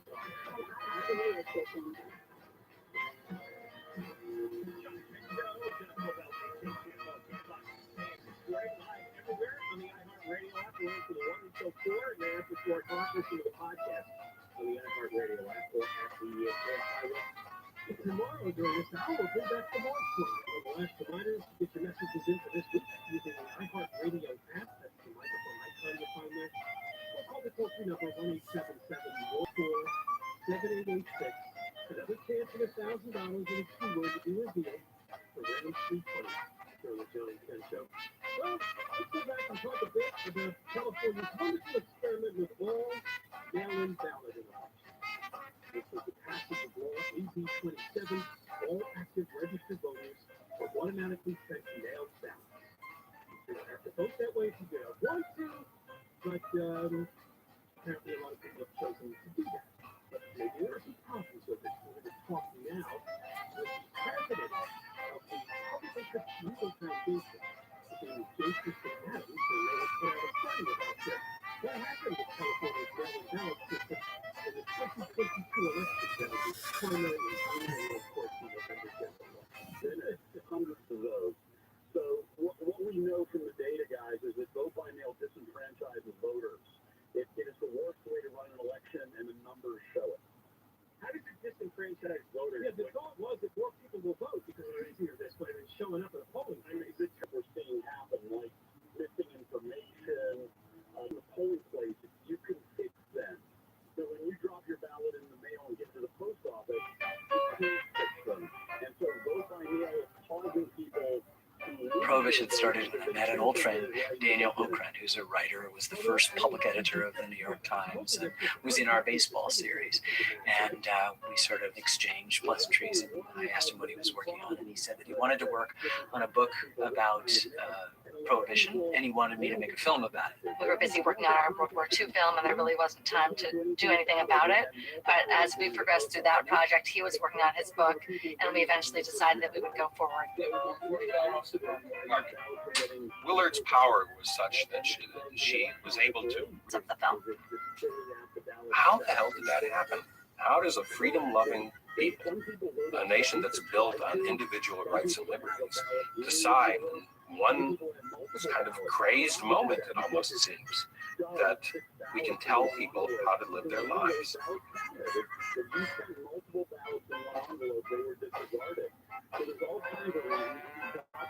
Prohibition is the story of people on the left and on the right, and the north and the south, black and white, arguing that human beings should have to give up what human beings have always had for centuries.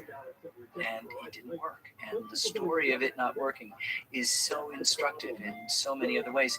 It's really about single issue campaigns that metastasize, the demonization of immigrants, smear campaigns against politicians, unintended consequences, unfunded mandates, a whole host of things that if you just divorced it from the subject of prohibition, you'd say, I'm talking about right now.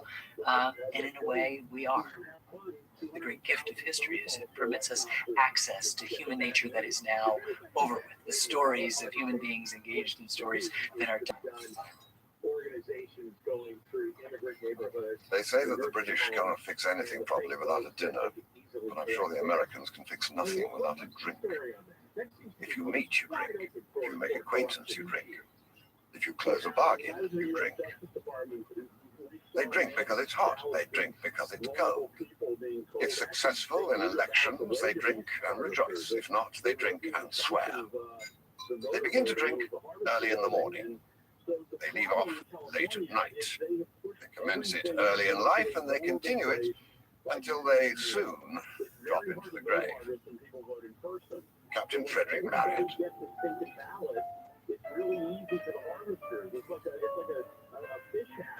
Prohibition didn't happen overnight. Prohibition was a result of almost 100 years of people being concerned about alcoholism, about what to do about all the problems that it caused in families and in society.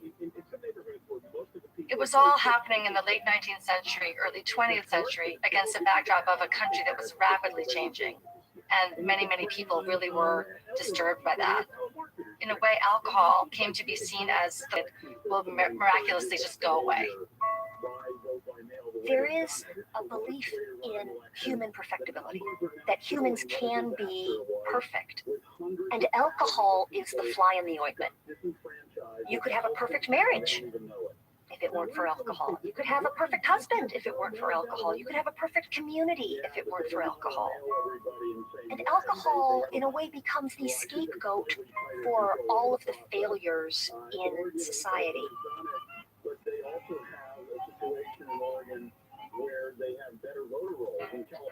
The 4th of July was only days away. By then, Olmsted's backlog of orders was so great that the bootlegger himself rushed around the city with his men, helping make deliveries. You're going to be unlucky one of these days, Roy, doing that. No, I don't think so. The Federals will slip up on you. No, the city won't. And those other sons of bitches are too slow to catch cold. That was wonderful. Let's do it. Picking the voices is always really fun. First, we have to pick the quotes that they're going to read, find the characters, and then once we have a sense of what the different voices are going to be, we sit around and we talk about, who might be good for this part or that part. For Shopton or High, it is easy enough to conquer a man. If you only know how. What we try to do is get actors to come in who could read multiple parts, because we're not really sure who will be best at which part. We're not offering them a particular part. We're offering them to come in for a couple of hours and just read a bunch of different stuff.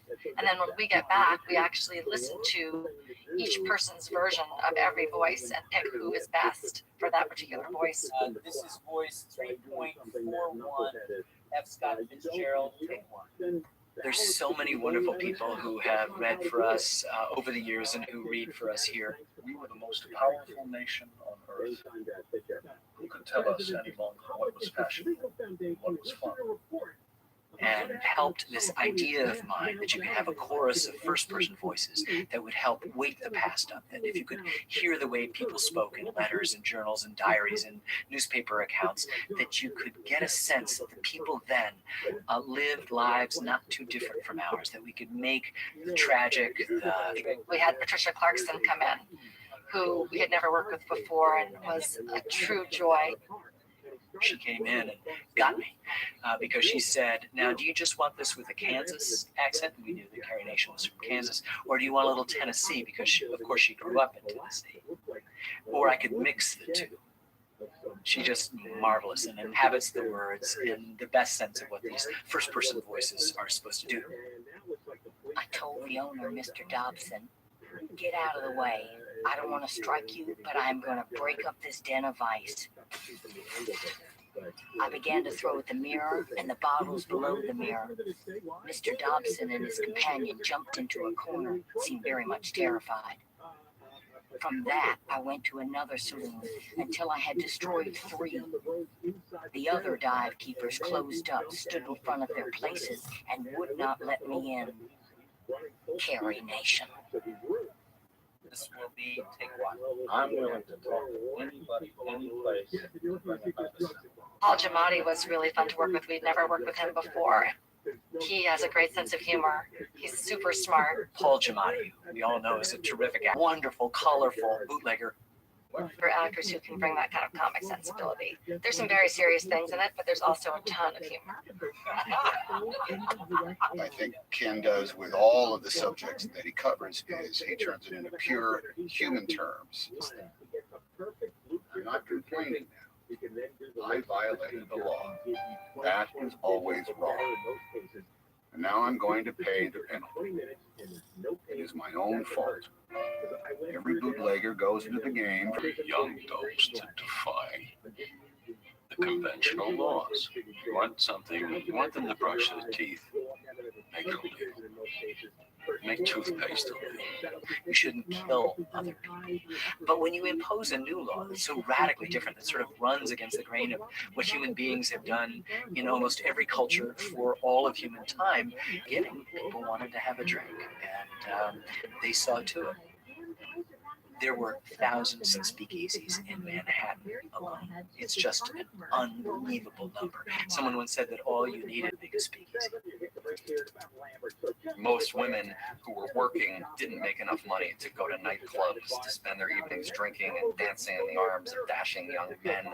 That simply wasn't available to most people. This is still a country in which there are deep inequities, but they could read about what it was like to be a young, single, liberated woman who goes to all the right nightclubs, who drinks. In Irvine, this is the 5 northbound leaving the 133 freeway all the way to the 5722. KFI in the sky helps get you there faster. I'm Angel Martinez. Accidents don't care if you're driving to a doctor's appointment, taking your kids to school, or heading to a holiday party. All of the right liquors, who knows all of the right people. Busier than ever. We have had thousands of victims at the worst times. We're here if you need us. 888. Another thing that your most high hat friends have recently discovered is the Cotton Club in Harlem. I cannot believe that most of them realize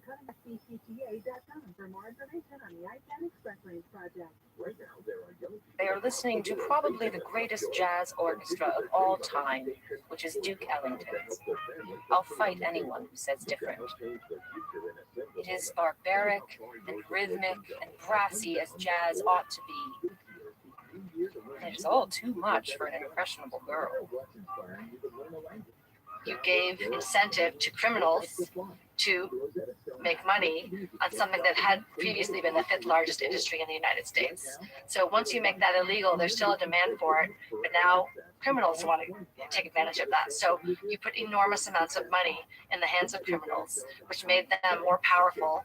They could corrupt the political process. They could corrupt law enforcement and basically operate more or less with impunity. So that was never foreseen and a hugely important problem that Prohibition created, sort of laid the foundation for organized crime. Some call it business. They say I violate the prohibition law. Who doesn't? All I ever did was sell beer and whiskey to our best people. All I ever did was to supply a band that was pretty popular. Why, the very guys that made my trade good are the ones that yell loudest at me. Some of the leading judges use the stuff. They talk about me not being on the legitimate. Nobody's on the legit. Al Capone. We've created a criminal underclass. And another unintended consequence, women were never patrons of the saloons that were the hated object of the prohibitionists. But the speakeasies that opened in their place were unregulated. There were no hours, so kids drank and women drank, and all of a sudden, female alcoholism, which was non-existent, at the voting dry so that they could get reelected or get the money from the dries, but who were living wet.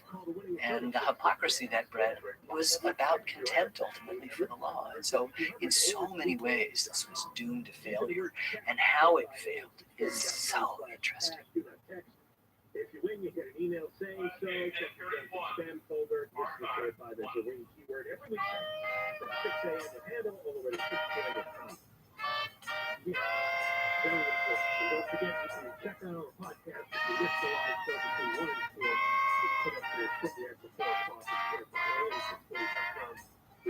We are here recording Winton and his great musicians, world-class jazz musicians that are so generous to come and play for us. In this case, Prohibition, mainly the 1920s, is just a treasure trove of great musical expression. We had some things that we knew we wanted to use. We had some things that of Winton's that we were hoping to use. We described some vibes that we wanted from him, and he composed to that some wonderful, wonderful themes that we use throughout the film. Always get more than you ask for. Had some strong connection to alcohol. If this was going to work, you had to make it work in New York, or the whole thing was worthless. I composed a minor blues called Fire in the Night. I composed that one. The people they were first exposed to New Orleans jazz when the original Dixieland Jazz Band came to New York. They became the national music. Everybody was dancing to a jazz soundtrack that became known as the Jazz Age. People, a lot more promiscuity. People, they moved to the city, they were dancing, they were having a good time, they were drinking. Some money was flowing. Good old-fashioned American corruption. We went to him and we sat down with him and spoke for half a day about the kind of stories that we were telling, the kind of themes that we were looking for. When they play, He'd play something and then we go, oh, yeah, that one, and let's up this one. So we basically put our arm around a bunch of tunes that we like. And then we'll let this music coexist with a developing script, with a developing shooting schedule, with a developing editing. That's allowing the music to be an authentic member of the team and not something that's an afterthought. A lot of this really got to the people that my favorite story is, he came from Auckland, which is in the north. I think there are really two reasons that people obey the law. One is when they just understand from the world around them, from their parents, from the traditions of their culture, from their neighbors, when you have a brand new law, and where people are not completely convinced that the law is inherently moral. We found the story of Prohibition to be so fresh and compelling because human nature is the same in every era. So people behave the way they behave, whether it's 1920 or 2010. It's the original culture war, and we're still fighting it. So even though it's history from seemingly a long time ago, it could have happened yesterday, and it's actually still happening today. I think it goes way back to Robin Hood and things like that. There was a myth of a person who breaks the law when it's a stupid law to give people what they want. Once the government begins forbidding things, then somebody will come along and say, I got it. Step around the corner. We argue today about the role of government. Well, this is government's heavy hand in our lives that touched into every living room, every dining room. of every house in America. Now, many people, and in the beginning, most people went willingly along with this, but enough people did not at the beginning, and that grew to a huge amount of people. And when the Great Depression hit and jobs were at a premium, it suddenly seemed that, in the midst of hard times, maybe having a drink at the end of the day wasn't such a bad thing. In the midst of hard times, maybe if you could get people back to work in the breweries again, in the distilleries again, that would put a lot of people back to work, and in fact it did. So I think a culmination of things, and a lot of it had to do with that very age, that post-World War I age that we call the Jazz Age, that just wasn't going to be told by their elders that they couldn't do something. That's what makes it a classic American story. It tells us not only about who we were, but who we are.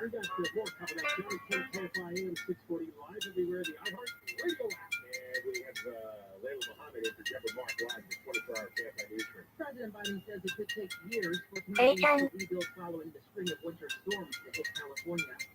Biden says the state needs to not just build back, but build back stronger. I directed the federal government that will cover 100% of the cost of removing debris and emergency measures like shelter and evacuation, and paying overtime for first responders in the next 60 days.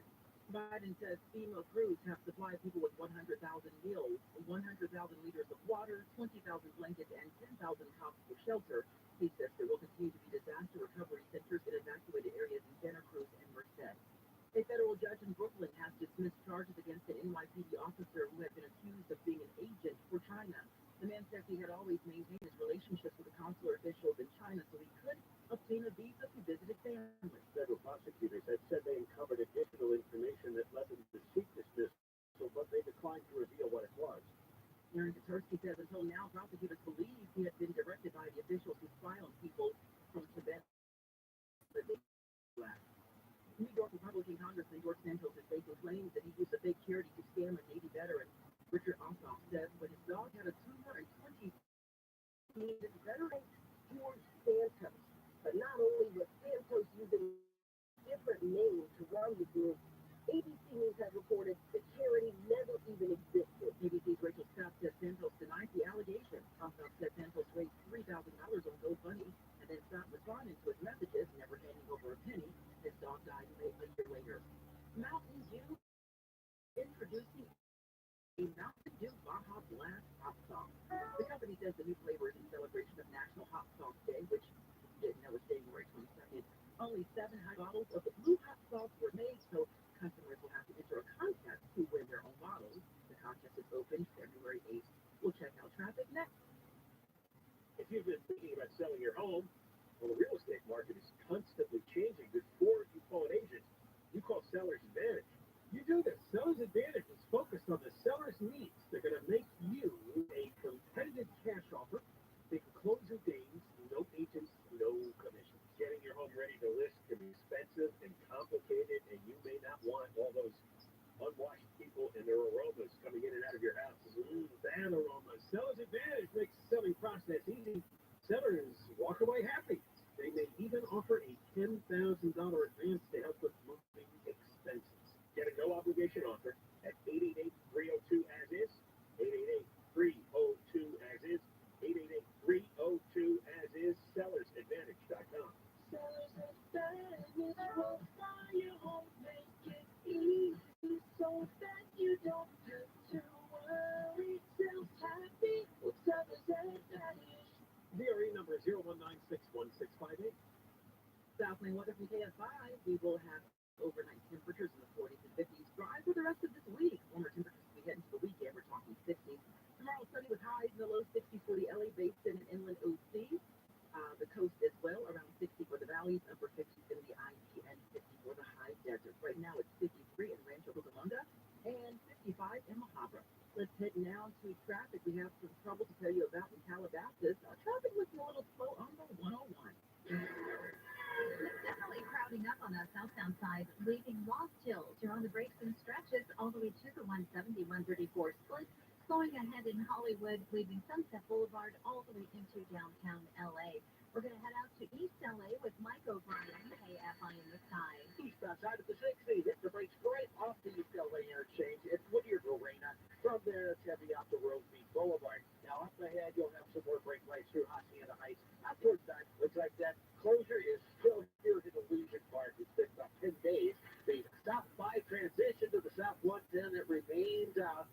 still cleaning up the mud spill from last Tuesday.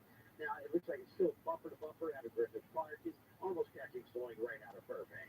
Michael Bryant, KFI in the sky. Ontario, both sides of the 15, slowing down between the 60 and the 10. KFI in the sky. Help get you there faster. I'm Angel Martinez. With a Ralph's Rewards card, it's easy to get lower than low prices for the win. Earn fuel points on every purchase and save up to $1 a gallon at the pump. The Ralph's Rewards card. All you do is win. Big, big savings. Sign up now at Ralphs.com and start saving. Ralph's, fresh for everyone. Savings may vary by state. Fuel restrictions apply. Save more on natural and organic items. Just click your digital coupons on our app and use them up to 5 times in one transaction with your card. Ralph's, fresh for everyone. From the dawn of the moving image, MTX just turned dreams into an escape. Now, the legacy of an entertainment icon continues. You'll stream your favorite Hollywood blockbuster movies like Top Gun Maverick, and No Time to Die. 007 reporting for duty. Watch now on MTX. This is entertainment. You have termites? Maybe. Or you know you have termites. Either way, call the folks at Pacific Coast Termite for a free home inspection. Certain restrictions apply. They treat your home and kill those little buggers without tenting. That is important. Call 800 Pacific, 800 Pacific. Visit PacificCoastTermite.com. Call 800 Pacific. Pacific Coast Termite. Kill termites. The clean, friendly way.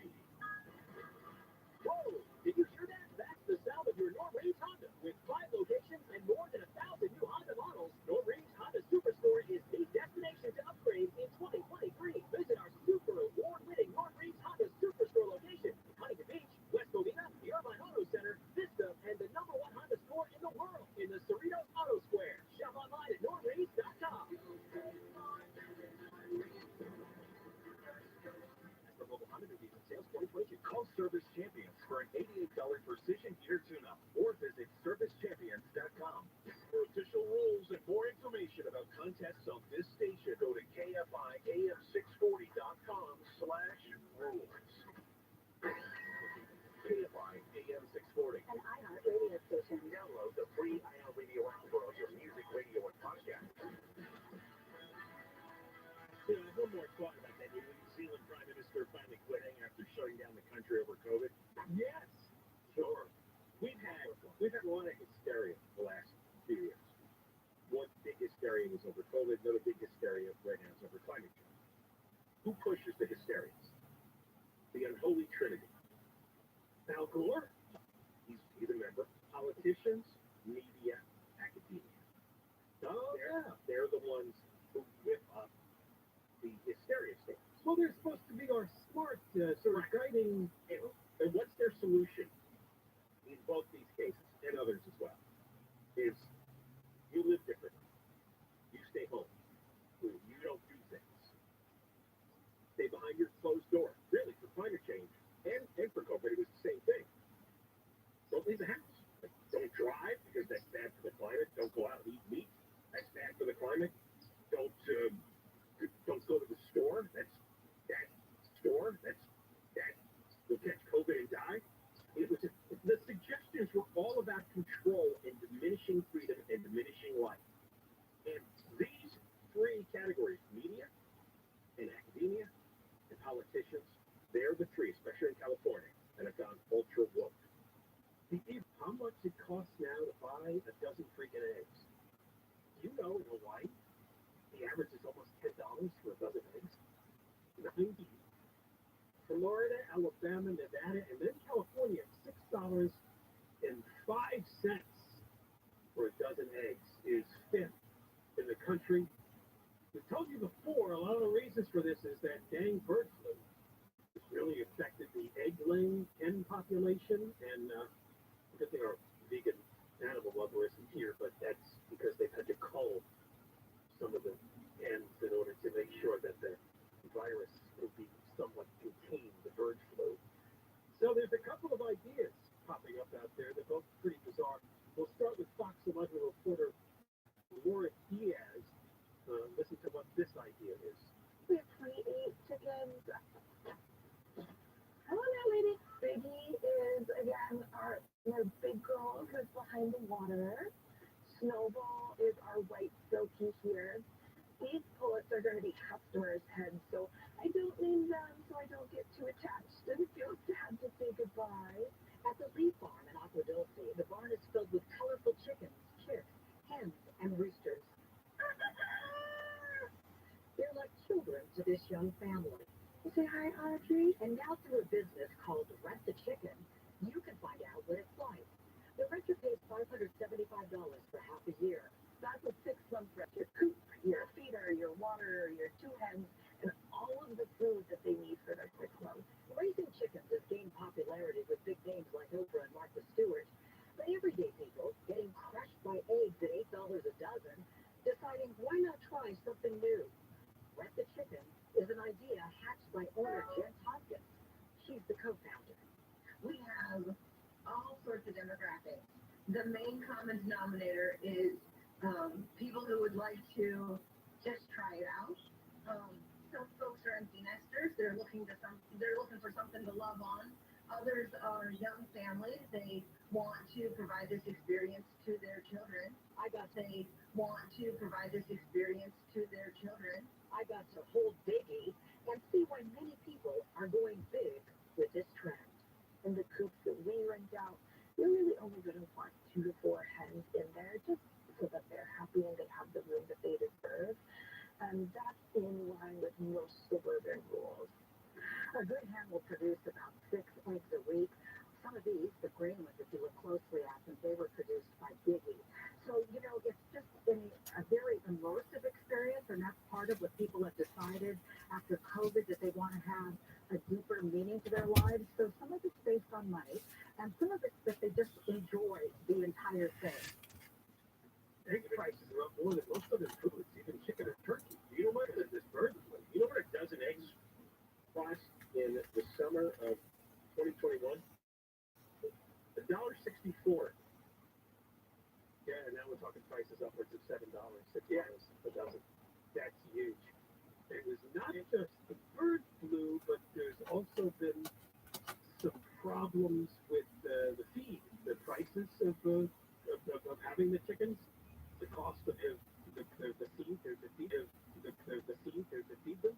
So every product that uses eggs as an ingredient goes up. All the dishes in restaurants, everything that's in a bakery, right? And there's a million food products that have eggs in them.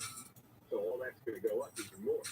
But as a source of protein, it says it's actually cheaper than chicken beef, relatively speaking, as a source of protein. If people are doing like renting a chicken, is actually buying the chicken, bringing it home, and trying to get it to lay eggs on their own. How many eggs does a chicken lay? Oh, she said there in the story that they can lay several eggs in a week. That's a bit too far. And then chickens can produce 8 to 14 eggs per week. We got 4 chickens to get 16 to 20 eggs per week. So there's a full family, eggs every day. Yeah, they're all chickens. Well, there's actually somebody down the block from us that has chickens. And it's like a rooster, that's for sure. They have their cage on their front lawn. I think it's cat. Like, I was reading all these stories, but chickens have salmonella all over them. Yeah, backyard poultry can have salmonella in their poop on their body. And right, they poop all over the place. They poop on themselves. They on their feet, on their feet. Exactly. They live on the feet to separate the feet and go into the digestive tract, which is the area where the bird lives. The backyard flock that contributes to 1,200 people that are sick of salmonella. So you have to consider that first. They can also give you Campylobacter bacteria. Oh, that's bad. And I can't tell you how I just remember that from the story. Diarrhea, fever, and stomach pain. Yeah. And if you have a weakened immune system, worse than it can happen. Harper's Weekly, 1883. It so happens that the work which is likely to be our most durable monument, and to convey some knowledge of us to the most remote posterity, is a work of their utility. Not a shrine, not a fortress, not a palace, but a bridge.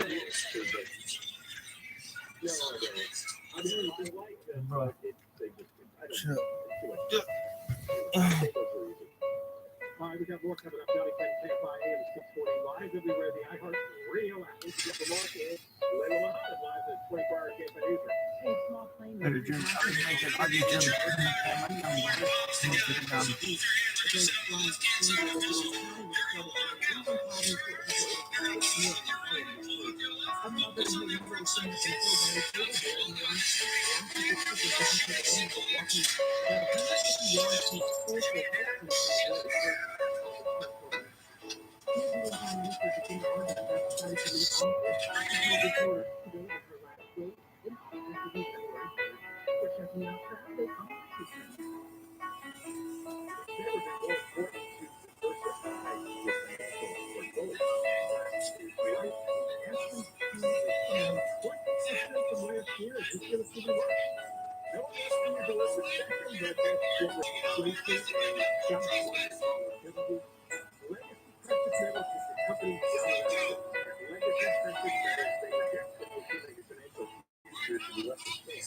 It's the spirit behind the Brooklyn Bridge, and the spirit which is in the structure itself. The spirit that you anticipate and appreciate, even if you've never studied engineering, even if you've never studied aesthetics. It's there, and one degree or another, people who use it and have their eyes open respond to it. When Neil Armstrong landed on the moon, there was an interview published in the one of the New York papers with a woman on Long Island. And they asked her what her response to all this excitement was. And she said it was very interesting. It was nothing compared to the day they opened the Brooklyn Bridge. She had been there.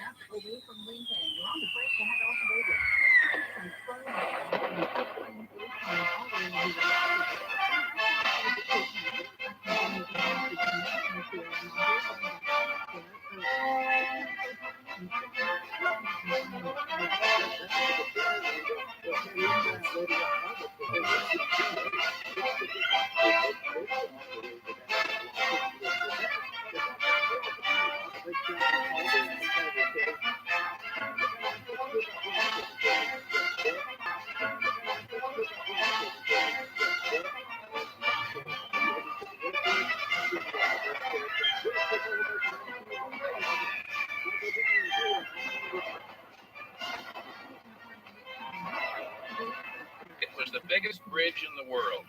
Everyone in Brooklyn and New York agreed it had absolutely no rivals. The bridge was the vision of John A. Roebling, an immigrant, a genius, a civil engineer. It was finally completed under the most difficult circumstances imaginable by his son, Washington Roebling. The bridge was half again as big as any built before it. Its two stone towers were taller than any structure on either shore, taller than anything else on the entire North American continent. The roadway of the bridge was as spacious as Fifth Avenue, down the of the cities as never before. The distinctive network of cables that suspended the bridge was made of steel, the new metal of a new age.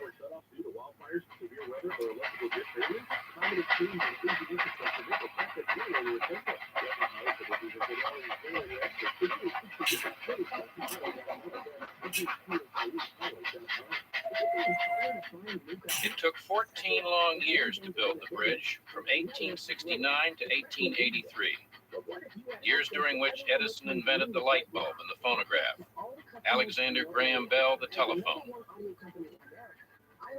The buffalo were exterminated on the Great Plains. The curved ball and catcher's mask were introduced into baseball. Installed plumbing in the White House. In Europe, Marx died, and Einstein, Lenin, and Picasso were born. He is an extraordinary man, and if you people in Brooklyn are wise, you will interfere with his views as little as possible. Give the old man his way and trust him.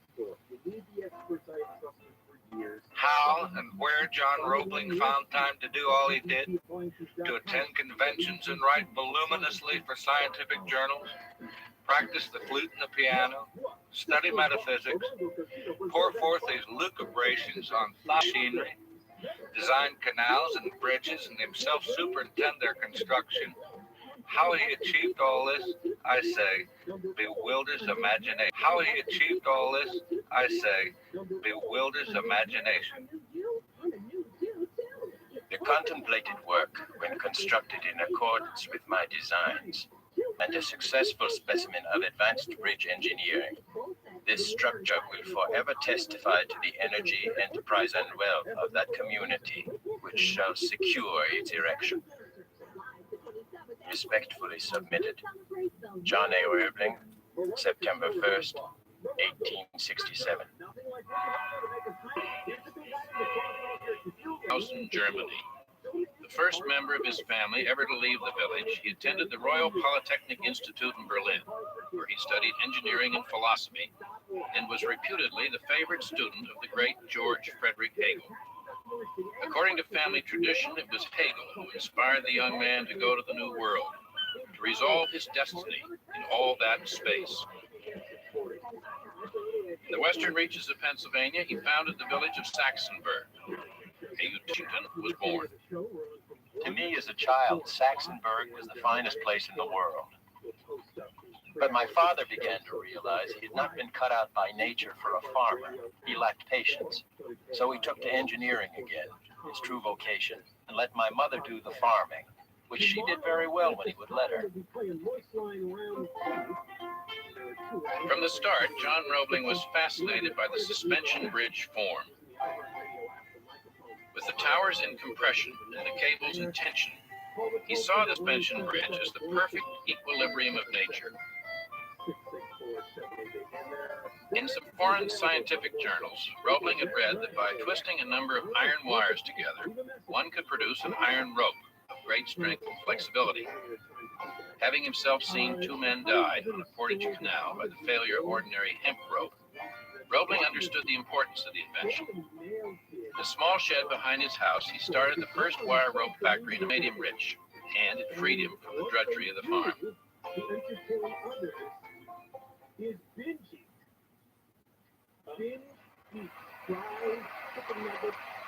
And divide your misery between the chances of having a railway train overhead. Either possibility is discomforting taken by itself. But mixed together, they amount in the aggregate to positive unhappiness. Mark Twain. The most striking features of this iron web were the cables radiating from its towers. In an age when 1 out of every 4 bridges built was collapsing, these diagonals. John Roebling's next bridge was over the Allegheny River at Pittsburgh. There he was joined by his son Washington, who had completed a degree in engineering at Rensselaer Polytechnic Institute and was to become his father's favored assistant. Washington went on to receive his practical training as a bridge builder during the Civil War. In urgent need of bridges, the Union Army was impressed with his ability and tolerant of his inexperience. 3 bridges and 8 battles later, including Gettysburg, they promoted him to the rank of colonel. When peace came, Washington Roebling moved directly to Cincinnati, Ohio, where his father was building the biggest suspension bridge in the world. This work far surpasses any. Increasingly, it was freeing John Roebling to pursue his next great plan. January 1867, Brooklyn Eagle. So persons and even teams have crossed from the city to Brooklyn. The newspapers have been filled for weeks with vehement demand for the bridge, which all agree must be built at once from New York to Brooklyn.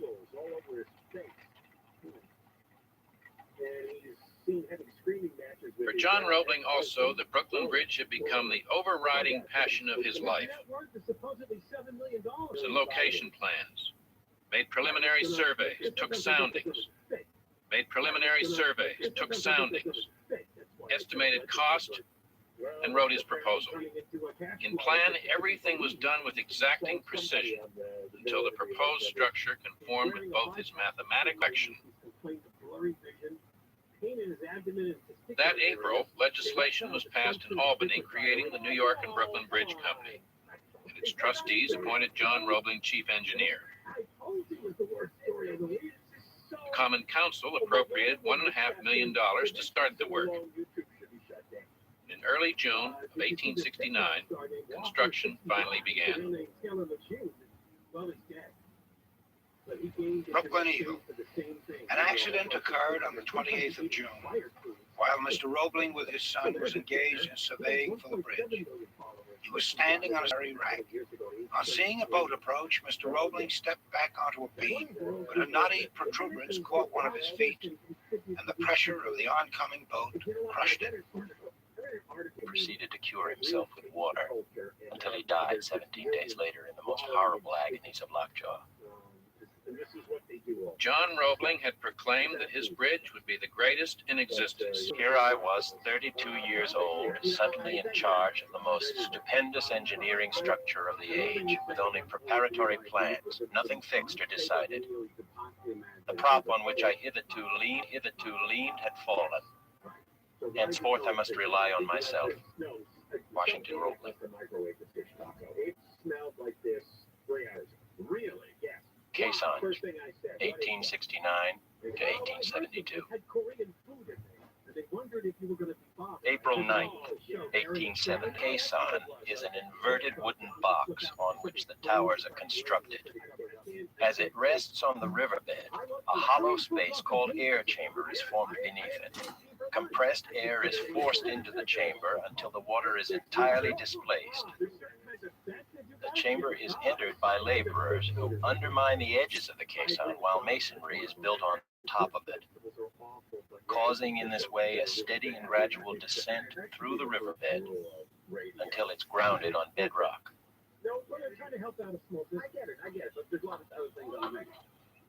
In theory, it worked. Small caissons holding 1 or 2 men had been used in Europe, but the nature of the difficult guarantee their safe delivery and demanded all the money in advance. The first caisson would be built for the Brooklyn side of the river. 70,000 tons of stone and brickwork are to be piled upon the caisson, which now floats lightly on the surface of the East River. All the weight of every man, woman, and child in this city would be but a fraction of the weight of building materials this wooden caisson will have to bear. Few people in New York at that time realized how complex Roebling designed every feature. He devised an airlock for admitting the workmen, an ingenious method of removing the earth and rock without allowing the compressed air inside to escape. Through it, a giant clamshell dredge could move freely as it carried the debris up and out of the caisson to waiting barges. Each decision was described in a drawing, hand-painted with meticulous care, often by Roebling himself, for the benefit of those craftsmen who couldn't read or speak English. On paper, it all worked perfectly. June 1870. The bed is so rocky that in place of 1 month, 5 are required to do the work. These are 5 months of incessant worry and toil, everlasting breaking down and repairing, and constant study where to improve if possible. For Roebling and the men working inside the caisson, with all that weight bearing down overhead and the river outside, it was a terrifying and eerie experience. The force of the compressed air made one chamber, while the rest of the caisson lay dark and slimy with river. The caisson lay dark and slimy with river mud. Often explosions of compressed air escaping under the edges plunged the men into total darkness as several feet of water rushed in.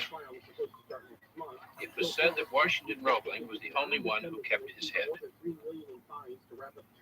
June 15th, 1870. Rate of descent not half a foot this week. The caisson of the East River Bridge was severely damaged by fire yesterday. I don't believe any man At night except time for sleep. A fire broke out Thursday evening and I stayed down until about 5 o'clock. I felt I should be paralyzed if I stayed down another minute. I was partially paralyzed and am not quite over it now. The damage caused by the fire was repaired at huge cost and effort. The Brooklyn caisson was completed on March 11, 1871, and filled with concrete. Its final position was 44 feet 6 inches below water level. The second caisson, now under construction for the New York side, would have to sink almost 60 feet deeper. It was being lined with boilerplate to prevent fire, but the increased air pressure required inside would cause even graver problems. The Journal of Dr. Andrew H. Smith, surgeon to the bridge company. The pathological effects of high atmospheric pressure I propose to call the caisson disease. From the 25th of January, when I assumed medical charge of the men, 110 cases of sickness occurred, which were fairly due to compressed air. Rourke, March 12th. Had suffered previously from severe pains in the chest and limbs, which compelled him to give up work. Sometime afterward, when the pressure was 4 atmospheres, he resumed work for a single day, the labor being excessively severe. He suffered no inconvenience apparently, however, and after leaving the caisson, washed his hands and face as usual. A moment after, he fell senseless, and in 15 minutes he was dead. As the caisson descended deeper into the riverbed, the threat of the disease increased. When the test borings on the New York Tower site revealed that the caisson would have to descend to the appalling depth of 106 feet below water level, all other engineers shrank back, and I had to face this enormous and dangerous task, spent 2 years in compressed air and nearly losing my life. Colonel Roebling was brought up out of the New York caisson, nearly insensible. All that night his death was hourly expected. They were suffering from what is now called the bends, caisson disease, an excruciatingly painful affliction caused by nitrogen bubbles in the bloodstream. By December, Colonel Roebling found himself too weak and ill to go down to the bridge anymore. At first I thought I would succumb, but I had a tower to lean upon, my wife, a woman of infinite tact and wisest counsel. Washington had met his bride 8 years earlier during the Civil War. We just had the most successful ball ever given by any army or by anyone. Miss Emily Warren, sister of the general, came specially from West Point to attend. It was the first time I ever saw her, and I am very much of the opinion that she is capturing my heart at last. He is unpretentious in manner, and one might scan him for hours and see no traits, except his continuous quiet and strong self-composure. He is a good classical scholar, a fine linguist, and as a mineralogist, he is nearly as widely known as he is as an engineer. Now confined to his bed, Washington continued the work with Emily's help. She began by taking dictation. As time went on, as she grew fluent in engineering, she became his most valued emissary, his eyes, his ears, his good right arm, a diplomat and a soother of damaged egos. She was also the one person from fossils brought up out of the riverbed. Roebling determined that the strata upon which the caisson now rested had not shifted in several million years. Faced with the inevitability of another year's digging and the loss of perhaps 100 lives, he weighed the incalculable risk of a weak foundation. Staking his reputation on his own judgment, he halted the caisson's descent almost 30 feet short of bedrock. The decision, entirely Roebling's, was the most daring and difficult of the whole project. And to this day, the New York Tower does not stand on bedrock, but on sand. Towers, 1870 to 1876.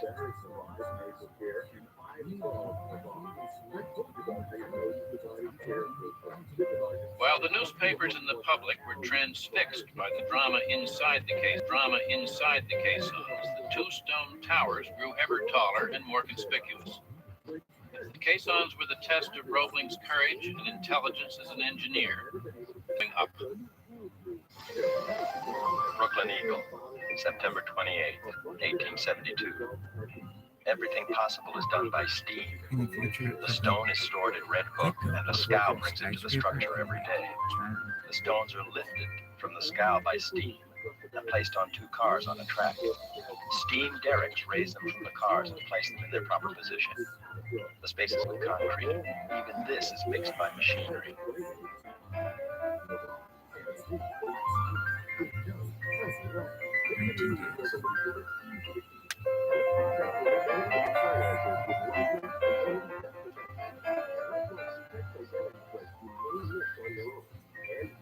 A communication from the stonecutters asking for an increase of 5 cents an hour to their wage was The pay of the laborers is as follows.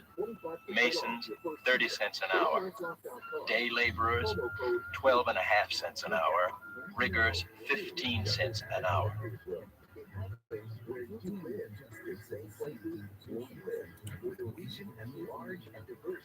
June 25th, 1876. General George Armstrong Custer killed at the Little Bighorn by force of 4,000 Indians. Additional details are anxiously awaited throughout the nation.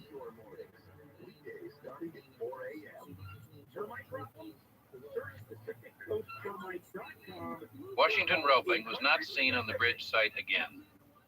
He survived the caisson disease, but he never really recovered.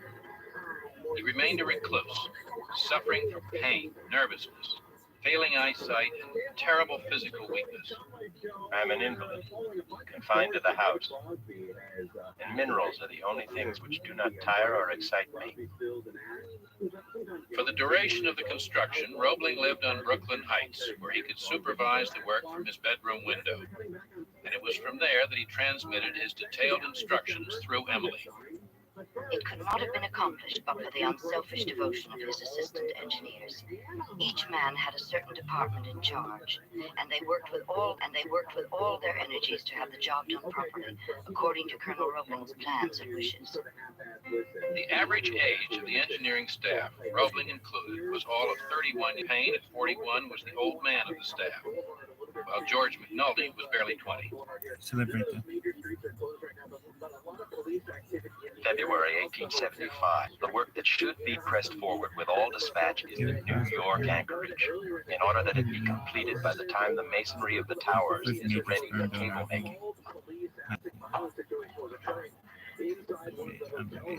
Located 900 feet inland on both shores, two massive stone anchorages would be constructed to secure the ends of the four great suspension cables.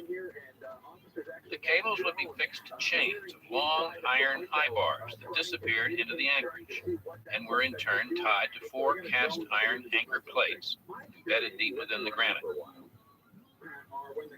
When I place a certain amount of dead weight in the shape of granite on the anchor plates, I know it will remain there beyond all contingency.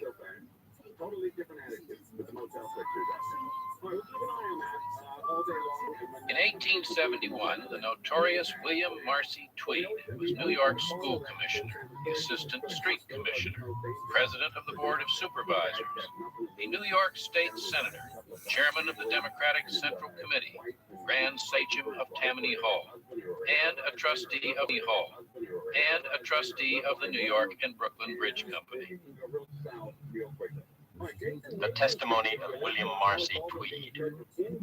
Mr. Murphy, who was a brother senator, called on me and stated that he was president of the Brooklyn Bridge. He desired to have the Common Council authorize $1.5 million for the benefit of that bridge. I conversed with a gentleman on the board, and he said the appropriation could be had by paying for it.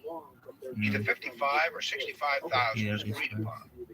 Mr. Murphy told me to go ahead and make the negotiations. With Boss Tweed in jail, a pall of sarcasm and suspicion fell over every public enterprise in the city. The Brooklyn Tower of the East River Bridge was completed on the 16th of December. It is very imposing in appearance.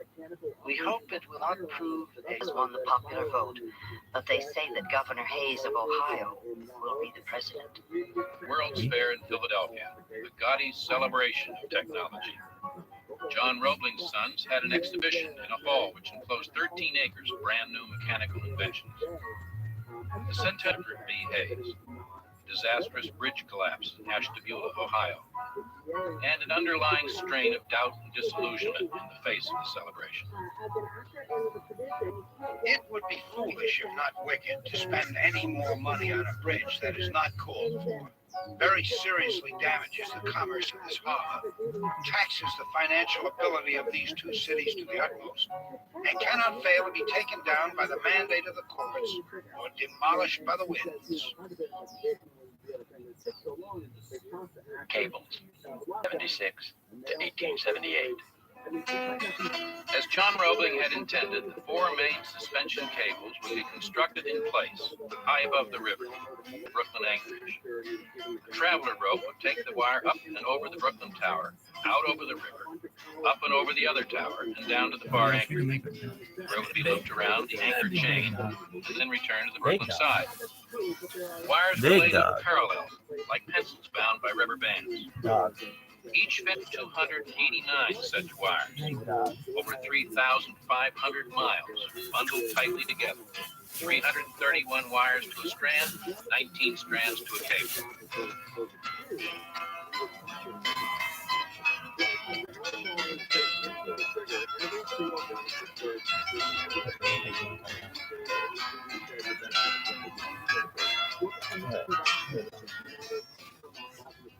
Oh my God, I'm in a crater. I'm in the fucking. John Roebling Sons Incorporated had pioneered cable manufacture in America and was unquestionably the best in the business. But John Roebling Sons did not make the cables for the Brooklyn Bridge. Seizing an opportunity to display his integrity, Abram S. Hewitt, a trustee who also manufactured wire, stated that he would not bid on the cables and further would resign if Roebling Sons did. I desire to say that his magnanimity is all a show, as the firm of Cooper and Hewitt have no facilities whatever for making steel wire. And if you receive a bid from a Mr. Haig of South Brooklyn, it will be well for you to investigate a little. The work of manufacturing the crucible steel wire is now in active progress at the factory of Mr. J. Lloyd Haig in South Brooklyn. It is a matter of great satisfaction that such a superior quality of wire is being furnished. Wrong system of inspection, or what is the reason? Doggy. Washington. Hey, baby, you can take it there. Washington. Hey, baby, you can take it there. Really? Oh, yeah, dog. And then you'd be like, ah, dog. And then.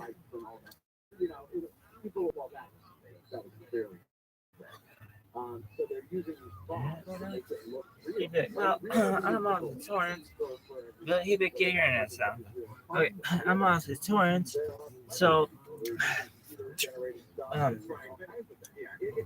It's cool that we're like here and that you've got all this going on. Is Roebling it for I mean, I really see that there's a lot to all this, and I can tell. I can just tell Mikey, while sending hundreds of rejected spools down to the bridge site. The distressing point in this affair I is can that just all tell the rejected wire has been you've working got a with lot the cables to and consider cannot be removed. when it comes We to know that this all has of been your going on needs. for 2 months, and the probability is that it extends as far back as last January. At Haig's expense, 150 wires were added to each cable. The trustees tried to keep the incident quiet and awarded the next contract for suspenders to John Roebling Sons. I gotta get the torrents. September 1880. Oh, Mr. J. Lloyd Haig, who figured more or less in connection with the big bridge, is breaking boulders in Sing Sing. Well, it's a complicated Although question, an kids. infant, his We're gonna have to get attention Grandma back to to the think. details of the bridge is Anyway, as keen as ever, shout and out all matters of importance to pass under his revision. Richie, Man is, after all, a very finite being in and capacities and powers of doing actual work. Katie When it comes to Yoshinaga, planning, and one Gwendolyn mind or can, in something. a few Gwendolyn. hours, think out enough work to keep 1,000 men employed for years. Gwendolyn? Yeah. And shout out to Jack. What? Roadway. You should be like, yes, Jack. Why? 1883. Did you talk about me so much? He's like, no, it's ridiculous. At the 10-year mark, all that remained to be constructed was the superstructure, the roadway between the two cities. Everything that had gone before it, the caissons, the towers, the cables, the anchorages, All these Yo, were built dog. to support and suspend the roadway. In 1881, a lighter load of steel arrived at the bridge. Not much progress can be made with the super speed. Completed in time to make some repairs on the first end before the other end falls down also. You could get a soda. Yo, should be okay, Mike. The delays were incredible and Step down from embarrassing. the bridge, buddy. The Board of Trustees, now run by several newly elected reform politicians, was worried about bad press, eager to please the public with positive Mike, action step down from the bridge, dog. itself, with little or no comprehension of the human effort that brought the project this far. Many of them had never even met the chief engineer. Convinced that at every possible point there is a weakness in the management of the Brooklyn Bridge, the engineering part of the structure, the most important, is in the hands of a sick man. He was the perfect scapegoat. He hadn't been seen at the bridge site for 11 years. Only the assistant engineers knew how crucial he was. 11 years. How long does this fucking thing take? He still carried the entire responsibility. You must trust me insofar that the moment I am unable to do full justice to my duties as chief engineer, I shall give you ample warning. Finding no better excuse for the delays, several trustees attempted to remove Washington Roadway. They were, by the narrowest of margins, defeated. Probably one reason why perfect harmony did not exist in the board was that there were 4 candidates for governor on it.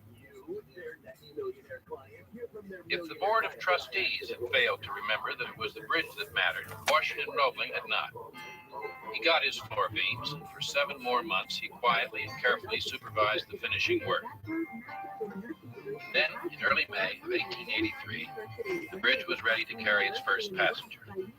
It was Emily Roebling. She rode across an open carriage, carrying a rooster, a symbol of victory. The East River Bridge will be open to the public Thursday, May 24th at 2 o'clock. Colonel and Mrs. Washington A. Roebling request the honor of your company after the opening ceremonies until 7 o'clock. I'm gonna be an asshole and start calling New York Brooklyn Bridge. New York and Brooklyn Bridge. Oh yeah, the East City Bridge? The East River Bridge? What? Wire fraud, bus I'm gonna how you gonna get there? I'm gonna go across the East City Bridge. Well, maybe I'll choose the New York and Brooklyn. Huh? I mean Brooklyn. The United Cities staged the greatest celebration ever seen in New York. Everybody had the day off. Every business closed. President Chester A. Arthur presided, with some 50,000 others. I got a funny thing to say. This would be a funny ass thing. New York, Brooklyn. After dark, What? 14 tons.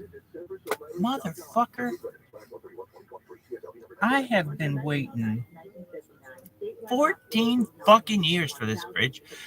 And the first fucking day it's open, you all assholes want to close all the businesses. Fuck you, man. Some fireworks exploded for more than an hour.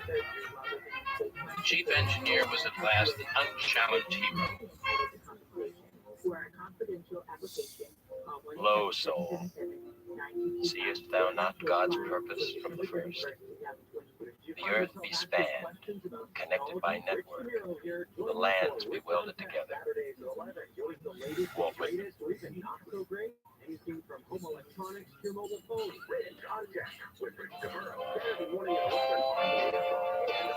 What the fuck did hypothesize?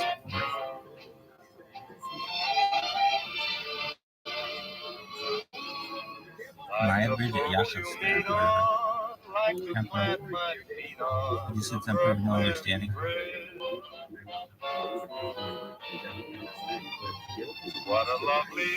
That's just like a thing in the water. Hypothesize support. That could just be an island in water. What the fuck is this?